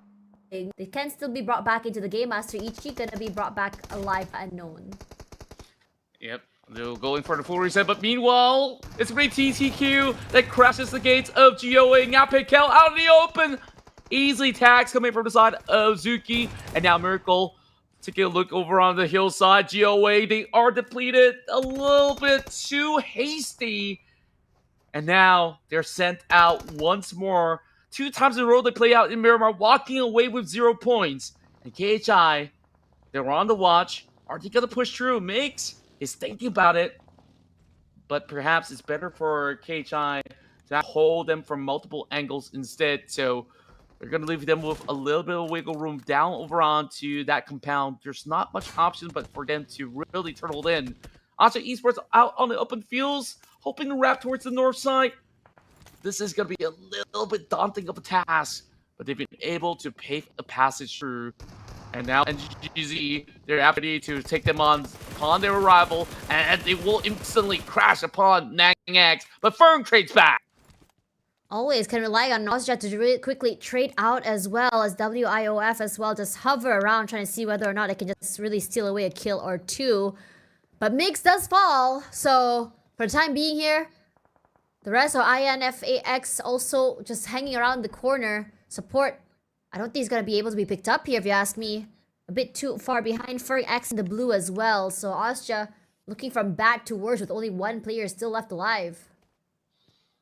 I'm not too sure if he will be able to make a deep one. I think like it's been a rare occasion for teams to do so inside Miramar. But at least it's already been, what, stage 3, stage 4. So there is some small opportunities if you could just slowly sneak his way in. Whereas the rest of the field, take a look at how many teams are on the south side trying to leave Los Leones. KHI, Max, SBD, Hyra, they're all being bunched up together, so we will see more fights taking place on the south side. Speaking of which, Min has been able to find one. I believe that's a tackle towards the side of Team Max. And Yangon Galacticos, they're seeing those movements, but it's hard for them to get involved as it's going to be Hyra to take tardy of SBD. It's a good Hyra. has a bit of space to work with. One member of this BD knocked down already here. It's just Timo and also his teammate a little bit more far back here. If they can clear out Timo already, it's going to be pretty clean. And oh my god, Capo falls quickly, lobbied as well as Hash just runs through another corner here. They're playing their corners to perfection. Not too sure what's going on right now as he's just falling off one by one. They were the team with the advantages now in terms of players. But the end result is going to be them getting eliminated as well. Hyra, you can take one, but not the whole team. Their collapse as well as protocols for these kind of pushers are just so... Yeah, they're just masters of the CQC, and right now, Murnat is also looking charged alongside with the rest of YG, looking for a flank angle. Those Death Blades are looking real good to set things up for the side of Yangon Galacticos. The rest of GG bunch inside of the estate. It seems like it's going to be a hard one to crack, but they are being blindsided with all these smokes that's being tossed towards the entry point. So at any given moment, if they do find an opening nade, you would see the rest of YG flood in. Quick check coming from the side of Murnat as they're trying to cautiously approach this. They know that they cannot afford to make any form of mistakes. Looking at where CTS is. Just now CTS had a compound, right? Now they decided to take the entirety of this space on the train over at La Bandita, as well as Yangon Galacticos still struggle to get into that circle. I'm quite surprised they're still able to stay as long as they did here. Now, they are a bit, I would say, dangerous in terms of health, taking some chip damage, but it's not done quite yet. GG is still very much inside of the compound. They're just tucking in here. And Yangon Galacticos does not mind it at all. They have the high ground and terrain as well. They're inside of the zone here. If anything, GG is gonna have a problem later if the circle shifts away. So, if anything right now, Yangon Galacticos looking to just surround them from all different sides and angles. And one thing about Yangon Galacticos that's really scary is that when they look at compounds and buildings, they can see those off angles from windows. If you're holding in a corner of the if you can see a single pixel off, it's gonna start pre-firing, and that's gonna be a problem itself. But the nade sent out by GG in retaliation is phenomenal. Murnat barely survives the initial hit, forced to use up one med kit just to go heal up to full one more time here. And Yangon Galacticos, we thought they were inside the circle, so they pushed out once again. Yeah, what I was really concerned about YG is that they kind of used too much of their utils trying to infiltrate. And it seems like GG, they're not even budging over onto this real estate. So I guess they just really have to leave it for later. Like you said, all it really takes is for the circle to shift. And GG now will be forced to step out into the open grounds. YG needs to reposition, though, because they're in the same state at the moment. So there's definitely multiple avenues. Other than that, I've been wondering what exactly is going over the south side, because it's been a little bit more stagnant, a little bit of standstill as all these teams have been waiting for this stage 5. And from what it seems to be, CTS, excuse me, have been really benefiting from another zone that's been giving them plenty of space to play. So hoping that they will finally be rewarded. It's been multiple rounds they've been able to make it into the top 4. But of course, it's been all the other flashier teams that kind of took away their position. So I want to see if they will be able to finally hold their ground. Okay, coming through here, just a rotation here. WIOF on the northern side. I think NGGZ is still stuck inside the crater over on the northern side of La Benita. So getting out there is going to be a big problem for them as they meet up toe-to-toe against CTS, excuse me. As TTQ keeps an eye out onto INVX as well. In these situations, a lot of teams are just playing the waiting games here. The only time they're actually going to move is when the blue zone shifts. And that's exactly what's happening with Miner. Great opening onto YOLOs already. Now, the rest is NGGZ. I would say that they're not really getting out of this scot-free as well. They still need to go and pick up YOLO's back off the ground, at least for WIOF. And the same could be... And they're running out of players. They need to bring him back up online. But WIOF is this. I think they're going to try and collapse. They're trying to do so, but this space inside of the craters isn't exactly easy for them to navigate. And WIOF, all that they needed to do is just wait for that player to push out. So they will be able to go in for that quick recovery. But look who's here. Those nades are being sent right in. Minus retaliated. And oh boy, CTS is also waiting from the upper end of the craters as well. So it's going to be an all-out trade. Minus 1 HP left, and he gets pummeled down to the ground. Throughout all of this is happening as well, because it's hard to see the kill feed just lighting up from so many different parts of the map here. And that's exactly what I was talking about here. When the zone shifts, when the circle shifts as well, that's when people start to get a bit more active. They want to try and fight for a bit more space here. It's WIOF. Yeah, one member lost, but they got 2 eliminations out of it. Midas has done a great job of throwing his body forward to eliminate 2. Gives a bit more space for his teammates to play a little bit more aggressively or move away if they want to as well. As KHI from the top side here gets a nice opening onto Coronai. And this is massive because the members of Max are slowly dwindling down one by one. Coca-Cola is just fearless right now. It takes a lot of damage jumping to the smokes. They're really hoping to land some of those blind shots inside. Finds you in the end. Coca-Cola, what the heck is that? As KHI finally break through defenses, has a bit of space to work with in the form of this shack as well. But the blue zone shifts, they need to push a little bit more further out. And they're getting pressured from different angles here. Losing 2 members already. Need to go for that reset. Yeah, the nades are not making it easy for KHI to go in for the pickup. At least there's a couple more smokes now being deployed for them to buy a little bit more space. Coca-Cola now finally getting revived there just by the edge of the blue zone. This is not going to be easy. And that nade finds him. Oh, so unfortunate, and there goes the connection. TTQ obliterates them. Very aggressive stance coming for TTQ, using throw balls to just clear them out of the smokes as well. It's either you take those nades in the face or you swing out into the crosshairs of the other members. So, like it or not, they would have been gone anyway. But Trezzy is still around here, could potentially be the game changer, for Max as well. Now looking at the rest of the map here, and I think that no one really has access to any holes in the map at all. It's wide open areas, a terrain. The only team that's really happy right now is MSI because they do have some compounds on the west side. South side is taken over by is Hyra as well. As CTS really good in just playing that zone on the right where all of the terrains are being held. True enough, and speaking of spacing, I think that a lot of all these teams are struggling to even figure this out because across that Bandita hill is just going to be plenty of flat ground terrains, which is why some of these teams are still inside of that crater, unable to go any further out.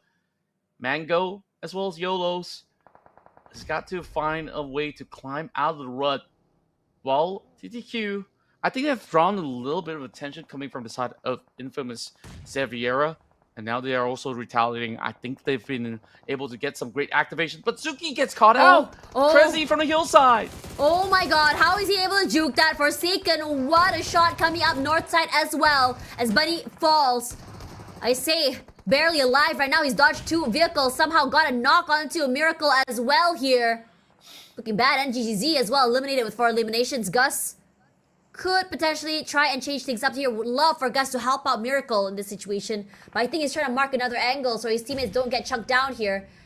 As he say, barely alive now by the skin of his teeth. And Gus gonna rush forward here. 1 more nade is all they need. And a drive-by. 2 Forsaken cannot hold. And so does Issei. And they get eliminated at 8. This time around, INVX punished for being a little bit too passive.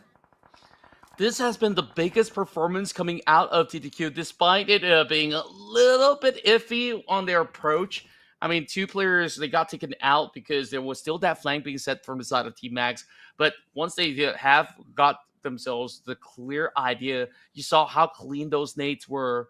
Finally breaching into that spacing for them to play a little bit longer. Meanwhile, BG, they got caught out by WIOF from the crater side. Master Ichi now bleeding. At least there's a little bit of crease for him to eventually be rescued, but I say so. The sprays through the smoke coming from MSI is from another direction. And just like that, BG loses 1. Still 3 members strong though. And you can clearly tell the moment that MSI secures that kill, they're already doubling down their firepower towards the direction. And this is a circle into no man's land. Honestly, the circle shift as well is not going to be favoring MSIs. This could potentially be something that BG could abuse as CTS just rush forward here, swings out and sprays the heck out of YOLOs. Knocked out already here. WIOF not gonna find the easiest answer to hold on to this game, so they're gonna get knocked out a little bit too early. We're down to our last few teams left. It's only 5. As BG looking to survive, this north side hole is not going to be easy to navigate. The terrain not in their favor either. They go to the bottom side, they run to CTS. They go on the top side here. It's MSI with a bunch of cover and high ground to deal with. So they really got to figure out how to approach these battles. Burmese goals, they're hoping to actually survive in order to smash the chicken dinner. But these teams are making it hard for them to even find any form of grounds. We talk about the zone really benefiting no one. They really make a step in, but into the crosshairs of those members of MSI. They're hoping a little bit deeper to find those angles. Unknown now, limping towards Yaka. BG is the only one that can basically put a stop to this tournament. And CTS is going to mark them because they still want a chance to fight for those points. They've already got 7. And they're looking hella good. Still 3 members intact. And they're sending Cole into the forefront. But it's also being met with some retaliation coming in from the side of Hyra. And it's going to be a back and forth trade. MSI, they find 2 members of Hyra. So aggressive right now as TTQ gonna try and rush forward as well. Hyra now in the mix as well, which means there's a bit more breathing room for BG. I think they're gonna still survive as a 2. I don't know if there's any time for them to really bring back the teammate online here. And now we're down to our top 4. TTQ with only 1 man steady. MSI and CTS look the most healthy right now. And BG back with a 3. I am so curious how BG is gonna play this terrain on the north side here, hiding in the corner. And the bottom side, south side, is looking at a 3-way fight. BG can just wait inside. Yeah, and right now, it's all about MSI. Can they actually find that space? They know that CTS is on the other side of the low ground. And this might just be them being able to find certain isolations. But still, this one is a tough nut to crack. Instead, the rest of MSI, they want to prioritize gaining a little bit more of that space inside the zone.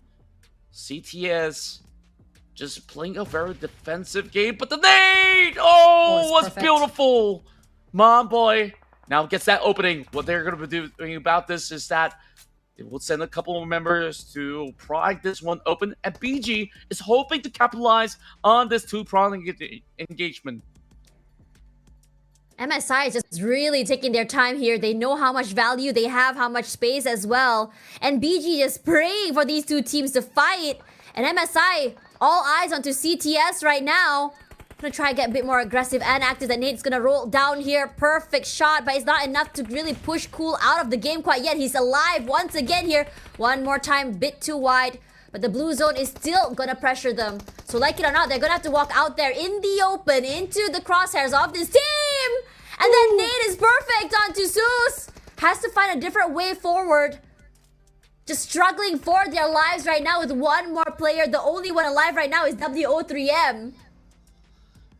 And now MSI feeling a little bit confident that they thought that they've been able to fully deplete the rest of CTS. They've been able to find ways of recovery. And they understood that once this has been sorted out, they just got to find a better spacing. And they're already securing 50% of the zone. It's going to be a tough task for either side of the party to take out the rest of MSI. Burmese goals, they were hoping for easy pickoffs, but it doesn't seem like that to be the case.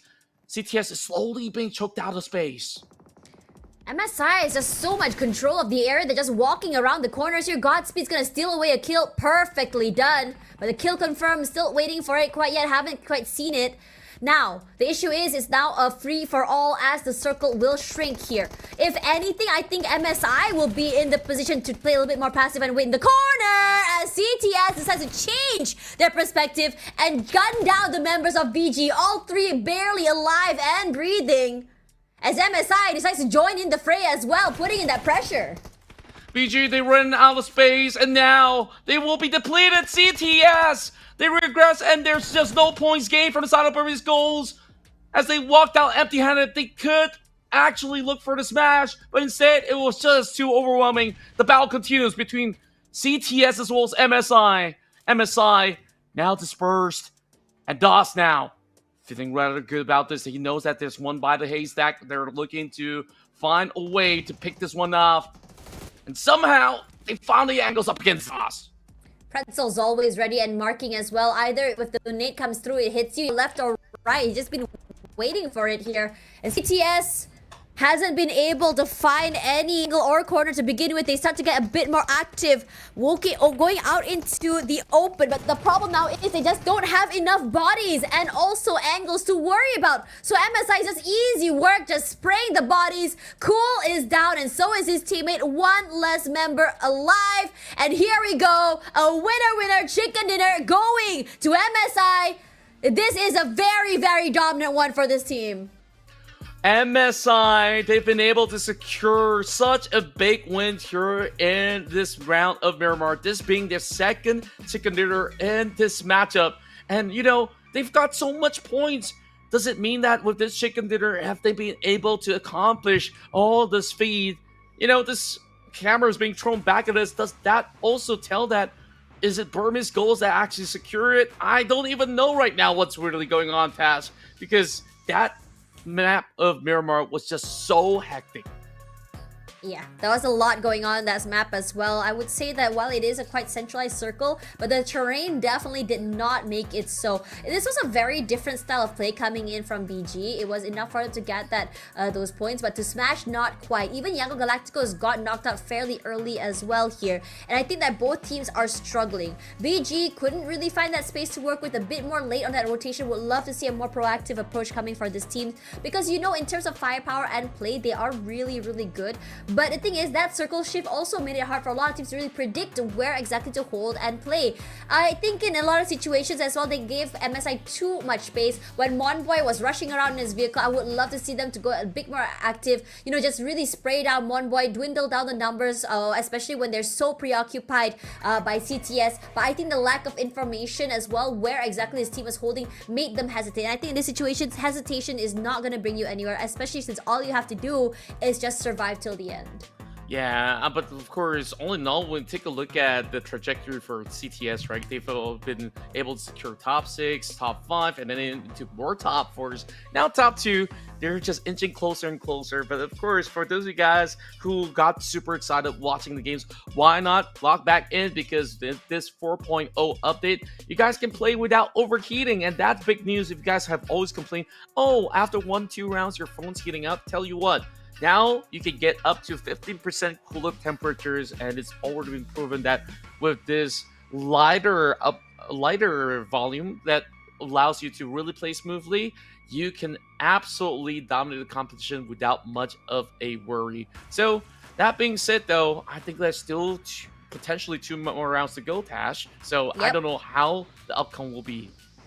I think this is the time where things get interesting, right? The first place team is going to be getting to choose the maps here. That means BG will have dibs on this next map. And I am really curious to see what exactly they're going to be choosing, because for me personally, they really activated on the map of Miramar. And, you know, it will give them not only a leg up, but also an advantage when it comes to how exactly they want to play this here. In any case, I think they should really, I don't know, I want to say play passive. They already did that. They tried to get to the circle early. They already did that. They just start, maybe at this point, start praying to the circle gods that the circle benefits them would be another, you know, another play. What do you think? Yeah, I think, of course, they definitely need to, of course, put a lot of faith, not only in, you know, the higher beings, but also in their teammates as well, on, you know, following up onto certain shot calls, and also be a little bit more bold in their calls at the very same time. I think, like, all these teams, they've been able to really improve step by step in really securing some of all these risky positions, right? Being in the center means you always attract a lot of attention, but at the same time, it gives you a higher probability to also win it out. So from all the teams that like to play by the edges, they're kind of canceling each other out. Even if they do win out the trades, you can see that now what's more important is the chicken dinner. So MSI, they've been able to really back this big win. I think, like, they're really inching either very close to the match point, or they might just be in just touching distance. So whether or not if the rest of the team smash it, that kind of guarantees the moment that you walk away with, you know, top 5, you kind of secure yourself the grand finals. I think at this point, you know, I think if anything, BG doesn't have to really worry too much in terms of points. I think they've really secured themselves the lead. They can really just play out the day and still be okay, right? Because there is only like I think one slot eventually. But the thing is, this is still week number 1. They still have a lot of room to make some error as well. But for the rest of the teams here, I could really tell that they've been activated. They want to chase as well. Mostly for placements because you want to collect as many of those league points as possible. So again, it's a very interesting situation as we look at the team stats right now, with Range being the one that gets a bit more proactive here, but Pretzel in terms of damage is the highest. And at this point, I do kind of see the dynamics coming online already. Pretzel is going to be the one moving around the entirety of the map. His sprays are really good. He gets a knock. He puts in damage to so many different parts of the different players of the team. And while everyone's so zeroed in on him and he moves back, Range comes in from another corner. Raimon comes in from another corner. Mon Boy, his knockdown's huge, right? I think it's really great as well because every time we see nade kills is always going to be from him.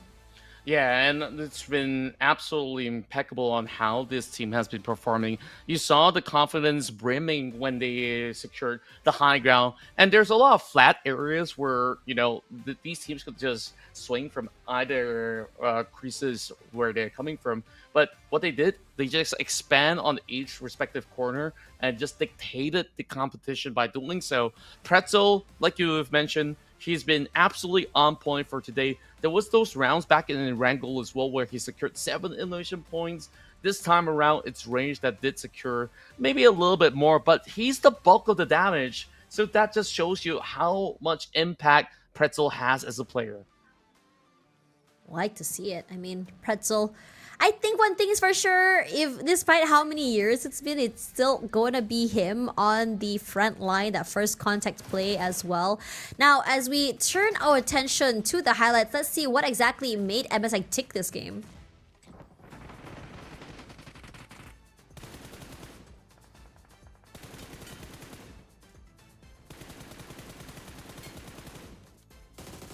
No. Sorry.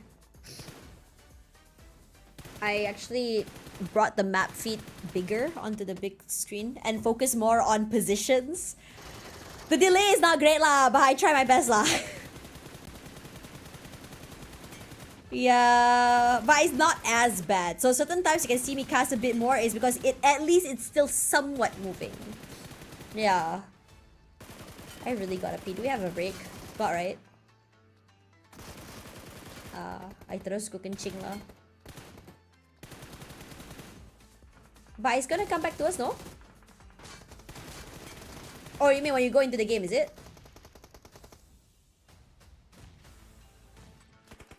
No risk lah. We just wait. Yeah. We wait first.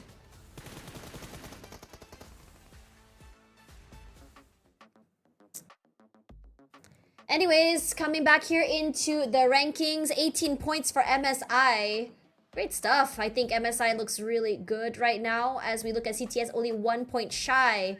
TTQ on 12. A lot of the higher ranking teams now kind of like, I think they're really struggling to find their way into how competitive this last day is. Young Galacticos onto 6, BG and WIOF on 5 each with Hyra on 7. So we're starting to see a shift in how the teams are at the top yesterday and today.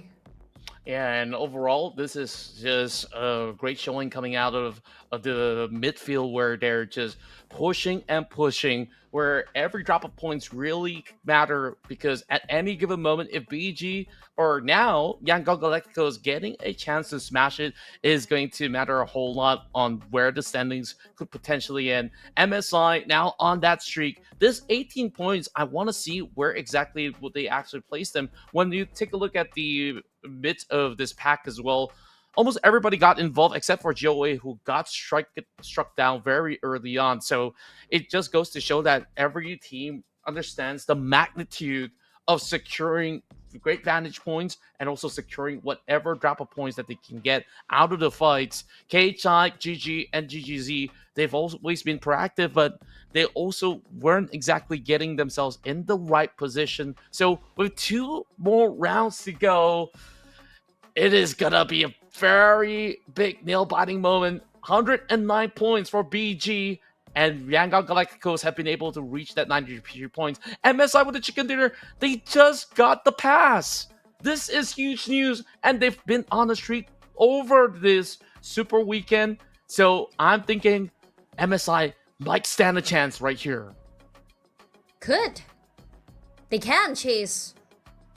Honestly, I was kind of surprised at Austria. It feels like Austria ran out of stamina or something, right? They weren't able to find, that angle to be able to play as aggressively as they could. Whatever strat they had earlier, playing to the side of the circle, now immediately gone. Now these two teams going for the chicken dinner. I don't think Yangon Galacticos, I mean, low-key though, Yangon Galacticos could go and have the game of their lives, get some pickoffs, play how Elsgen did game 1, right? Become the Green Reaper, knock on doors, get a few kills, bam, extra 10 points. Suddenly, on top of that as well, take first place, end the week. Sounds good, no? But for BG, they want to comfortably win. They gotta close the gap now. I mean, they could only dream of it right now, but they need to really be putting all the action where the mouth is right now. MSI is the one that's been delivering big dents towards the rest of the field. With this chicken dinner to be getting a chance at the Smash is going to be huge. Pretzel so far has been fantastic. I think I've raved about him earlier before we even get to the highlights, and it really goes to show high percentage of headshot and also plenty of damage to be offered across the field. And for most part, whenever he goes into a skirmish, he always prioritizes safety as well, which is why you're seeing very little damage being taken from this individual. So great contribution coming in from him as well as the rest of his teammates. MSI, they're definitely looking to really put the Philippines on the map. They are by far the best Filipino team to emerge over the weekend. And now we've seen those kind of streak have been created already. We've had all these chicken dinners coming from Erangel. And of course, now BG as the first seed gets to decide whether they want to play in Erangel or Miramar. We'll wait for their decision as we take a few moments before we head into the next match.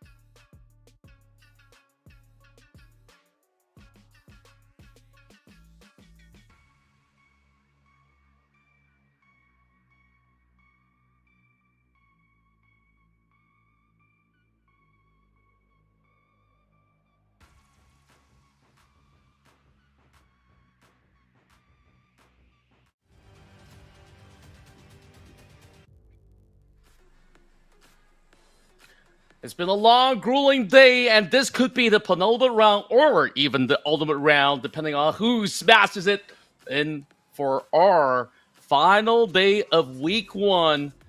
As this team's under Smash rule is finding it rather difficult to close things out. YG, Burmese Goals, and now MSI joins in the ranks in order to be doing the honors. But who knows, if this does not end right here, right now, there might just be other teams to also be running for the title. Yeah. Oh my gosh, it's getting exciting, right? 2 teams in contention, could potentially just smash it to the end. Have another 2 teams almost there to play catch up. With these 2 maps, I had a feeling they were going to choose this one. You know, I don't know why, but I thought it was going to be like we're going to see a team huddle. And then we're going to hear them whisper, pss, pss, pss, pss, they go, we say, Miramar. Yeah, Miramar. You know, like that last round, MSI, I didn't thought that they will be able to reach into the third spot of being able to earn that Smash Pass. So, yeah, it sounded a little wrong. Excuse me for that, but it is what it is. So, right now, this is their best map ever. I'm thinking that with this circle, it has to be YG calling these shots, no? I mean, they're in the middle. Yeah. Yeah. Well, unless NGGZ has something to say about it, right? Okay, CTS, low-key, if teams are smart and they're quick, right?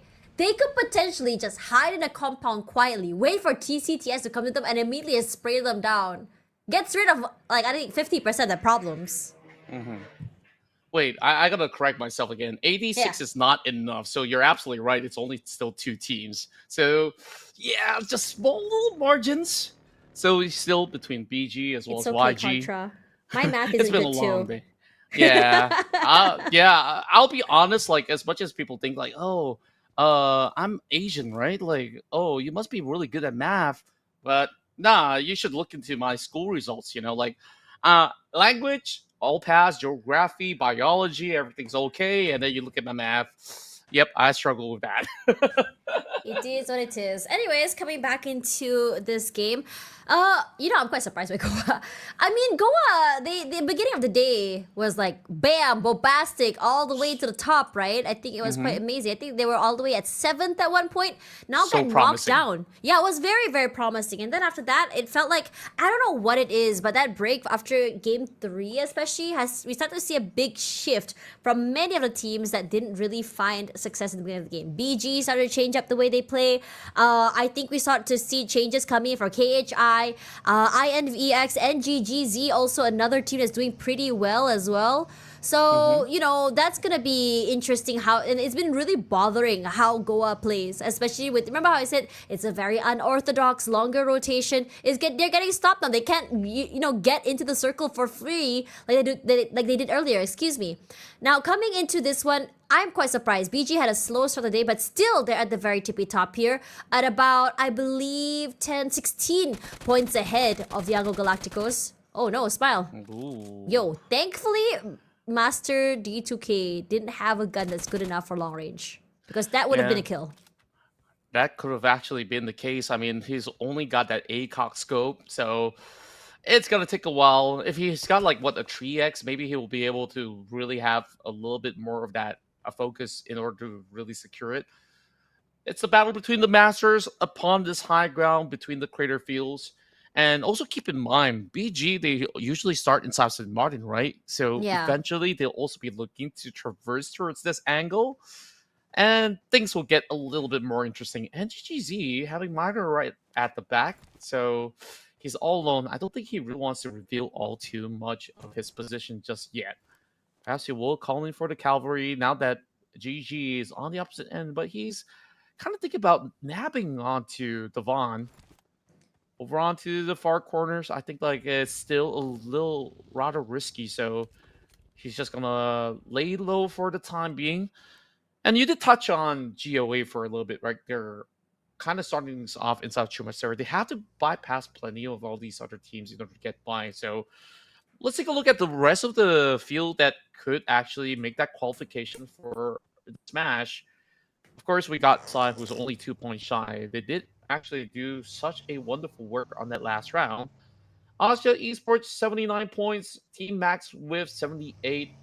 And for the fact of the matter that MSI, technically they have a chicken dinner. Does that mean if they do win out the next one, well, I mean this match, would they be able to do it in within this round itself? I think like true to rule book, you probably need it on the next round instead. So So it's kind of like you get 88 this round, and then the next round only you get the chicken dinner, correct? probably so. Probably so. We need to open up. We need to find this out, man.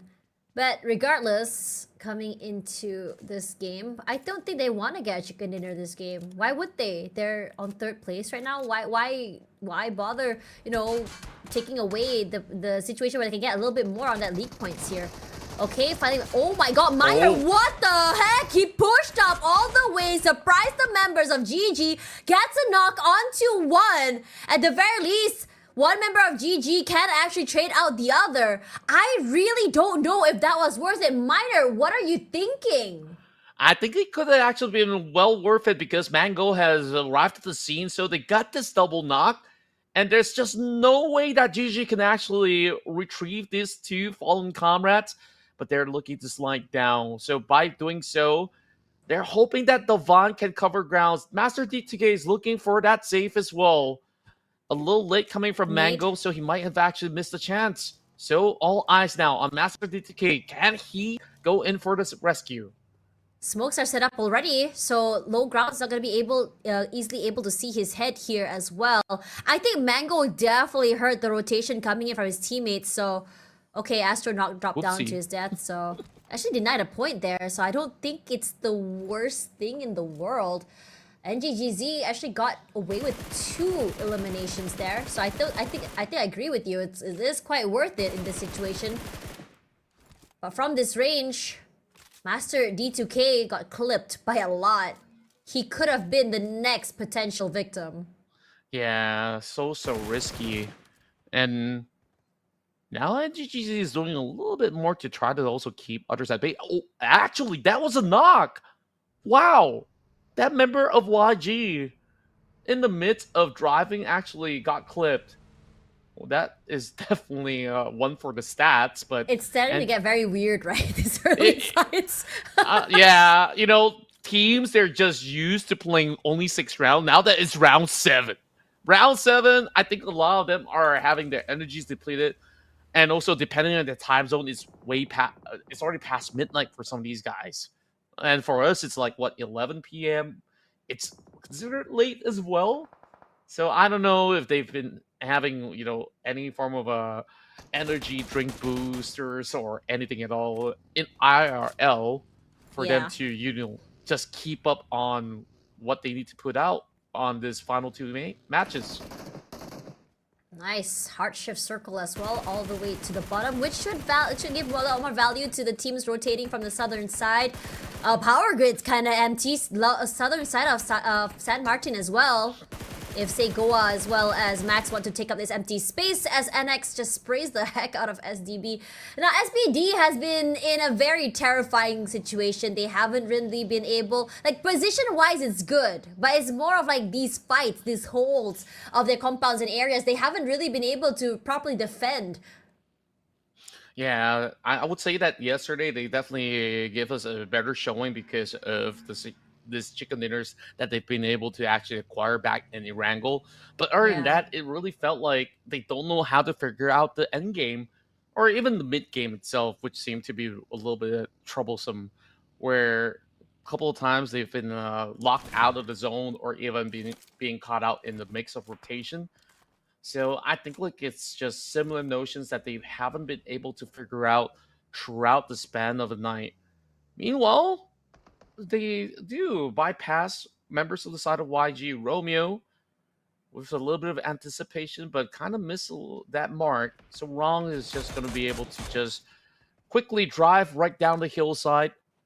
Won't them have to ditch a buggy.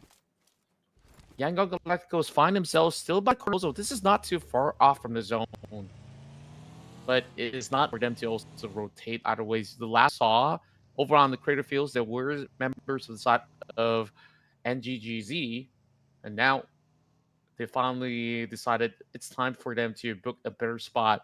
So Burmese goals, they've never really left St. Martin. This is a circle that absolutely benefits them once again, and they were not even pleased with a lot of all these teams thinking that, hey, it'll go further up north. So good call coming from BG with the discipline.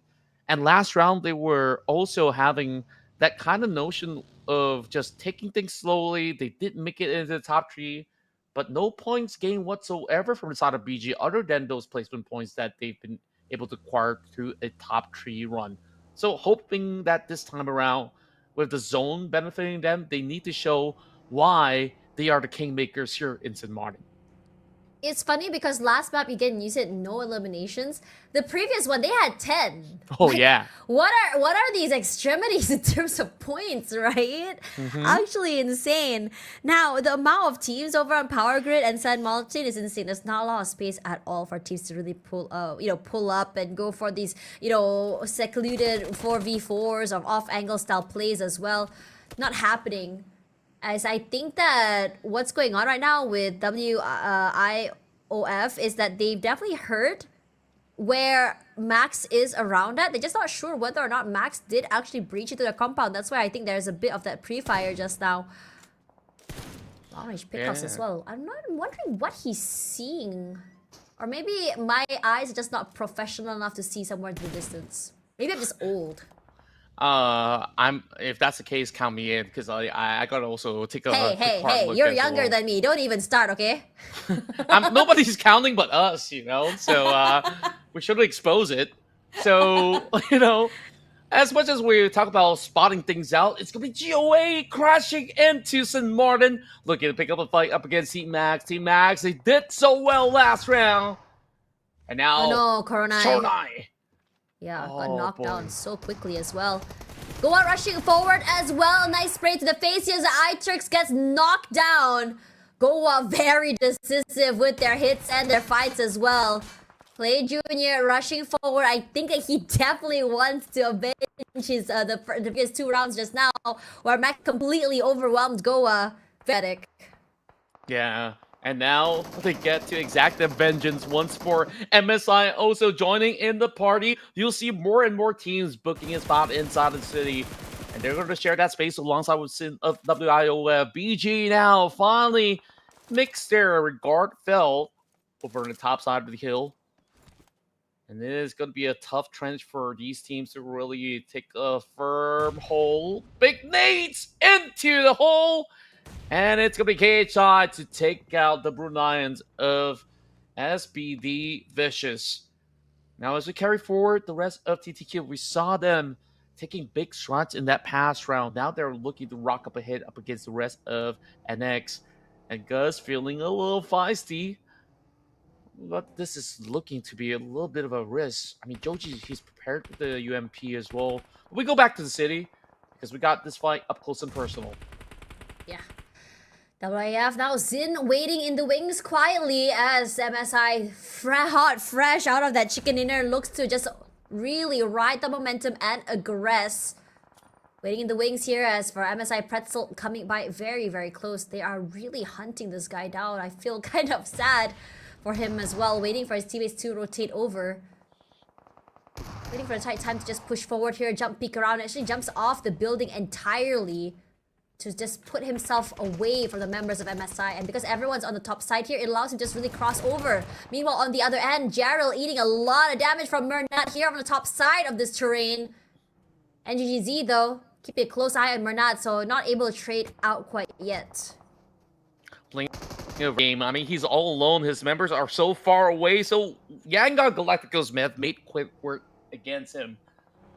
And that's going to be a 1 point added to the tally. YG now does not benefit from the zone. And take a look who's there. BG looking to deny their entry points. So I'm going to be super excited between these two teams of what the outcome may be. Mernat now hunting out with the Mini 14. Great to actually see more players picking up the DMR. Wow. Over on the far end, TTQ has got to go for those quick repositioning. Hyro now finally advanced right through.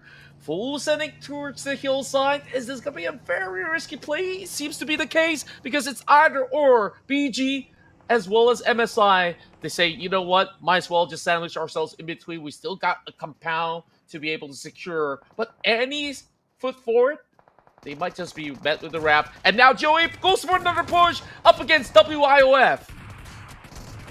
Clay Jr., unfortunately for him, gets knocked down from this corner. This quick peeks coming in from the team is just really scary to deal with. GOA now in a pickle.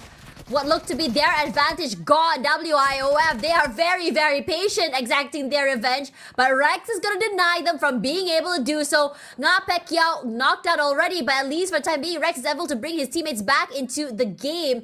Not too sure what happened to the rest of Goa here. I'm pretty sure they only have one more player still left alive. There we go, that's Rex bringing them back alive one more time. As you do see one team getting eliminated already, that is very, very fast. As now for KHI here over on the side, Martin keeping out the rest of Young Galacticos. But for the time being, Young Galacticos has a lot of time to really play this terrain as well before the blue zone shifts. At the very least as well, there's a lot of pressure being thrown through that smokes. Maybe a nade or two could really help, you know, just scatter them out of the area into the crosshairs.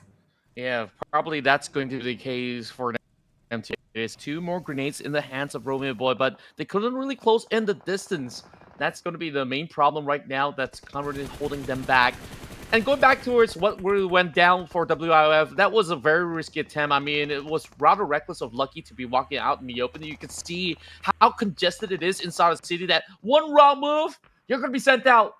NX Superboy has been able to take out those members of NGGZ. They add 3 more points to the table, now securing themselves the top 10 spot, just slightly above INXV, but INXV, they still have 4 members to play this one out. I'm just so surprised KHI, they've still been able to really play inside the ditch, but maybe not for long. More damage being put out for Master Smile.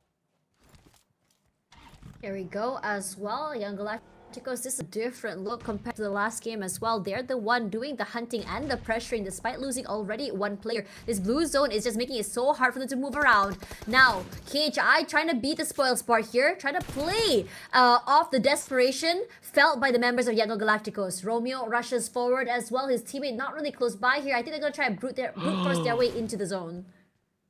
And now it's a battle between the 2 teams that could potentially smash it. BG waiting at the top. Young Galacticos have got no other option but to really win out this fight. And once they do, they need to look for a chicken dinner. BG, they sense that this zone is going to be pushing away from them, and it forces them to go back into where they came from, the city itself. And take a look at that. Even the high heels coming from the power grid is playable, where Max is currently holding out alongside with INFA. But Asia, they're having the best possible location. It's really good. Nice compounds, a lot of space in front of them as well, as Galacticos are struggling right now to even stay afloat, trying to get into the zone. Because BG is close by as well. KHI at the southern side, they have to pick their battles here. They've already lost a few members throughout all that defense that they've been putting out with. And to my surprise, with 3 members still intact, they will be able to actually go for an alternate plan. Instead of driving towards the direction of YG, they're hoping to share it right across the road. And that's a good call. It's being emptied out. And they're just making sure that nobody's going to be looking around the rest of BG. Now, scattered across the field, spots out the rest of TTQ, cutting in towards the northern lanes. And where exactly could BG really move towards that's going to be emptied out? I see some space over the north point where TTQ is currently trying to occupy. So maybe they'll be tracking TTQ instead in order to open up that space. So we'll see where will they actually end up, because they're literally moving towards the same direction.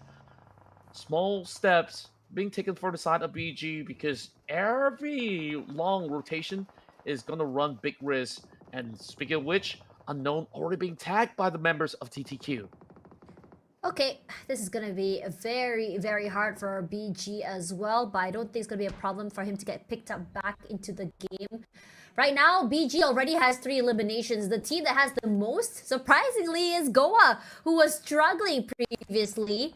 Somehow managing to bring the teammate back into the game. They did In this situation, what are you gonna do here? I'm looking at the map feed right now. The team that's currently struggling, I believe, is MSI because they're getting sandwiched between 3 different areas. We'd love to see what's going on in that corner of the world.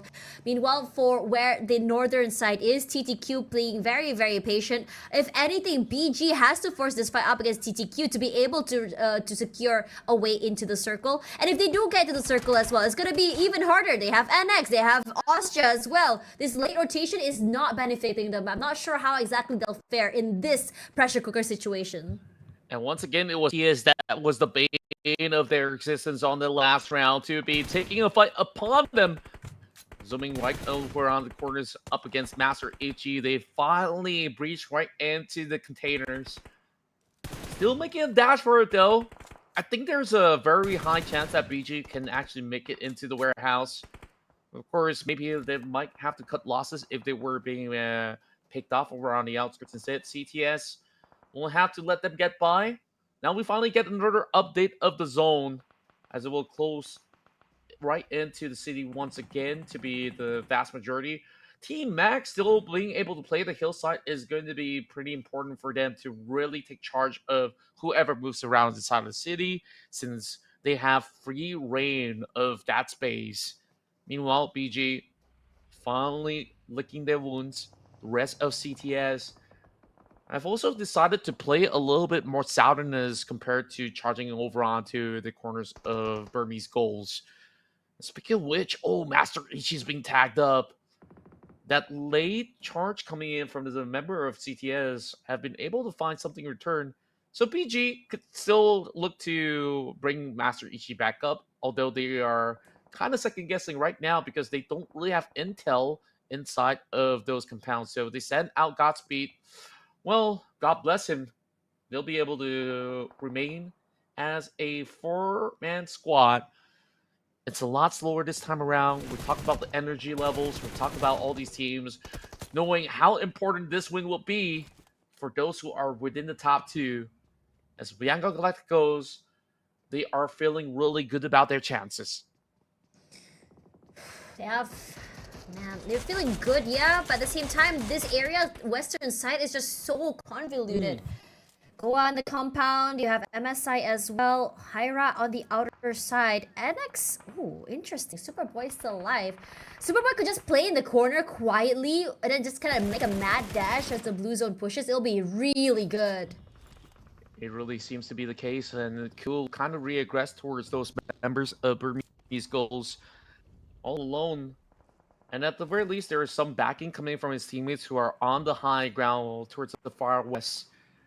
The next one to bow out this time would seemingly be the rest of the members of Hyra. It has been a rough day out inside of Miramar. Those snakes falling really closely. Cool. Doing so much damage towards those members of BG. I feel like it's also some challenge towards their current mental state, as well as we could see D-Mails coming in from a long range, getting that tag. But on the other sector, it seems like one of the members of CTS have also been punished. So they are also making a decision to fall back.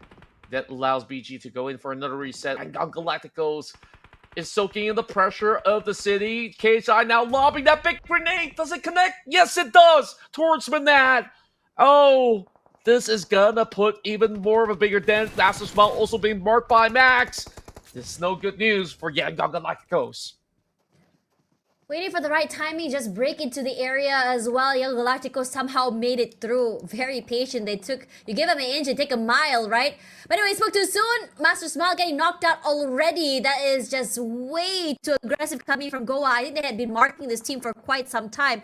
KHI did do a bit of engagement toward the Young Galacticos as they went through, but they're not fully committing to it either. Since their area is just so far apart from the other teams, okay, now the circle shifted. So even KHI is going to have to fight their way into the zone. So YG, KHI now in trouble, not even close to an area. And on top of that as well, you go through the road area, you're going to be sitting ducks, you're going to get, shredded to pieces as well by the crossfires of the many teams. You can go and kind of force CQCs, I suppose. I think that will be the best course of action. But if you're gonna try and rotate from your compound to Goa's compound as well. You gotta have to make something happen. Maybe move together in a buggy or maybe a wormhole of smokes. Yeah, there's just so many options to consider right now.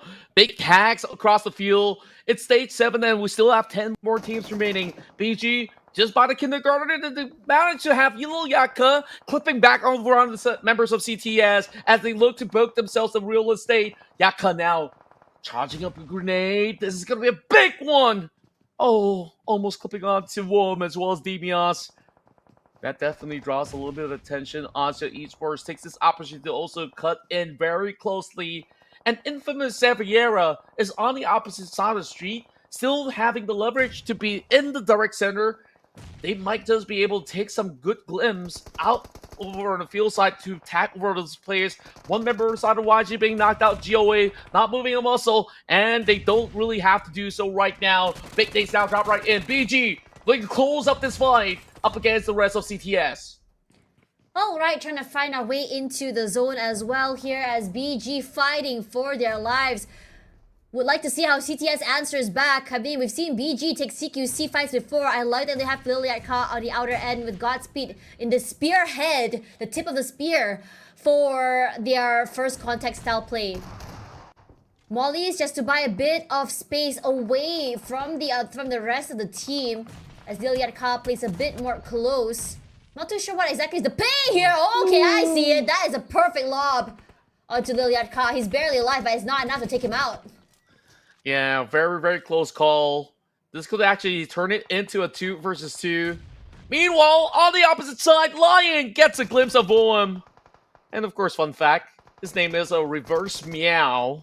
But he doesn't seem like he has 9 lives right now. The rest of BG, they see this as a perfect opportunity. DBO still has a Molotov. He's going to deny that space. So he will be able to get that revive down. Wondering how exactly BG wants to actually follow this up. I don't think they can actually go upstairs quite yet. A bit late on that nade lob as well. So Worm's able to be brought back into the game. But Godspeed, he's hunting right now. Very aggressive top side here as the sprays are good. Completely exploding onto the members of CTS. I was a bit concerned since WOM did come back into the game. But BG, when they're decisive, they rush forward and they really know how to tie these loose ends. And they're inching closer and closer to smash out this weekend. KHI just hugging very tightly by the containers. They're thinking about taking that warehouse where Infamous is. But this bridge needs to be very sneaky. There's still some players coming from Team Max up the hillside, which they've taken notice of. Because those shots coming from Trezzy has been marked. You slowly bleeding out. I'm not too sure if he's thinking of the save. Trezzy could still go in for the rescue if he wants to, but I'm afraid it's too little too late. Clay Jr. He's got to secure that one. And he's going to be able to also tag out Trezzy. So I believe those members of KHI, they're going to thank GOA for that. And instantaneously saying, you know what, I'm going to also take you out. So Claire is going to push through. Isaiah going to play the first contact. He's been hugging close towards the wall. He hasn't really made too much of a move. KHI so far plays this so proactively. I like that they've been able to really buy so much time and space. Remember the time that they were hustled by BG, hustled by YG, and now into the top 6 they go. KHI, they could play for so much more. This is insane. They were at the northern, on the very edge of the circle just now in terms of rotation. They didn't have it the easiest either. And now we're already at stage 9. Whoa! With still 6 teams left? Whoa! It's gonna close to the streets. Yeah, it's gonna close to the streets, so everyone's gonna be forced out in the open, and this is about to be fire. Now, BG has already come out here as well, but the space is gonna move away from them. They need to find a bit more of an area of cover so they're able to play off it. So I think it's a good call for them to just really hug this fence. Then they can move a little bit to the left, so there's a bit of a crater for them to work with. They could even hug the side of the building where Austria is located at as well. Kind of really hope that everyone else will be fighting off each other, but Austria, I think they want to take this fight over to BG, or rather BG wants to take it over to them as well, since Austria is making so much noise. There's going to be a fighting to the tail end of this battle. Pushes right through, and somehow has been able to actually find a little bit more of that opening. Infamous, just so many clips done. Goa, can they actually pull this one off? MSI, they get sprayed down. BG prevails into the top 4. This might just be that golden opportunity for them to win it all. Not so fast, BG, with only one member left alive. They're barely breathing right now.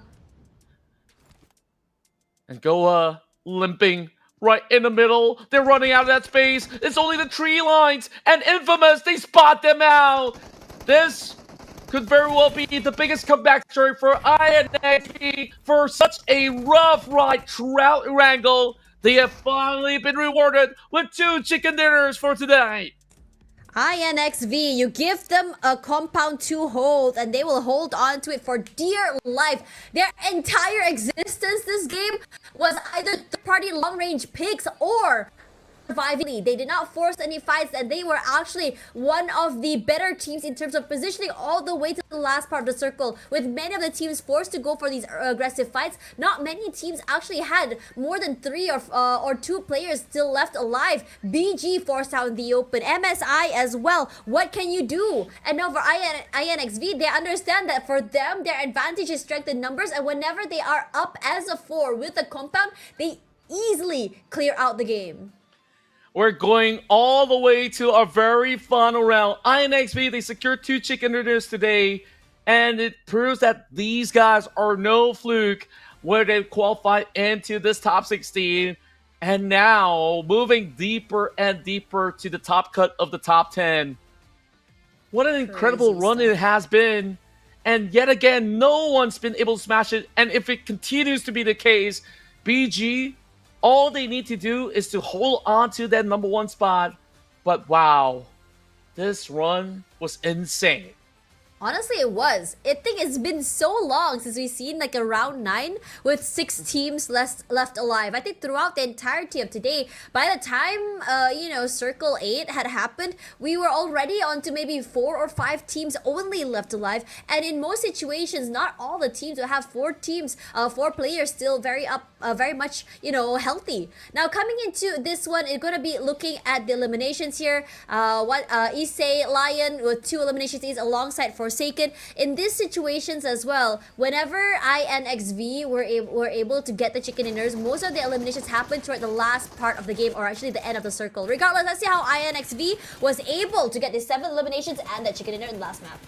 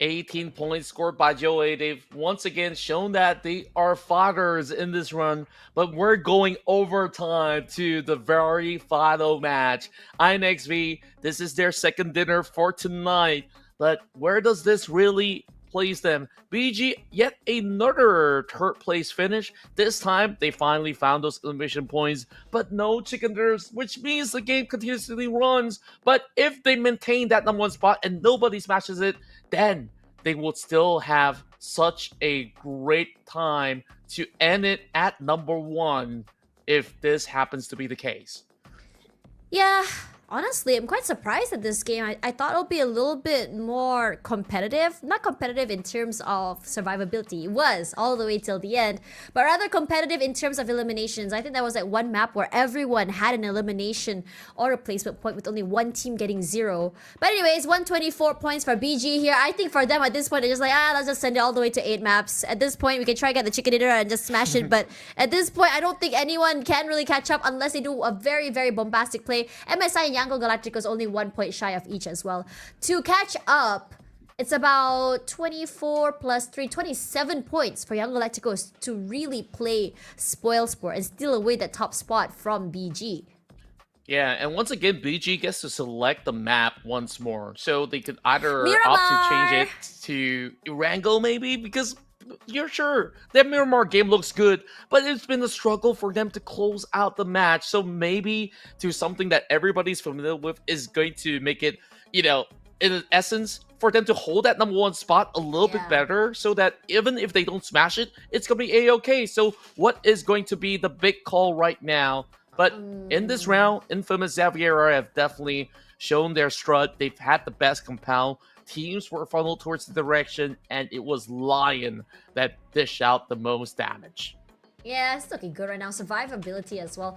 I think INVX, if you look at this team, you don't really look too much about their eliminations or damage. I think look at how they're surviving, how they're playing with the terrain, with their area of hold compounds. I think they have one of the best area of holds I've seen in this tournament, at least for today I've been here. So anyways, we still have one more map to go. After this, let's see whether or not it'll be an Erangel or a Miramar. But for me, I think it's gonna be Miramar.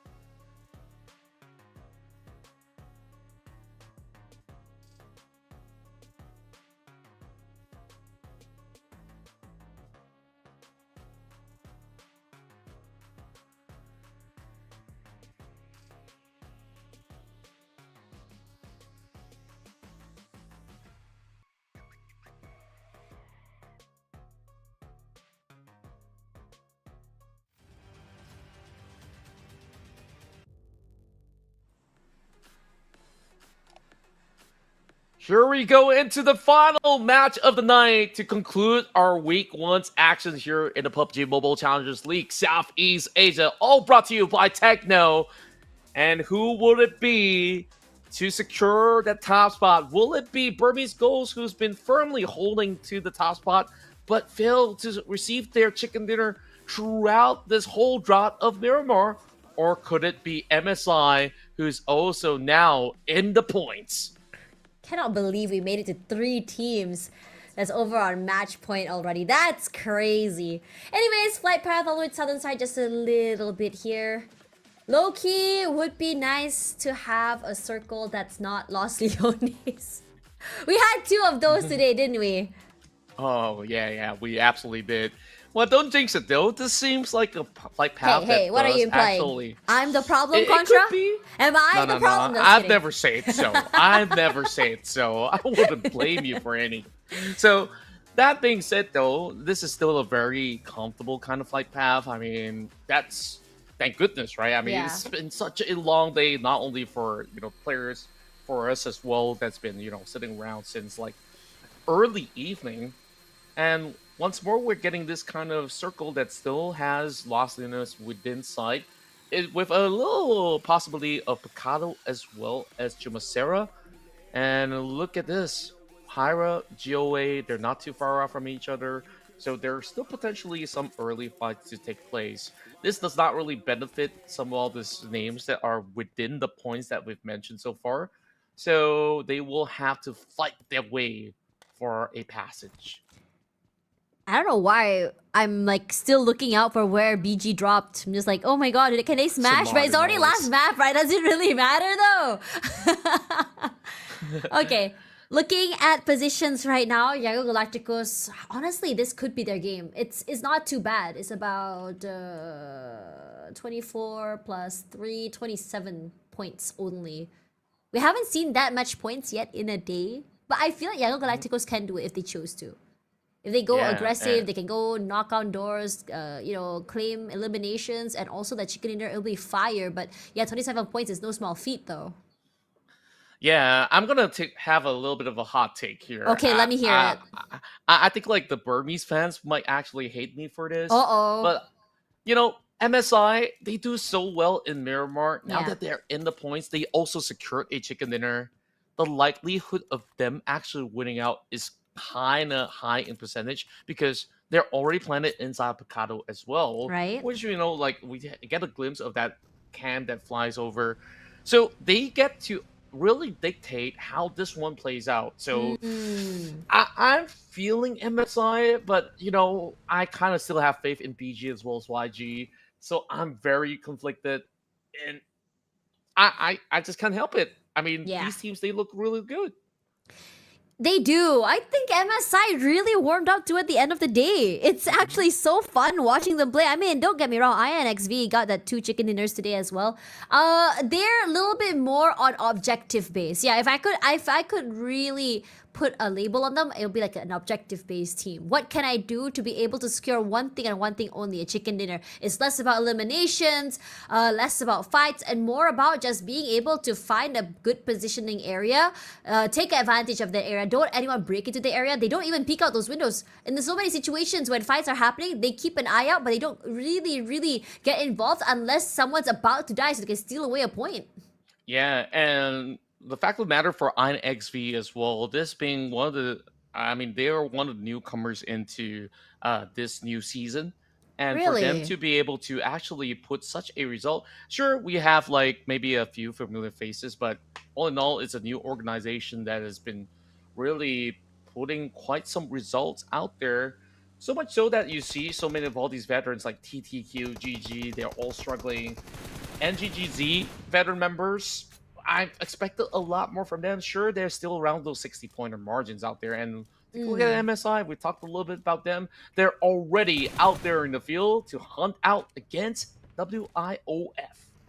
You seem a little bit more aggressive than usual here. think they're raring to go. I mean, if you think about it, 96, only 1 point difference with Young Galacticos. Even if they don't manage to break the barrier of, I think, of what BG had built, even getting second place gives you a bit of a lead in those league ranking points, which I think every team would like to try and get here. So if anything, right now, I think MSI, their biggest rival is going to be Young Galacticos. BG, if they get knocked out fairly early, even then, I think they're very comfortable already. 27 points is not going to be easy, especially, you know, when you have so many teams who are just as aggressive. A team that I think, like, you know, like right now in terms of eliminations, right? I feel like every team has the capability to frag out, oh, you know what? They're already celebrating. They should.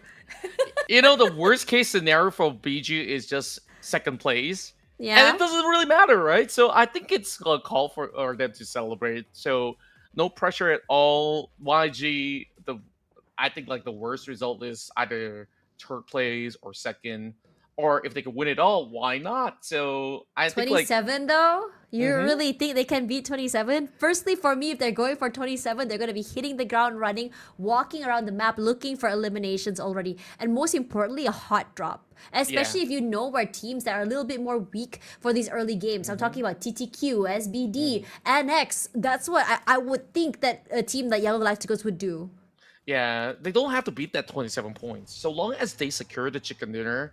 So by default, because of the smash rule, they will be the #1 team. We're So, talking about BG, right?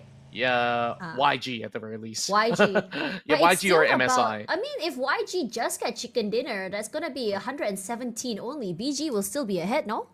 Yeah, but because of the smash rule, you know, like you need the chicken dinner to end the night. So I think like by default that actually puts them, I don't know, is it at the top or even so there was no pressure involved for BG, so they couldn't care less at this point if they're dead last. So of course we still want to see them win, but right now it's also high time that the rest of the field who wants to improve their position to push even harder. So what's their stance?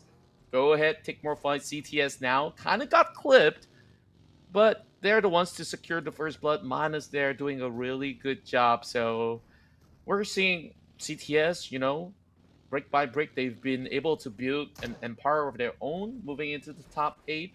If they could put it into a top 5, that will be even sweeter. Okay.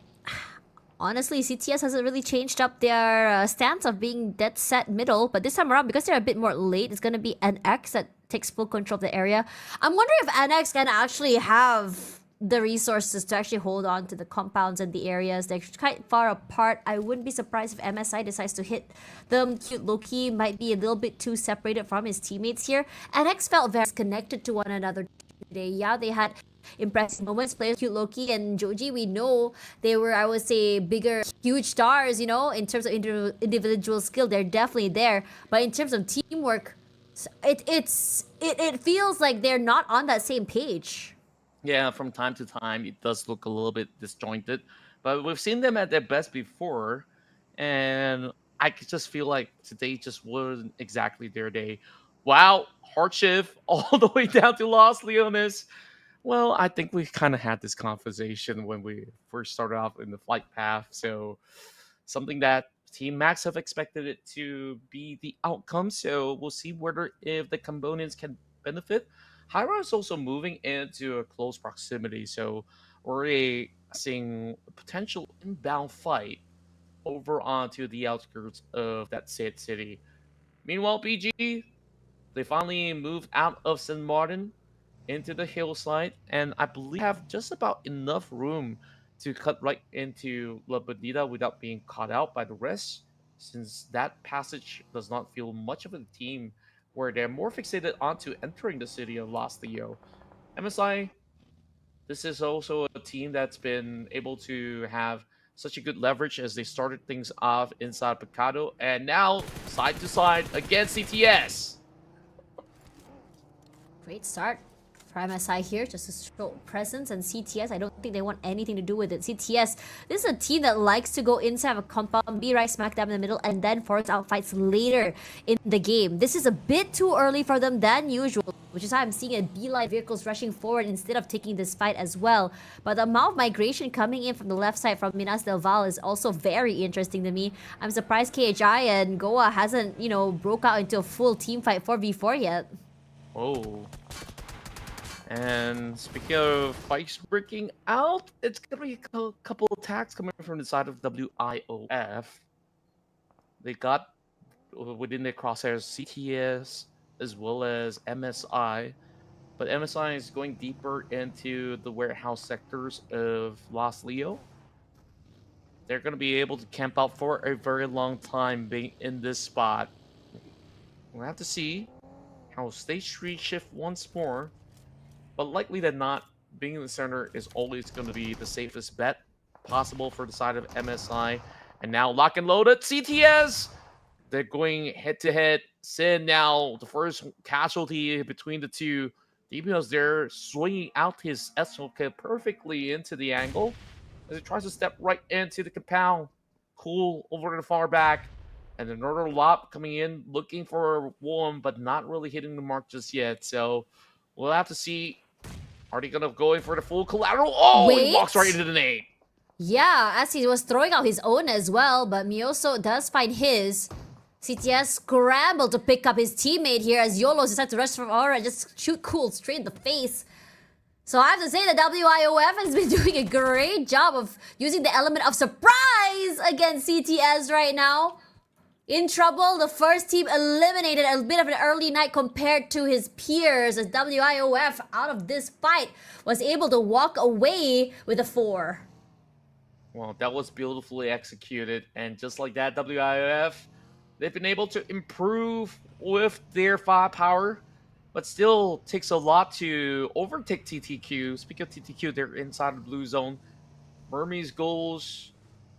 They've been taking a very slow approach. I'm worried for them where they're burning in the form of resources. They do have quite a number of first aid kits, but they need to eventually make their way into the zone. Where exactly will be safe enough for them is hard to tell because over onto this course of the updated zone, it seems like they were all forced to play over onto the open grounds instead of the city of Los Leones, and that's where MSI, they finally secured themselves the first point. Robin there, picking one off. And there's still more work to be done here. More Asia members towards their southern tail. So they know that there's going to be more teams headed their way. When I look at the rest of the areas here, Yagoa is positioned over to the high grounds of Chumasera. They're effectively keeping Yellow Galacticos out of the game. And oh, this is scary. They're sandwiched across 4 different teams, and they're on the low ground too. How are they going to be dealing with this? Oh, a really rough one. They just arrived to the scene, and the rest of Goa, they got the better spot for the time being. Need to really call the shots real quick. Romeo Boy still inside the blue. And then wonder how exactly does YG get out of this sticky situation. They're going to be thinking twice about really going for a re-engagement. They're not looking all too ready. The rest of GOA hot on their tails. YOLOs, once again, over onto the fights in the warehouse. Will be able to churn something in return. Murnat spots one from the far end. So at least they're puffer fishing so that the rest of the teams won't be choking them out. So it's between them as well as GOA, but it's a little wishy-washy between the two. Nobody's willing to really risk their lives in the final game. Yeah, kind of glad the circle shifted away from the urban area of Los Leones, which means they're going to be seeing a lot more long-range fights. I don't think we really got to see much of that today. So this is a nice change in pace. You can see the scopes coming out as well as a 3x coming from, say, Cloud. So when we're to cross and you know how he sprays, they should take a big chunk of damage, but I don't think it's going to be a kill from that far out. Now, I thought we were going to be seeing a bit more of a heavy fight on the western side there, especially since Young Galacticos had to cross to Goa as they get into the circle area. But because there's a big amount of teams rotating into the area as well, it effectively kept the fight at bay for the time being. But still, Young Galacticos still hasn't been able to find a perfect place to break into the zone yet. So I'm just curious as to see how exactly going to be dealing with this. All they have in their hands are the buggies, and Austria goes a bit more aggressive, looking to effectively shut down MSI. One player knocked down already, and the rest of Austria rally from different parts, rushing on to the northern side to meet this team head on. And they're in the pinch right now. They don't really have the visuals up against Austria Esports. Here comes support as he swings into the direction. Barely enough cover as there's only going to be range left, and he tries to retaliate. Oh my He God. does get those knocks, and now he gets to pick up his teammates. Such a risky situation, and here comes TTQ at the very same time. Are they going to be able to go for the reset? You got to go pick your teammates up, buddy, because there's barely enough time. Well, Raimon is there to keep them at bay for the time being. He's putting a lot of damage as well, so he's doing great at stalling them from being able to rush up forward here. MSI played that rush to perfection, being able to let Austria push out first, using their teammates as bait, and having someone effectively on the other end to shred them to smithereens was chef's kiss. It definitely was. Wow, what a read coming from MSI just by having a little bit more of that wiggle room through that dip. And somehow, the rest of the ones pulling the offense were the ones that absolutely got crashed out. TTQ, they're on the late approach. And MSI has got a really good read, all thanks to Raimon over on the top end. Gus tries to trade. He's got a little glimpse, but no angles to pop his hit though. Might be able So to he's now. waiting for Zuki.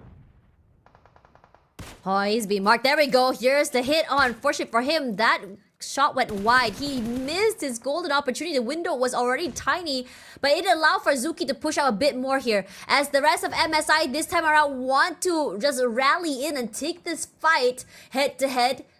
Keeps the rest of TTQ at bay for the time being as well. Really not too sure what happened there as well. It's very concerning to me that MSI put two players in one building. Well, Zuki here, barely alive. One more need forward. There's the knock already, and it wasn't MSI that served that knock. It was actually NGGZ, and on top of that as well, steals the kill away. If anything, MSI saying, okay, you know what, you can have it. Thank you very much for alleviating the pressure from our shoulders, because we were struggling a little bit with this guy. Yeah, they're absolutely struggling overall. TTQ, they also got knocked coming from another angle of Hyra Esports the last I checked. And now they're also in a pickle. Back towards the side of Yangon Galacticos, they've been dealing with GOA for a very long time, and somehow they've been able to relieve some space. And now they're sending SayCloud in the mix. In between those members, this might just be a golden opportunity if he could prime a massive grenade. Doesn't seem to be the case. SayCloud is trying to squeeze right past, and YG's on the hunt.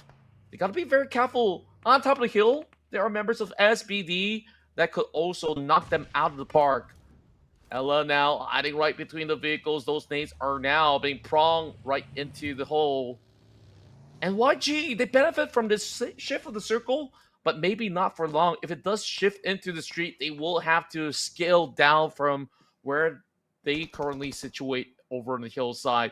So they will look to close out the fight between them as well as GOA. Beautiful knock coming in from SayCloud. And now Murnat looking to secure it. Nah, not able to. Denied. Here comes the nade. Oh my god, SayCloud. What a lifesaver. Getting out Pacquiao before he could rush forward and even get a knockdown and steal away that point. Now the rest of Young Galacticos wants to go a bit more aggressive. They can go and take their teammates back into the game, or potentially just flood onto the members of Goa. But there's a moment of hesitation coming through here. SayCloud's position is huge. That high ground is so hard for the rest of the team to really find a way back into the game. And once again, MSI is being pushed from all corners, and it's going to be TQ that managed to convert all that and still retaliated. Oh, now it's down to Pretzel. The main marksman has a whole lot on his shoulders to try to find that member, and he finds him all. A another clutch one out by the side of MSI. Now secures a total of 8 points. And he's going to go in for the save. Once again, the Blue Zone's also coming in really closely. He should have just about enough time. Ramen quickly bleeding out. And somehow, MSI, they won 2 duels. Could this be the case in point? They've already overtaken YG from the first fight. And now, can they do it to clinch the smash by the end of it all?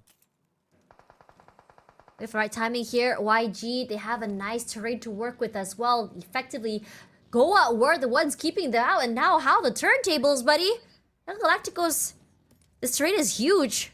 Gives them access to that middle of the road as well. If someone were to rotate in, they can even keep a close eye on INFA as well as SBD if they wanted to. Hunting down Rex, I think. Haven't found the last player yet, with Romeo on the other end, keeping the other teams at bay just in case someone decides to really take away this terrain from them. And BG is still very, very quiet. They've only gotten 2 eliminations throughout the entirety of this time, and even then, it's mostly because of third-party or forced fights. As Max is close, I'm not too sure if BG actually started anything there. Oh, they just dropped right into the crosshair with Superboy. Still a couple of members remain, but it will be a rather risky attempt for them to actually go anywhere closer towards the direction of NZ. But they're still doing so. Lyman knows that he needs to book a position into the zone, and he's full sends it a little bit too deep. His vehicle blows up, and all of that effort were in vain. Still, a respectable top 2 finish coming from MSI added another 8 points to the tally. Waiting the right time and space as well. Hyra's position is real nice right now as BG. I'm looking at the map, just trying to find the last member of Max right now. They could find Trezzy and then maybe break into the compound where Hyra is. But they really shouldn't underestimate Hyra at all. There we go, map shift. Yeah, it's almost confirmed. They should be pathing toward this team. Realistically, still a chance given towards Burmese goals as well as Yangon Galacticos for them to get the smash. BG does not have the zone. So either they take the fight up north, claim that space across the street, and that will really put them into susceptible range up in the rest of Yangon. A bigger compound to work with. Side by side right now. Shots now being fired. They will a little bit of tension coming for Hyra. Instead, it's Infamous here, lobbing those grenades towards the Bruneians of SBD. Starboy, first one to be the casualty. No further commitment, is only now doing all the damage. Seikao is looking around. I think that he could possibly deal a killing blow. It's going to be Bernat from the high angles. And he's been able to find a knock at the very least. Here comes the nade. Thrown out. No one is home. INXV. Wow. They're so good at surviving. Even if it is just Claude. From top side here as well, SBD. Have to go in for this fight against that one final member of Claude, and there's a lot of hesitation coming through as well since BG is also pressuring them. And over onto YG as well. A lot of angles being covered here. Yangon Galacticos, they look very confident right now. Enough to separate a 2-1-1 formation. I think the circle should go through those crossroads, and it will be the most interesting final circle we've had today. True enough, and they also do have some great vantage point right now. Focus back over on the side of Burmese goals looking to penetrate the defenses of these members of Hyra that's been holding firm. Hash, he's got to pull up the best hole possible to deny Burmese goals. Back and forth, lots of grenades, not really connecting. A little bit of chip damage onto the side of Min, not really a deterrence towards the rest of Hyra. They got the DPS absolutely prepared. Now, Yaka here to make the call. Take a look at Trezzy. He's slowly snooping from far across. And finally, they open it up with 2 back-to-back knocks from Unknown in order to secure this real estate. And Burmese goals, they're feeling rather confident to take it all the way home. Man, they're so good at angling those nades. It just really catches the members of the teams off guard here. Unknown, he's getting a bit aggressive right now. They just barely took away the compound from this team, and they're already setting their sights onto the players of NGGZ. Now the other two members of Hyra pushed back as well, as Young Galacticos suddenly find themselves in a bit of trouble. Have to pick up Murnat back into the game, but nothing too serious right now.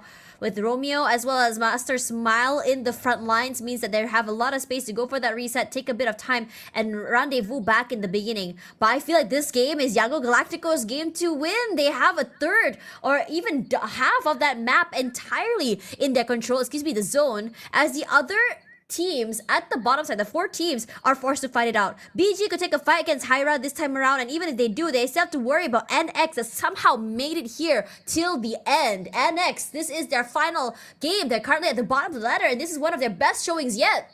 Yeah, they also do have an AWM to supplement them on the long-range engagements, and they're also putting a whole over onto Master Smile. The last we saw, BG, if they can get a clean takedown onto Hyra, they can actually stand toe-to-toe against Yangon Galacticos. Still for a stretch before we actually get there.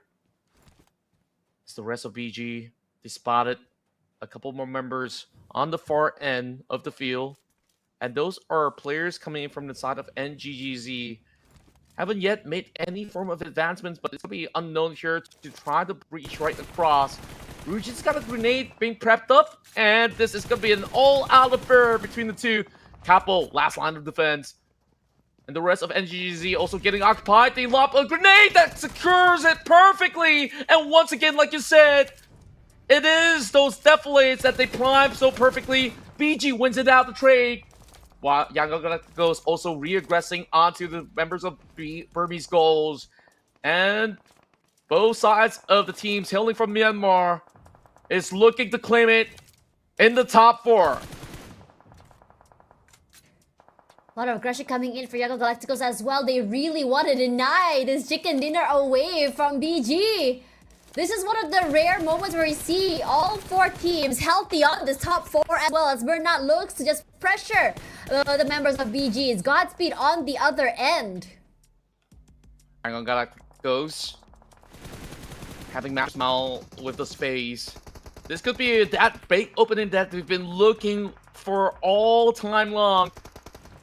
Master Ichi right behind the rock, getting a little cover coming in from the side of NGGZ, who is trying to dent them as well. Godspeed now running, high-tailing out of the situation, but he got clipped. Oh, that was the biggest one that we've seen coming from the side of YG.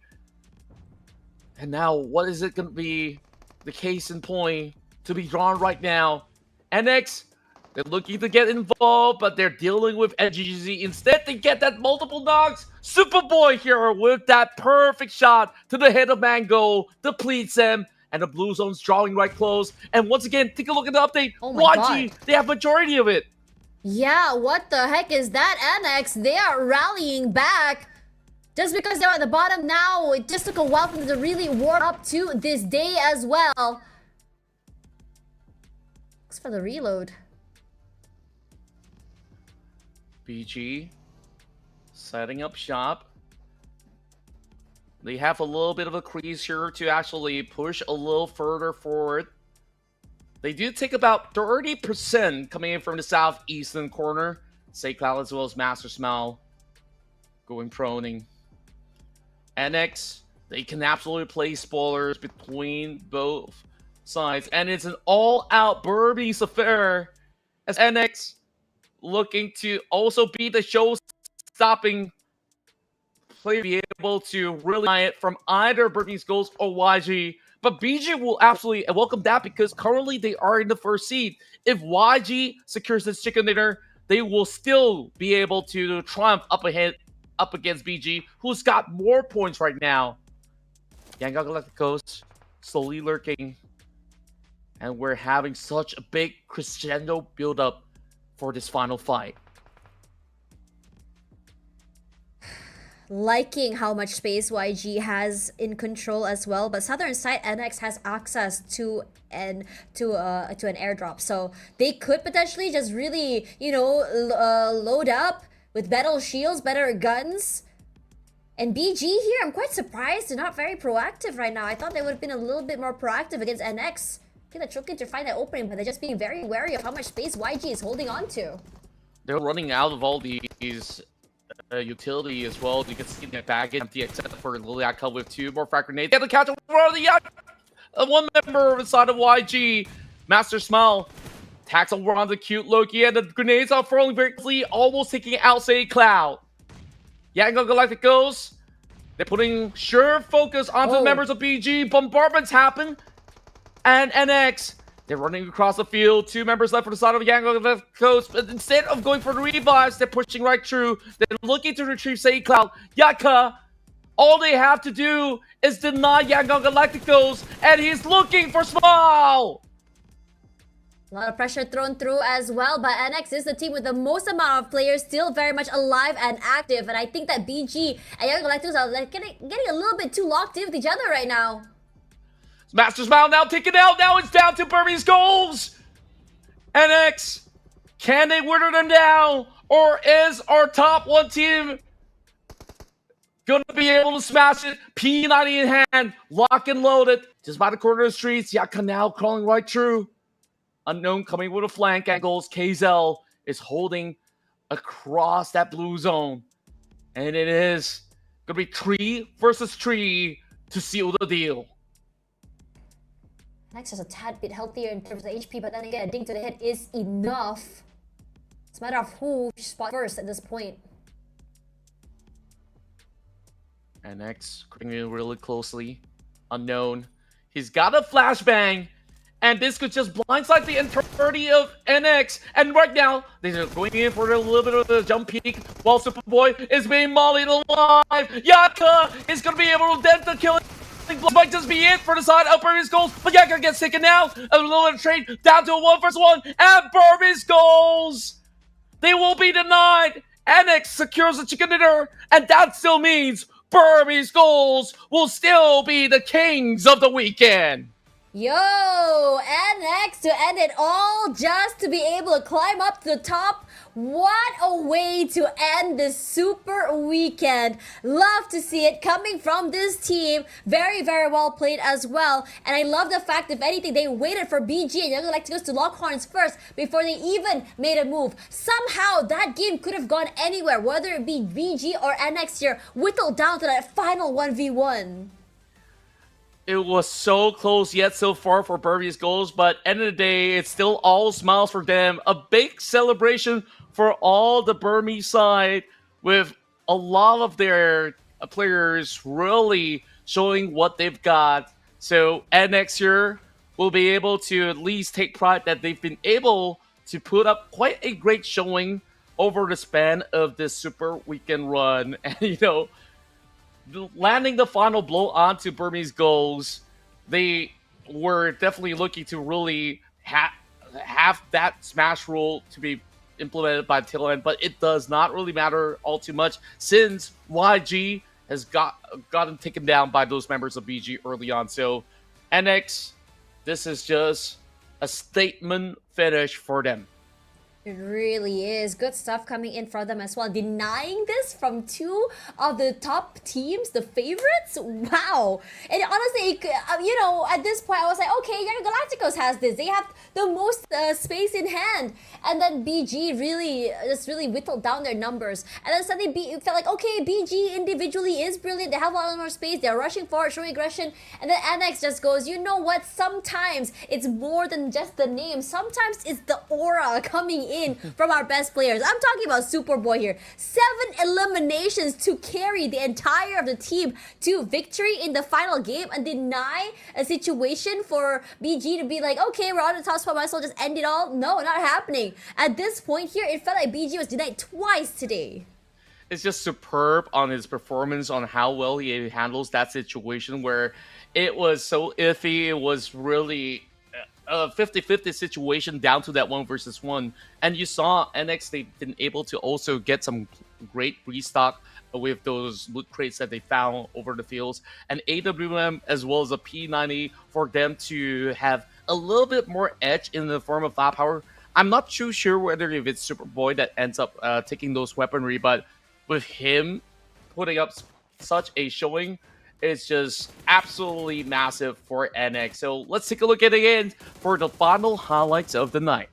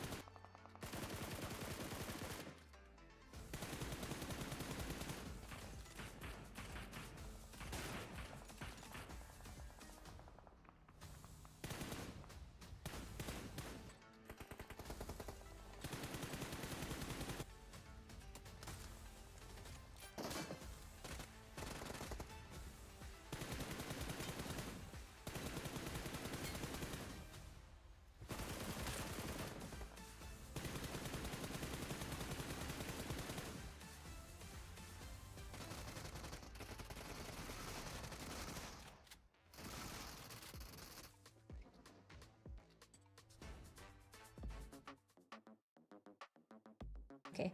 Anyways, 19 points here by NX and a chicken dinner to end the entirety of the week. Fire. Denying BG and Young Galacticos chicken dinners.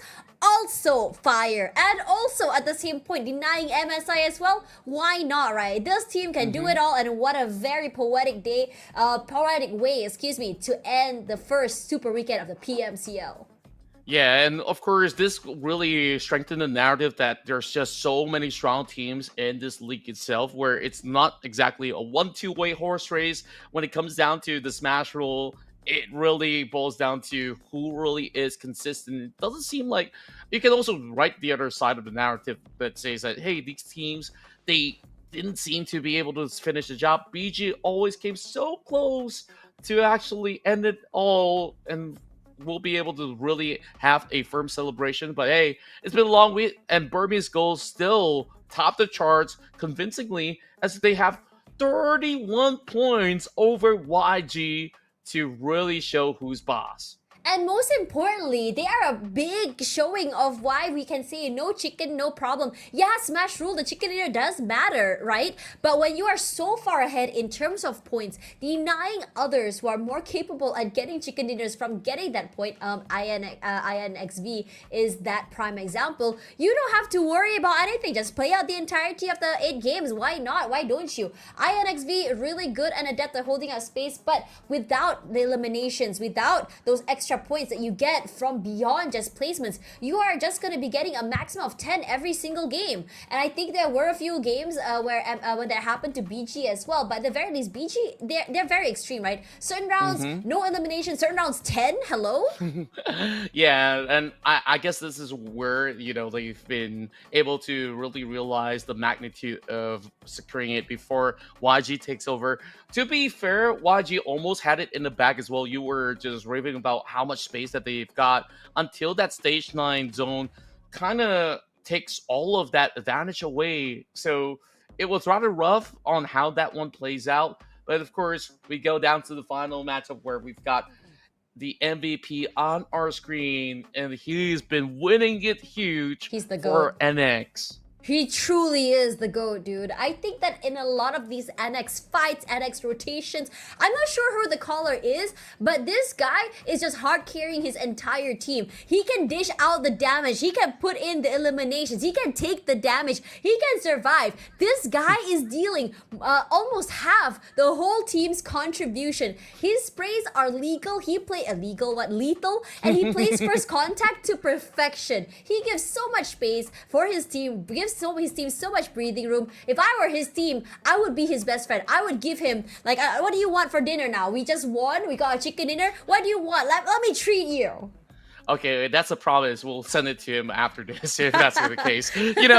Now we have our league rankings on our screen, so BG will still top the charts, YG to also follow very closely. This will all add up to the final, so of course, we want to see if some of the other teams will be able to also make qualifications, because ATS, K1J, IQ, as well as ATSX did not make it over this weekend. They will finally have a shot once again throughout the group stage. So it's been quite the hustle for all the teams out there. And of course, we thank them for their contribution. And of course, we also want to thank all of you guys as well who has been tuning in for all that you guys have been providing to the teams that you guys have been supporting. So we'll run it back once more when we start off with the group stages again. But all good things comes to an end for week 1. I can't wait to see what's in store for next week. Tash Bunny, I'll let you have the last say since it's been such an epic run. Yeah, it's been a hella epic run. Today was very, very fun as well. I was hoping to see my first ever Smash Rule come into fruition. That didn't happen. Regardless, for everyone at home, don't forget to support your Tier 2 teams as well, because there are so many hidden gems in the rough. We've seen it happen from Federalis, from Tier 2 all the way to Tier 1, and we wouldn't be surprised if we were to find another hidden gem here at PMCL as well. Of course, all this is powered by Techno, where they bring you all the power from their latest POVA 7 Ultra 5G. All this is built for winners, so make sure you guys, if you guys want an upgrade, look no further than getting your hands onto Techno, as it's built for winners like yourself. So I believe that should be all that we have. And of course, Tash Bunny, it's been such a pleasure to cast with you, and I hope that we'll catch you guys real soon. But hey, don't forget, we have a brand new update. Yep, the version 4.0 means an upgrade to your game. Less CPU usage, less GPU usage, 10% for each, with less power consumption as well, between 5% to 7%. So if you find your phone dying too fast, do check out the version 4.0, where it also have the spooky soiree.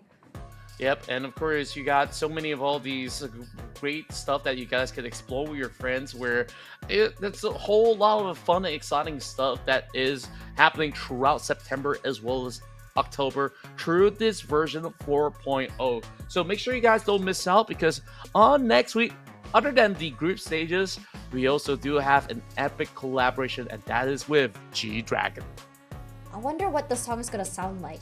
Well, I wonder what the skin would look like for the G-Dragon collab. And that's why you guys should pay attention. Another 4 more days till it comes to PUBG Mobile. And I wouldn't be surprised when you go into your games, everyone's gonna be spamming the skin. Yeah, and of course, that will be looking really, really good. And instead of bamboozling you guys, we have finally come to a close. So once again, Tash Bunny, thank you so much. Any last words? Nope, we're gonna end it here. Thank you so much, guys. We'll see you guys same time, same place on the group stages of week 2. Bye-bye!